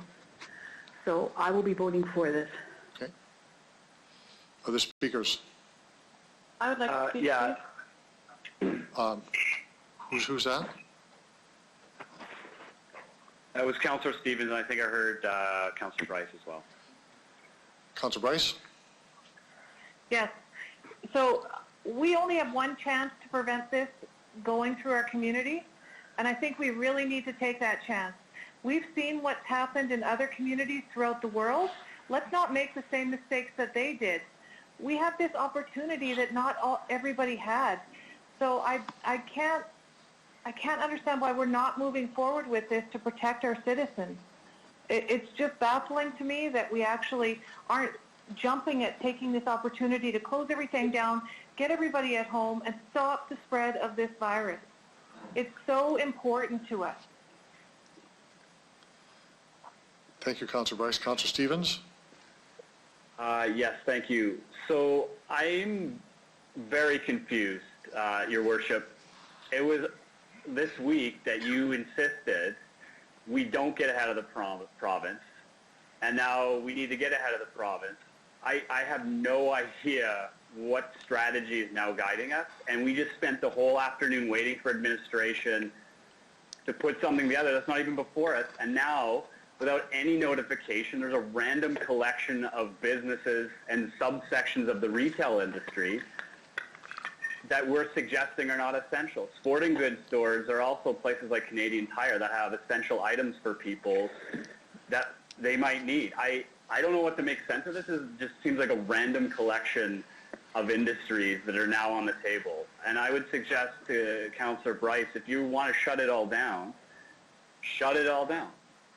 And if that's where you want this to go, put that on the floor. But I have absolutely no idea why we waited all afternoon to then have to, on the fly, make a decision without any kind of evidence from administration about what this would entail. And administration doesn't have to answer this, but is there any indication of how those industries that are now listed and that we're debating, are they essential or are they not, by measure of how this contributes to our response and the public's concern around coping in the midst of this crisis? Are these essential places or are they not? How do we determine that? Mr. Holden? Through your worship, obviously that whole conversation about what's essential and what's non-essential, I think it's pretty obvious that essential is police, fire, health service, etc. Once you get into some of the retail and you look at auto repair services, you look at home repair services, those kinds of things, they sell products that homeowners need to access to be able to take care of their properties. So it is a very fine line between what is essential and what's not essential, and that's part of the debate. So it's hard to say. I mean, Canadian Tire, they see themselves, because I received an email from their CEO the other day, that they see themselves as providing essential services. They're restricting, their store hours, they're making adjustments. They see themselves as essential. I think others would see them essential, and then there's others who will see them definitely as non-essential. So there is no clear fine line other than the obvious essential that takes care of our health and safety. Thank you for that. So Councillor Stevens, your comment about whether I was not wanting to get ahead of the province, I don't think that's accurate. I certainly, this motion is before the province talked about their changes today was actually ahead of the province. So you can either support the motion or not, like anybody else can do that. Fair enough. Other speakers? I'd like to speak. It's Jason. Jason, go ahead. Thank you. I'd like to concur with some of Councillor Stevens' points. To script this together on the floor of council, looking over what the province released this afternoon, looking how they viewed the amount of people in a building and to control and limit and function, and thinking of the winding down of retail right now and trying to have people prepared for this. Them being the authority, I feel like we're jumping queue. I think that I would have rather started the meeting we're having today at 4 o'clock after the province spoke at 2:30, because I think we would have been productive. I feel like we kept our administration away from doing their jobs in the middle of a pandemic. And right now, I'd like to defer back to the officials at the province to follow through with what they're in charge of and what they started. So that's my feelings. Thank you. Okay. Speakers to the amendment. Your Worship. Councillor Flagel. Thanks. I want to add to this too, and the Canadian Tire thing is one thing, because you're right, there's sporting goods there. Whether you can buy a frying pan is not a big deal. But when you go into some of the other retailers, and I say they're retailers, you go into Superstore, you can buy absolutely everything you need in that store as a household, and they sell clothes, they sell Tupperware, they sell all the stuff, they sell groceries. Now you're going to tell all the other retailers in the whole city that they got to close their doors, and then you got Walmart, and then you got Sobeys, and then you got all these other places that sell absolutely everything that we're telling people they got to shut down. You want to buy furniture at Superstore? You can buy lawn furniture. You want to buy toys, crafts, games, clothes, shoes, sporting goods, equipment. All of that stuff is available at Superstore, Walmart, most of it at Sobeys. The list goes on and on. Great Canadian Warehouse. I mean, there's all kinds of stuff you can buy there, but they can stay open because they sell groceries. I think we're asking a lot. I think when we restrict the size of the crowd, we will see a reduction. If we go to 25, I think we'll start to see that. And I was just in Superstore after our meeting today at 2:30, and there was probably 45 people around the vegetables. And they weren't maybe all tight together, shoulder to shoulder, but I also saw 5 people walk out together, shoulder to shoulder. Whether they're a family or not, they all got into the same car. So we need to educate as opposed to stop. And if stopping you think is going to educate, that's not going to happen, because you have all these other retailers. And I say retailers because that's what they are. They're not wholesalers. They're retailers that are staying open, and we're just going to cause chaos. And I mean, it's going to help a little bit, but by restricting the numbers down to 25, I believe is going to be the way to go. And to that, I also would like to say that I think we need to leave it at 25 because, again, go into Superstore, go into Walmart. There's probably 300 people in there. How do you control that? Do you put somebody at the door with a clicker like you do in the nightclubs for fire regulations? How do you do that? we need to have we need to have education, and I think the province is taking that step. And I personally like to see that if we're going to work with the province, let's work with the province. And I would still going to hold my tabling motion to try and remove this completely for that. But regarding this particular thing, I think we have retail food, sporting goods, everything in about 5 different locations in the city, and we're not going to shut them down. We're going to penalize Sport Check as an example, close them, but allow everybody else to stay open. That's fine. Yeah, 3 minutes thanks. up. That's all I have to say. Anyway. Other speakers on the amendment, the reconsideration of the amendment? Your Worship. Okay. Councillor Findura. Thank you, Worship. I still stay with my my no. We still have to have a faith in people having common sense. There's a lot of isolation going on, a lot of discussion going on, information, education, and all that. And just listening to the comments about different stores, we're gonna create a lot of confusion. And again, just to make a comment on the 25, if the province does 25, stay at 25. But this makes a lot of confusion because there are a lot of essential stores that are available to individuals, and people are aware of what's going on here. And when you go around, you can see that if there is too many people in one spot, you can see that everybody's kind of moving up to the side. Everybody's being aware of what's going on. So that's my comment. I think we, again, province spoke. I don't. Everything's in there.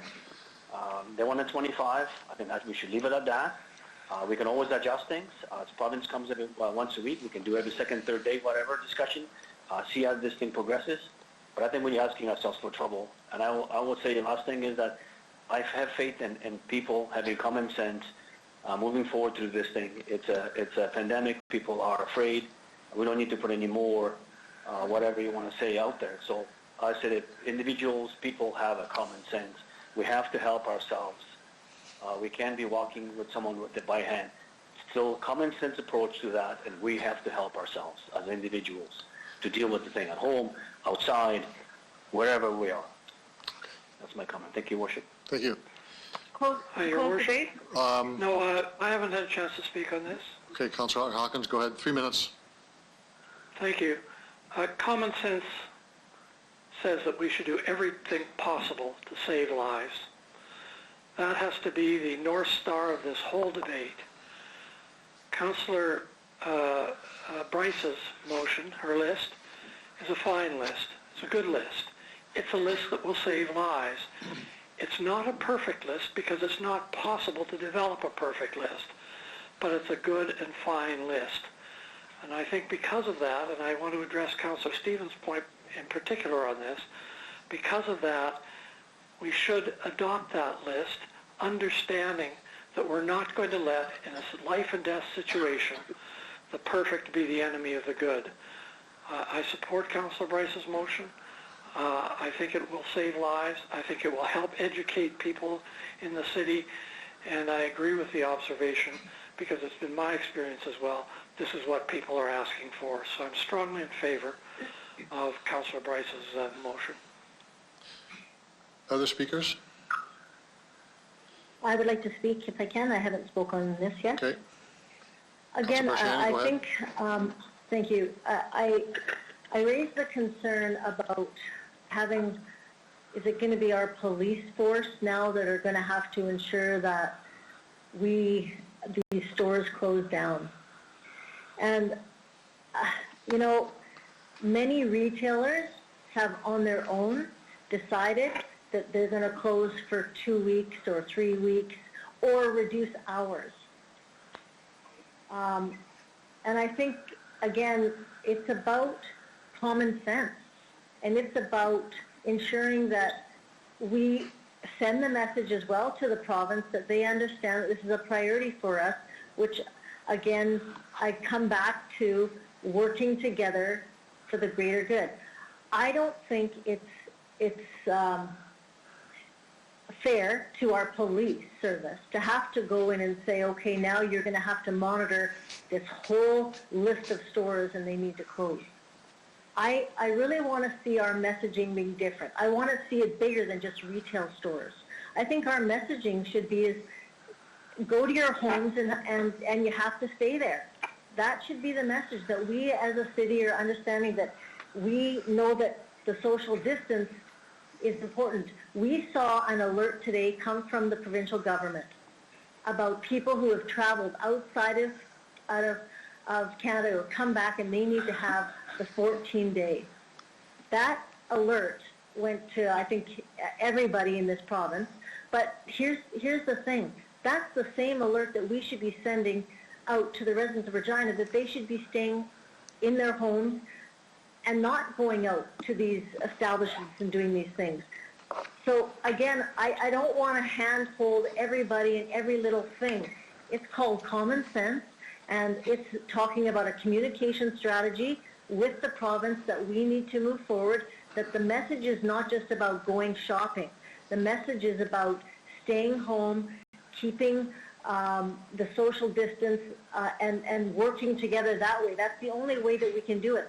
But sitting at a council meeting and doing this piecemeal again, there's probably many more things that we would probably want to add to this list, but I think we have to do our due diligence and send the message that it's bigger, that, again, I'll reiterate, go to your homes, only go out what you need, and you come back. That's how we're going to do this. But just by saying retail, okay, that, I'm sorry, I can't support that. I want our message to be bigger than that. Thank you for that. Councillor Bryce, you want to close debate? I do. I have a few things to say because this is the second consideration of this motion. So Okay. I've listened to the discussion and I remain adamant that we take this reasonable step with respect to the retail operations. Councillor Bresciani spoke about common sense. I think this in itself is common sense. This is telling people who are, for the most part, casual observers, although they are hearing more and more of what's happening around us here, that we're taking this very seriously for the protection. It's not a perfect list. I think we're looking for speed over perfection, and we can make adjustments and changes as we go on. But what I'm hearing from residents that tell me they want this to happen. They want this to happen, and they will accept this. In my view, it's proportional. It's a step ahead of the province. It's in the same vein as the province. We were the first ones that talked about having the bars closed and restaurants closed. They got there today, and that's a very good thing. Very pleased with what they've done.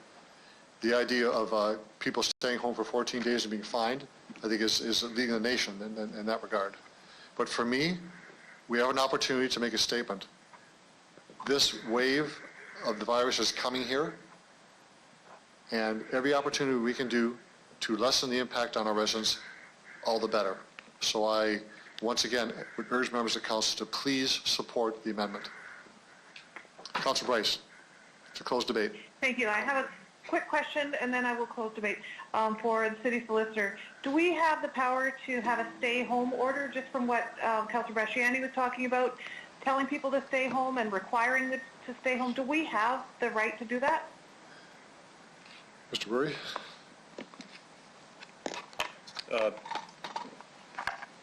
Your Worship, there's nothing specific in the emergency planning legislation about that, but it would probably be covered under the general powers that local authorities would have to manage an emergency. So that would be my answer to that question. It would be covered under the...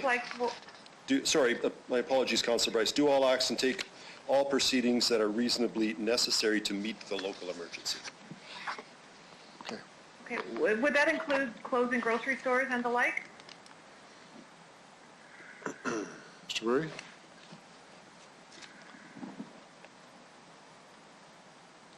Again, it's not specifically referenced there. It would be open to interpretation, but this is the broad catch-all power that the local authority would have, which is similar to what the provincial government has under its powers of the minister in an emergency. Okay, so well, having said that and hearing what council's saying, maybe I'll make an amendment to start with, and then if it doesn't go through, I will close debate after that. I will make a motion. Well, let's finish this one off. Councillor Bryce, let's finish this one off.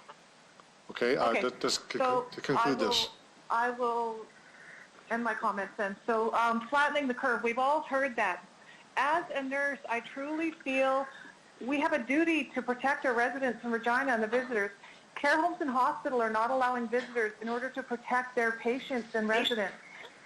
So I feel that we have a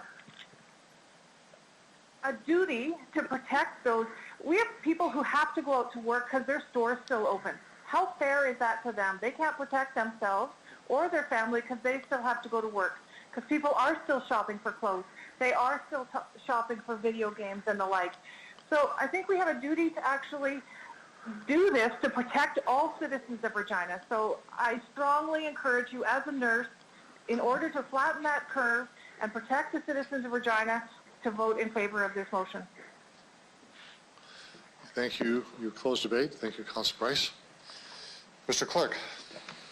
So members of council. Please read it out. Yes, to remind you, you are voting on the amendment that is being reconsidered to that the following retail stores be closed: clothing, shoes, sporting, furniture, toy, craft, and gaming.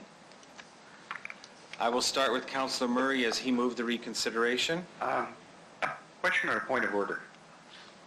Yes. Modification to this decision. Any of these establishments that provide delivery instead of on-site service, would they be allowed to operate still under this provision? As the food outlets and such would as well? They're closed.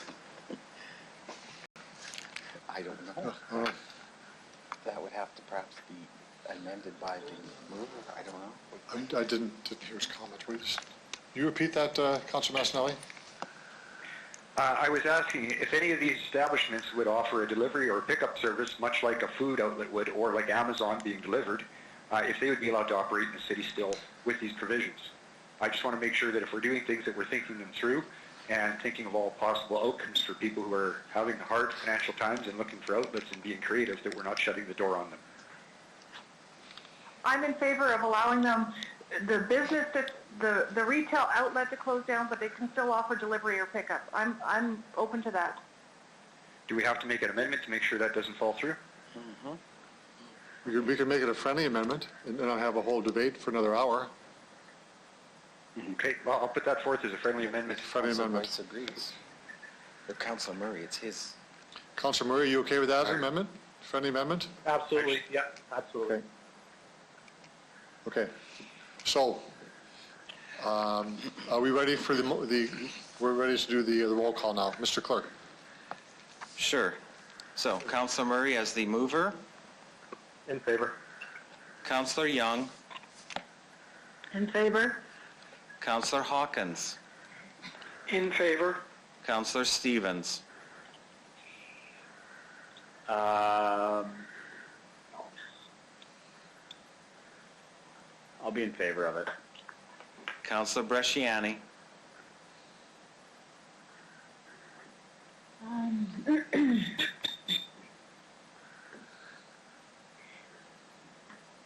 In favor. Councillor Findura. No. Councillor Bryce. In favor. Councillor O'Donnell. Sure. Was that sure? Yes, sure. Thank you. Councillor Mancinelli. Against. Councillor Flagel. Mayor Fougere. In favor. The amendment passes by a vote of 8-3. That's good. Now, if there's no other speakers on the floor, I'd like to have a motion to accept this entire motion as amended. All those in favor? Oh, sorry. In favor. Jerry wants to move his reconsideration. So just for Just one moment, just a point of order.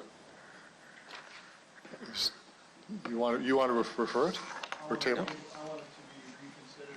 Yes. As Mr. Your Worship, respectfully, as every other reconsideration has been done tonight, you first move to seek approval to reconsider it yet again. That is your prerogative. That takes a majority. If that majority is achieved, then you follow with the debate to the motion that would be made by Councillor Flagle. Sorry, I would like to do a reconsideration of this because it basically mirrors the province, and I believe that we can leave it as is and let these, and what happens in the state of the city emergency is that if we need to reconsider something, it could take a lot longer to reconsider than if we had something of crucial importance that needed to be brought forward. We wouldn't have to reconsider it, we just slam it down. And that's the one reason why, because everything pretty much is mirroring what the province has brought forward this afternoon. And I just feel that we need to reconsider the whole... Start the debate all over again. To take it off the table altogether and then reconsider the state of the city emergency at another time, as opposed to having this run for 7 days that mirrors the province, and then have to go back to the province to reconsider, which could take a week to reconsider other things that we want to add to the table, like the list by Councillor Bresciani, like some other things that might pop up tomorrow. And if we have to go back and reconsider, or after 7 days have the province reconsider our state of the city emergency, they might go, well, you know what, we're going to wait, we're going to give you that, but yeah, we got to put it here and we got to do this and we got 3 days there, and now we're in limbo with the state of the city that we have no control over and we have to stop. Whereas if we had all the things that are new come forward, we could then just slam it down. We wouldn't have to wait because it's brand new. Sorry. So this is not the same as the province, you know that. We put the retail on, that's not the same now, that's part of it. I'm saying I would like to have the whole thing. So you want it tabled? I want the whole thing not tabled or reconsidered, whatever we want to call it. I need to know, I'm not sure of the exact wording. If you say tabled, then it comes off the table till a certain time. If you say reconsidered, it means you want to get agreement to open this all up for debate again. I'll let the clerk clarify.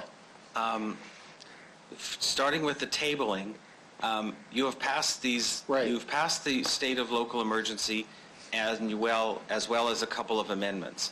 So I don't believe you can table something that has been approved. You table something for future action or future decision. So in this case, if you wish to suspend or remove this, you have to seek reconsideration and by majority vote. And if you receive majority vote, then every member of council will make their case, and then we will vote to whether rescind it or it stays as is, and then you will vote on it to clear it off the table. That's what I would like to do. So this is a motion for reconsideration then? Right. Mr. Clerk. Thank you, Your Worship. So just to summarize for members, we are seeking, Councillor Flagle is seeking approval to have the debate and reconsider this total state of local emergency. This would just be, again, the procedural approval to seek an ongoing debate. Councillor Flagle as the mover. Yes. Councillor Mancinelli. Yes. Councillor O'Donnell. Yes. Councillor Bryce. No. Councillor Murray. Opposed. Councillor Findura. Yes. Councillor Bresciani. No. Councillor Stevens. No. Councillor Hawkins. No. Councillor Young. No. Mayor Fougere. No. The motion is defeated 7-4. Okay. There's no reconsideration. So, we need to do a motion to accept that? Now you should, if there's no further debate on that, you should seek a motion to approve it as amended. So I make a motion to approve the report as amended. Can I have that, please? Your Worship, before we go there? Councillor Findura, it's got to be only on procedure, not debating an issue? No, just procedure, because we've got, so we have, in the whole entire motion, we have the 5 people instead of 25 on that, correct? That's right. So I feel that it's going to be confusing between what the province is doing and what we are doing. So can we take that apart? And because I think there was discussion previous that we will talk about this, even either put it to the vote, either 5 or 25. At least we all have a Councillor choice. Findura, before you explain what you want to do, if you want to have a reconsideration of the number 5 to 25, you have to have a vote to reconsider because we've finished the discussion. You have to get agreement among a majority of councillors. Is that what you want to do? I'll ask for that. Yes. Okay. Mr. Clerk. Clarify, members of council, this procedural reconsideration vote is to allow to have a subsequent debate on changing the requirement from the grouping from 2 to 25. 5 to 25. I will start with you, Councillor Findura. In favor. Councillor Young. No. Councillor Hawkins. No. Councillor Stevens. My phone cut out. Can you just please restate what you Sure. said? Councillor Findura is looking to have a reconsideration with respect to the number of persons, changing it from 5 to 25 in line with the province. No thanks. Councillor Bresciani. No. Councillor Murray. No. Councillor Bryce. No. Councillor O'Donnell. No. Councillor Mancinelli. Yes. Councillor Flagel. No. Mayor Fougere. No. The motion is defeated 9 to 2. There will be no reconsideration. Okay. So we have a motion to accept the amended motion. A mover and seconder, please. Councillor I'll move Bryce. it. Councillor Bryce and, Bob Hawkins, all second. okay, second. We're debated out. I'll call the question. All those in favor of the motion as amended? Roll call again. Agreed. In favor. In favor. We'll do a roll call. We'll do a roll call. Just so opposed. I will start with Councillor Bryce as the mover of the motion. In favor. Councillor Young. In favor. Councillor Hawkins. In favor. Councillor Stevens. In favor. Councillor Bresciani. In favor. Councillor Findura. Opposed. Councillor Murray. In favor. Councillor O'Donnell. In favor. Councillor Mancinelli. Opposed. Councillor Flagel. In favor. Mayor Fougere. In favor. The motion is passed 9 to 2. Thank you very much, everyone. Do you want to do the bylaws now before we... Let's do the bylaws before we get into Councillor Stevens' report. So, Councillor Stevens, you want to take us through that? You're the Deputy Mayor. You bet.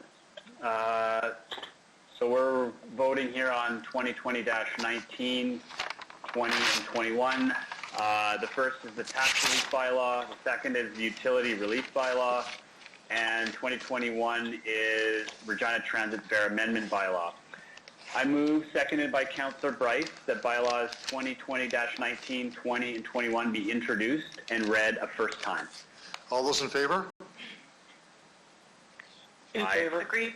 Yes. Opposed? Carried. Councillor Stevens? I move, seconded by Councillor Hawkins, that bylaws 2020-19, 20, and 21 be read a second time. Anyone opposed? Motion's carried.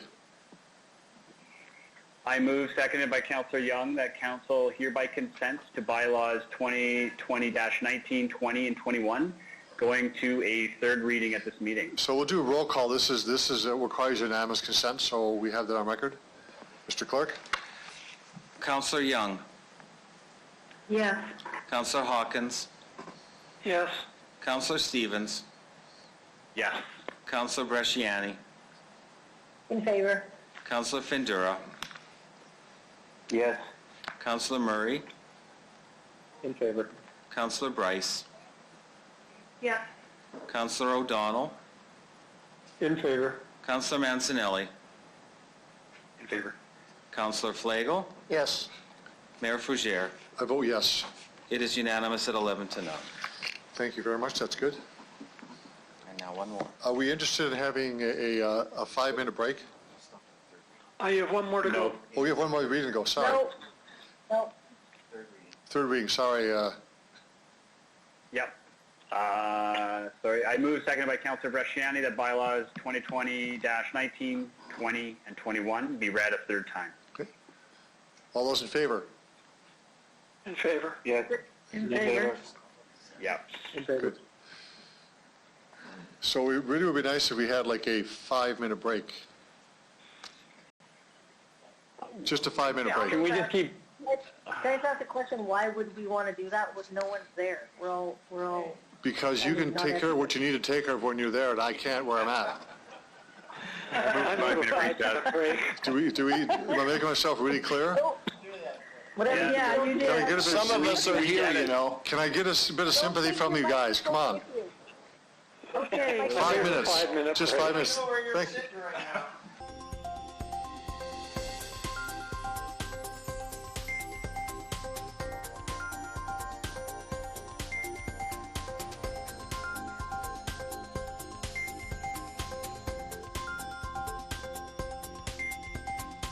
Councillor Stevens, you have the floor. Yes, thank you. So I'll read the motion. I understand that it's been circulated. And, I haven't seen it, so. Okay, if I could ask the clerk to perhaps circulate it. So I'll read it. That City Council calls upon the Saskatchewan Health Authority to release a public health assessment of the replacement and temporary worker camps at or near the Co-op Refinery Complex, and that administration call upon the provincial government to enable the city to pull the occupancy permit if health officials deem the site to be a public health risk. Seek seconder. Michael seconded. Who seconded? Mike? Okay. Mike. Okay. Terrific. Thank you. Through the chair, so we just got through a very long day of discussing public health issues and have shut down retail outlets. If we look at some of the information that has been circulated to us via email, there's some accounts of what's happening inside of those replacement worker camps.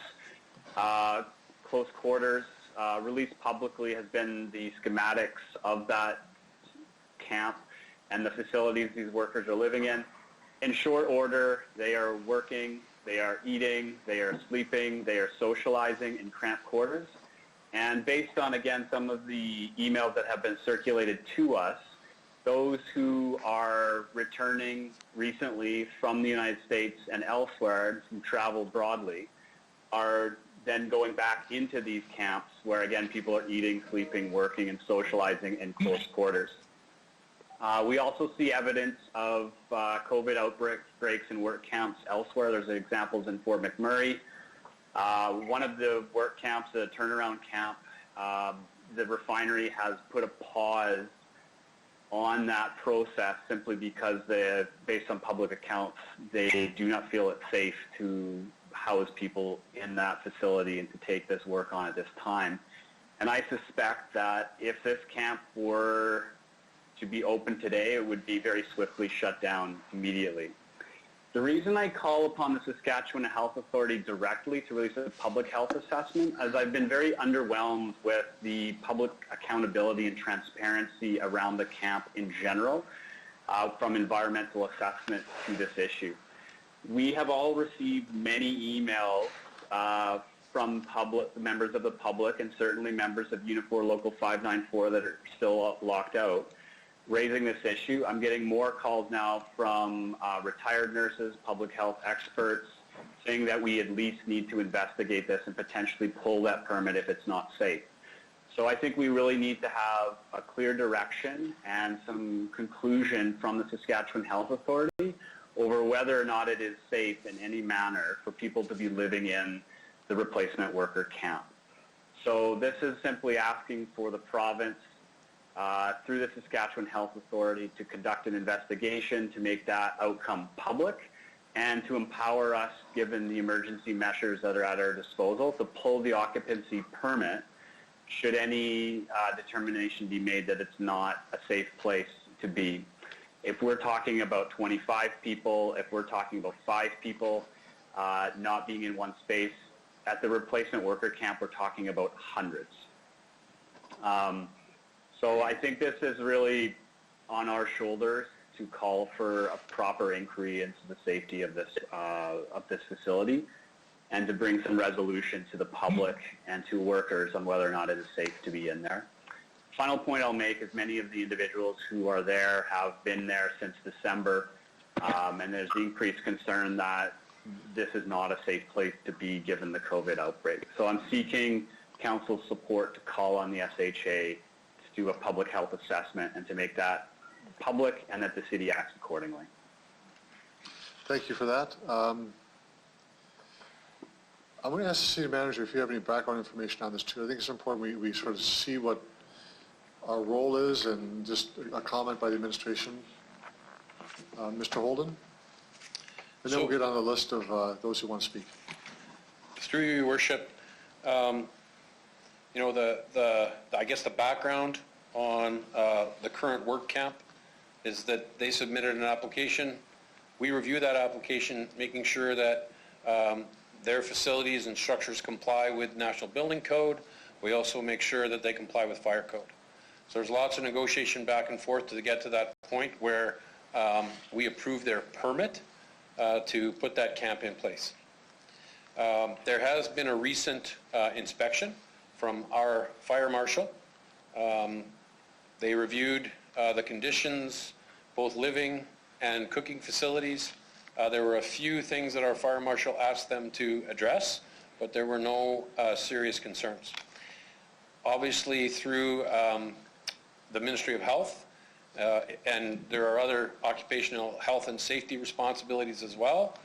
If the province reviews the site and deems that they have concerns and that it is unfit for occupancy, then they would make a decision obviously then, and they would shut that camp down.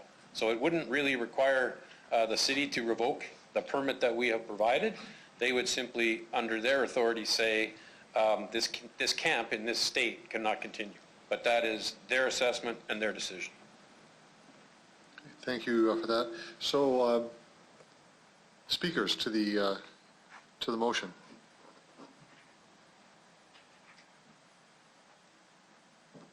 It's Mike, I'll speak. Okay, go ahead. Thanks. I simply would like the question answered. No different than anybody else on council. The many phone calls, emails, and so on keep posing the question as to whether it is a healthy place to be. I'm simply supporting the motion to get that answer and for that answer to be public. I agree with Mr. Holden that if it is deemed not, that the health authority would do it, and that should be the people actually to do it. So I'm going to be supporting the motion. Other speakers? Councillor Flegel? Hi, thanks. And yeah, excuse me, I agree with this. And I think if we're going to take a look at all aspects of the city of Regina, and this is within the boundaries, this needs to be looked at. I'm not exactly sure how many workers are out there, but if there's more than 5 in a trailer now, or 15 or 25 in a trailer, we need to take a look at it. We just went through shutting down retail because there might be 6 people in the spot at one time, or what we've done is drive them to a bigger location. So I think that's the same idea in this particular case, is that they're not spread out all over the place. So if there's 300 in one location, we need to make sure and take a look. But I also agree with the city manager. It's not the responsibility of the city of Regina. It is the SHA that will deem that. We've done everything correctly and by the book to allow that to happen. It's now up to them. Fire regulations and occupancy and all that kind of stuff are ours. But this COVID thing has now brought in a new light, so I'll support this as well. Thank you, Councillor Flegel. Other speakers? I'll speak. It's Jason. Hey, Jason, go ahead. I'll support this as well. Cite much the same reasons Councillor Yonel mentioned. I think I'd like an answer myself. I understand it's been inspected through the lens of a building code. I think at this time we need it inspected through the lens of a pandemic code. So I'd like those answers to be brought out. Thank you. Thank you for that. Other speakers? I'd like to speak, please. Go ahead. I think that we need to take a look at this and see what's happening. We have no idea what's happening from a health perspective out there. And we are, as I said, our job is to protect those in Regina. These people are in Regina, so let's take a look, make sure they're under safe living conditions. That's what we're looking at. And if they're not, then we have to do something about that. Thank you, Councillor Bryce. Anyone else? I'll speak. Your Worship? Go ahead, Councillor Fundura. Yeah, I would agree with the motion. We've been looking at all kinds of different things. It's mainly for an answers from higher authority, health, to figure out what it is and bring it to us. I don't see there's anything wrong with that. We have a pandemic, so if we are debating all kinds of different things, then I don't see an issue as debating that. There's lives are there, people working, all different things like that. So we got to look at all that. If they're traveling in and out, then we need to know. That's it. Okay. Other speakers? Who's this? It's Lori. Lori. Councillor Barshani, go ahead. Thank you. Yeah, thank you. I see this no different than any other organization if we had to go in and look at any kind of safety or health concerns.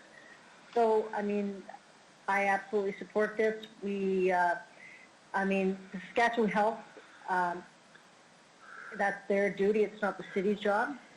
But I think it's important that we do find out what actually is happening out there and what the safety, and with this pandemic now, it maybe does raise the bar, and so maybe those are the questions that need to be considered out there. So I think it's important and it's vital that it's communicated through us as well. So I would support that. Mr. Mayor, Barbara here. Councillor Young, go ahead. Just one question. Do we know whether the health authority ever went in there and looked at the living arrangements and the cooking arrangements? We did, but do we know whether they ever were in there? Mr. Holden? Do we have that information? Sorry. The health authority went in and investigated and looked at the refinery complex. Have they gone in to review it? Through you, Your Worship, I can't speak with any certainty in terms of the last time they were there. I know that they are in regular contact, but we don't have that authority. It's not in our jurisdiction, so I can't comment as to any outcome that they've inspected, etc. Councillor Young? Okay. I am going to support this motion. Okay. Anyone else?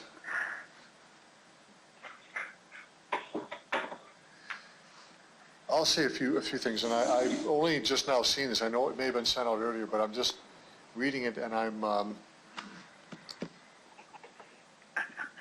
it's the logic of what we're asking here is that we're asked the health authority to give us the public health assessment report, and then also asking us to be given the ability to enable the city to pull the permit if there's a health risk.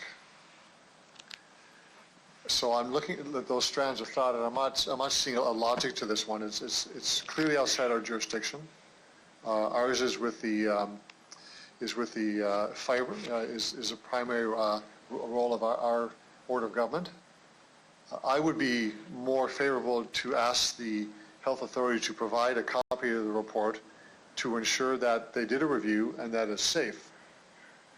But asking us, therefore, to be able to pull the permit is too far down the road. So I'm not going to support the motion as it's written. I could look at it if we insisted that they provide a copy of the report, of the health assessment, and prove that it is safe. But for the city to go in and pull the permit, I think it's going too far too quickly. I understand the concern about the coronavirus, what's there. I understand that. This is outside our jurisdiction. But we can ask for a report from the SHA to make sure they've actually done that review in a timely way, in a recent way, and from there, make that evaluation. So the way it's written, I can't support it. Other speakers? Could I propose a friendly amendment? It's Jason. You've actually already spoken. Okay. You've already spoken, Councilor Massinelli, I'm sorry. That's fine. Other speakers? Councilor Stevens, do you want to close debate? So, Councilor Murray, I haven't spoken. Councilor Murray, go ahead. I'll ask the mover if he'd be open to a friendly amendment to just have the city receive a report. It does make sense that only under fire do we have the jurisdiction to do that. So explicitly asking to remove it to me it pushes it past what we're asking for. Thanks. Just if he's willing to do that. Do we understand that? Yes, we do have the authority to grant occupancy permits, period. This would simply broaden the scope of the reasons why. So we already have that authority, and we granted occupancy permits to this camp already. We don't have to do it, but it gives us the ability to do it beyond what we already have. Okay, any other speakers? Councilor Stevens, do you want to close debate? Yes, just a few points through the chair. I do appreciate the city's attentiveness to this. I want to emphasize how important the public element is and the fact that we give this some muscle, and that's the last part of this recommendation. At every turn when I've asked for information, I've been told by various provincial ministries that I would have to submit an FOI. There's a routine here of not allowing all this information to even be reviewed or considered. So I think the public element is important, as is the muscle behind it. And I want to see the Sask Health Authority specifically going in there. So I think we need this. I shouldn't have to, and council shouldn't have to rely on third parties conducting freedom of information requests to expose this information. So this is an important step, and I think it should allow everyone to rest at ease. Thank you. Thank you for that. You closed debate, so there are no other speakers. I'll call the question on the motion, and we'll do a roll call on that. Mr. Clerk? Thank you, Your Worship. Councillor Stevens, I will start with you. Yes. Councillor Young. Yes. Councillor Hawkins. Yes. Councillor Bresciani. Yes. Councillor Findura. Yes. Councillor Murray. Yes. Councillor Bryce. Yes. Councillor O'Donnell. Yes. Councillor Mancinelli. In favor. Councillor Flagel. Yes. Mayor Fougere. I vote no. The motion passes 10-1, Your Worship. Okay, that's good. So before we adjourn, we have some housekeeping issues related to the emergency motion that we passed a few moments ago. So I'm going to turn it over to Mr. Clerk and the city manager as well for this as well. So, Mr. Clerk. Thank you, Your Worship. As part of your discussion and decision earlier today and this evening with respect to the declaration of local emergency, we have a very formal resolution that I need to read out to you, and then it gives me the authority to sign on your behalf. But before I do that, I just want to go over a couple of housekeeping things, and I don't want to in any way reopen any debate, but I have to get a couple of pieces clarified here. So the closure of bars, restaurants, et cetera, is effective March 20th as we have outlined in this document. I assume everyone's in agreement with that, as was approved earlier. With respect to public gatherings larger than 5 people are prohibited effective March 20th. So we're sticking with the 5. I haven't heard, okay. We had removed the licensed daycare provision that was dealt with somewhere else. we are adding a new clause, and this would be that retail stores will close, specifically those dealing with clothing, shoes, sporting, furniture, toy, craft, gaming, except for those who provide delivery or curbside service. The question is, when is that effective? It wouldn't appear prudent or appropriate to make it effective today, because today is almost over. So I just need to indulge council to someone to move a motion for a specific date of implementation, and we will incorporate it in the earlier set of minutes with respect to this. And then when we're done that, I will just read a brief summary of this resolution that will be then sent to the province. To the Your mover of Worship, the it's motion? Councillor Murray here. I'll move it to be effective March 23rd, same as the provincial government's actions. I'll second that. Okay. All those in favor? In favor? Yes. In favor? Carried. Agreed. All right. So Amber, if you can just pull back the original motion now. I just need to reference a couple of things. So while we get through this, it will say that this was moved by Mayor Fougere and seconded by Councillor Hawkins, because that's where the discussion started this morning. It goes on to read, this declaration of local emergency, the resolution of Regina City Council is made this 20th day of March 2020, whereas on March 18th, the Government of Saskatchewan declared an emergency pursuant to Section 17 of the Emergency Planning Act, and whereas the City of Regina, Saskatchewan is satisfied that an emergency in the nature of a pandemic exists or may exist in the City of Regina, therefore be it resolved that 1, pursuant to Section 20 of the Emergency Planning Act, I'll skip the specific chapter, that the City Council of the City of Regina hereby makes a declaration of local emergency effective on this 20th day of March 2020, with exceptions noted below, and expires at the end of 7 days unless earlier renewed upon approval of the Lieutenant Governor and Council, or terminated by the Lieutenant Governor and Council, or by resolution of the City of Regina's Council. It then goes on to say, pursuant to, and this is where we list the closure of bars and restaurants effective March 20th, public gatherings larger than 5, March 20th, the clothing of the various retail outlets that I had mentioned before, effective March 23rd, and that dentists, denturists, they are also effective March 20th, and that grocery stores, pharmacies, and gas stations are exempted from the above orders. These resolutions shall be in force and effect for the duration of any provincial emergency declaration issued or renewed by the Government of Saskatchewan, unless sooner terminated by City Council. And then in witness thereof, this will be the 20th day of March 2020, and I am required to sign on behalf of City Council, and that's it. Okay. You have what you need? I have what I need. A motion to adjourn, please. Councillor Flanagan, seconder? A seconder? I'll second it, Bob. Barbara. Thanks, Bob, okay. All those in favor? Favor. Aye. Opposed? Carried. Thank you very much, everybody, and have a great evening.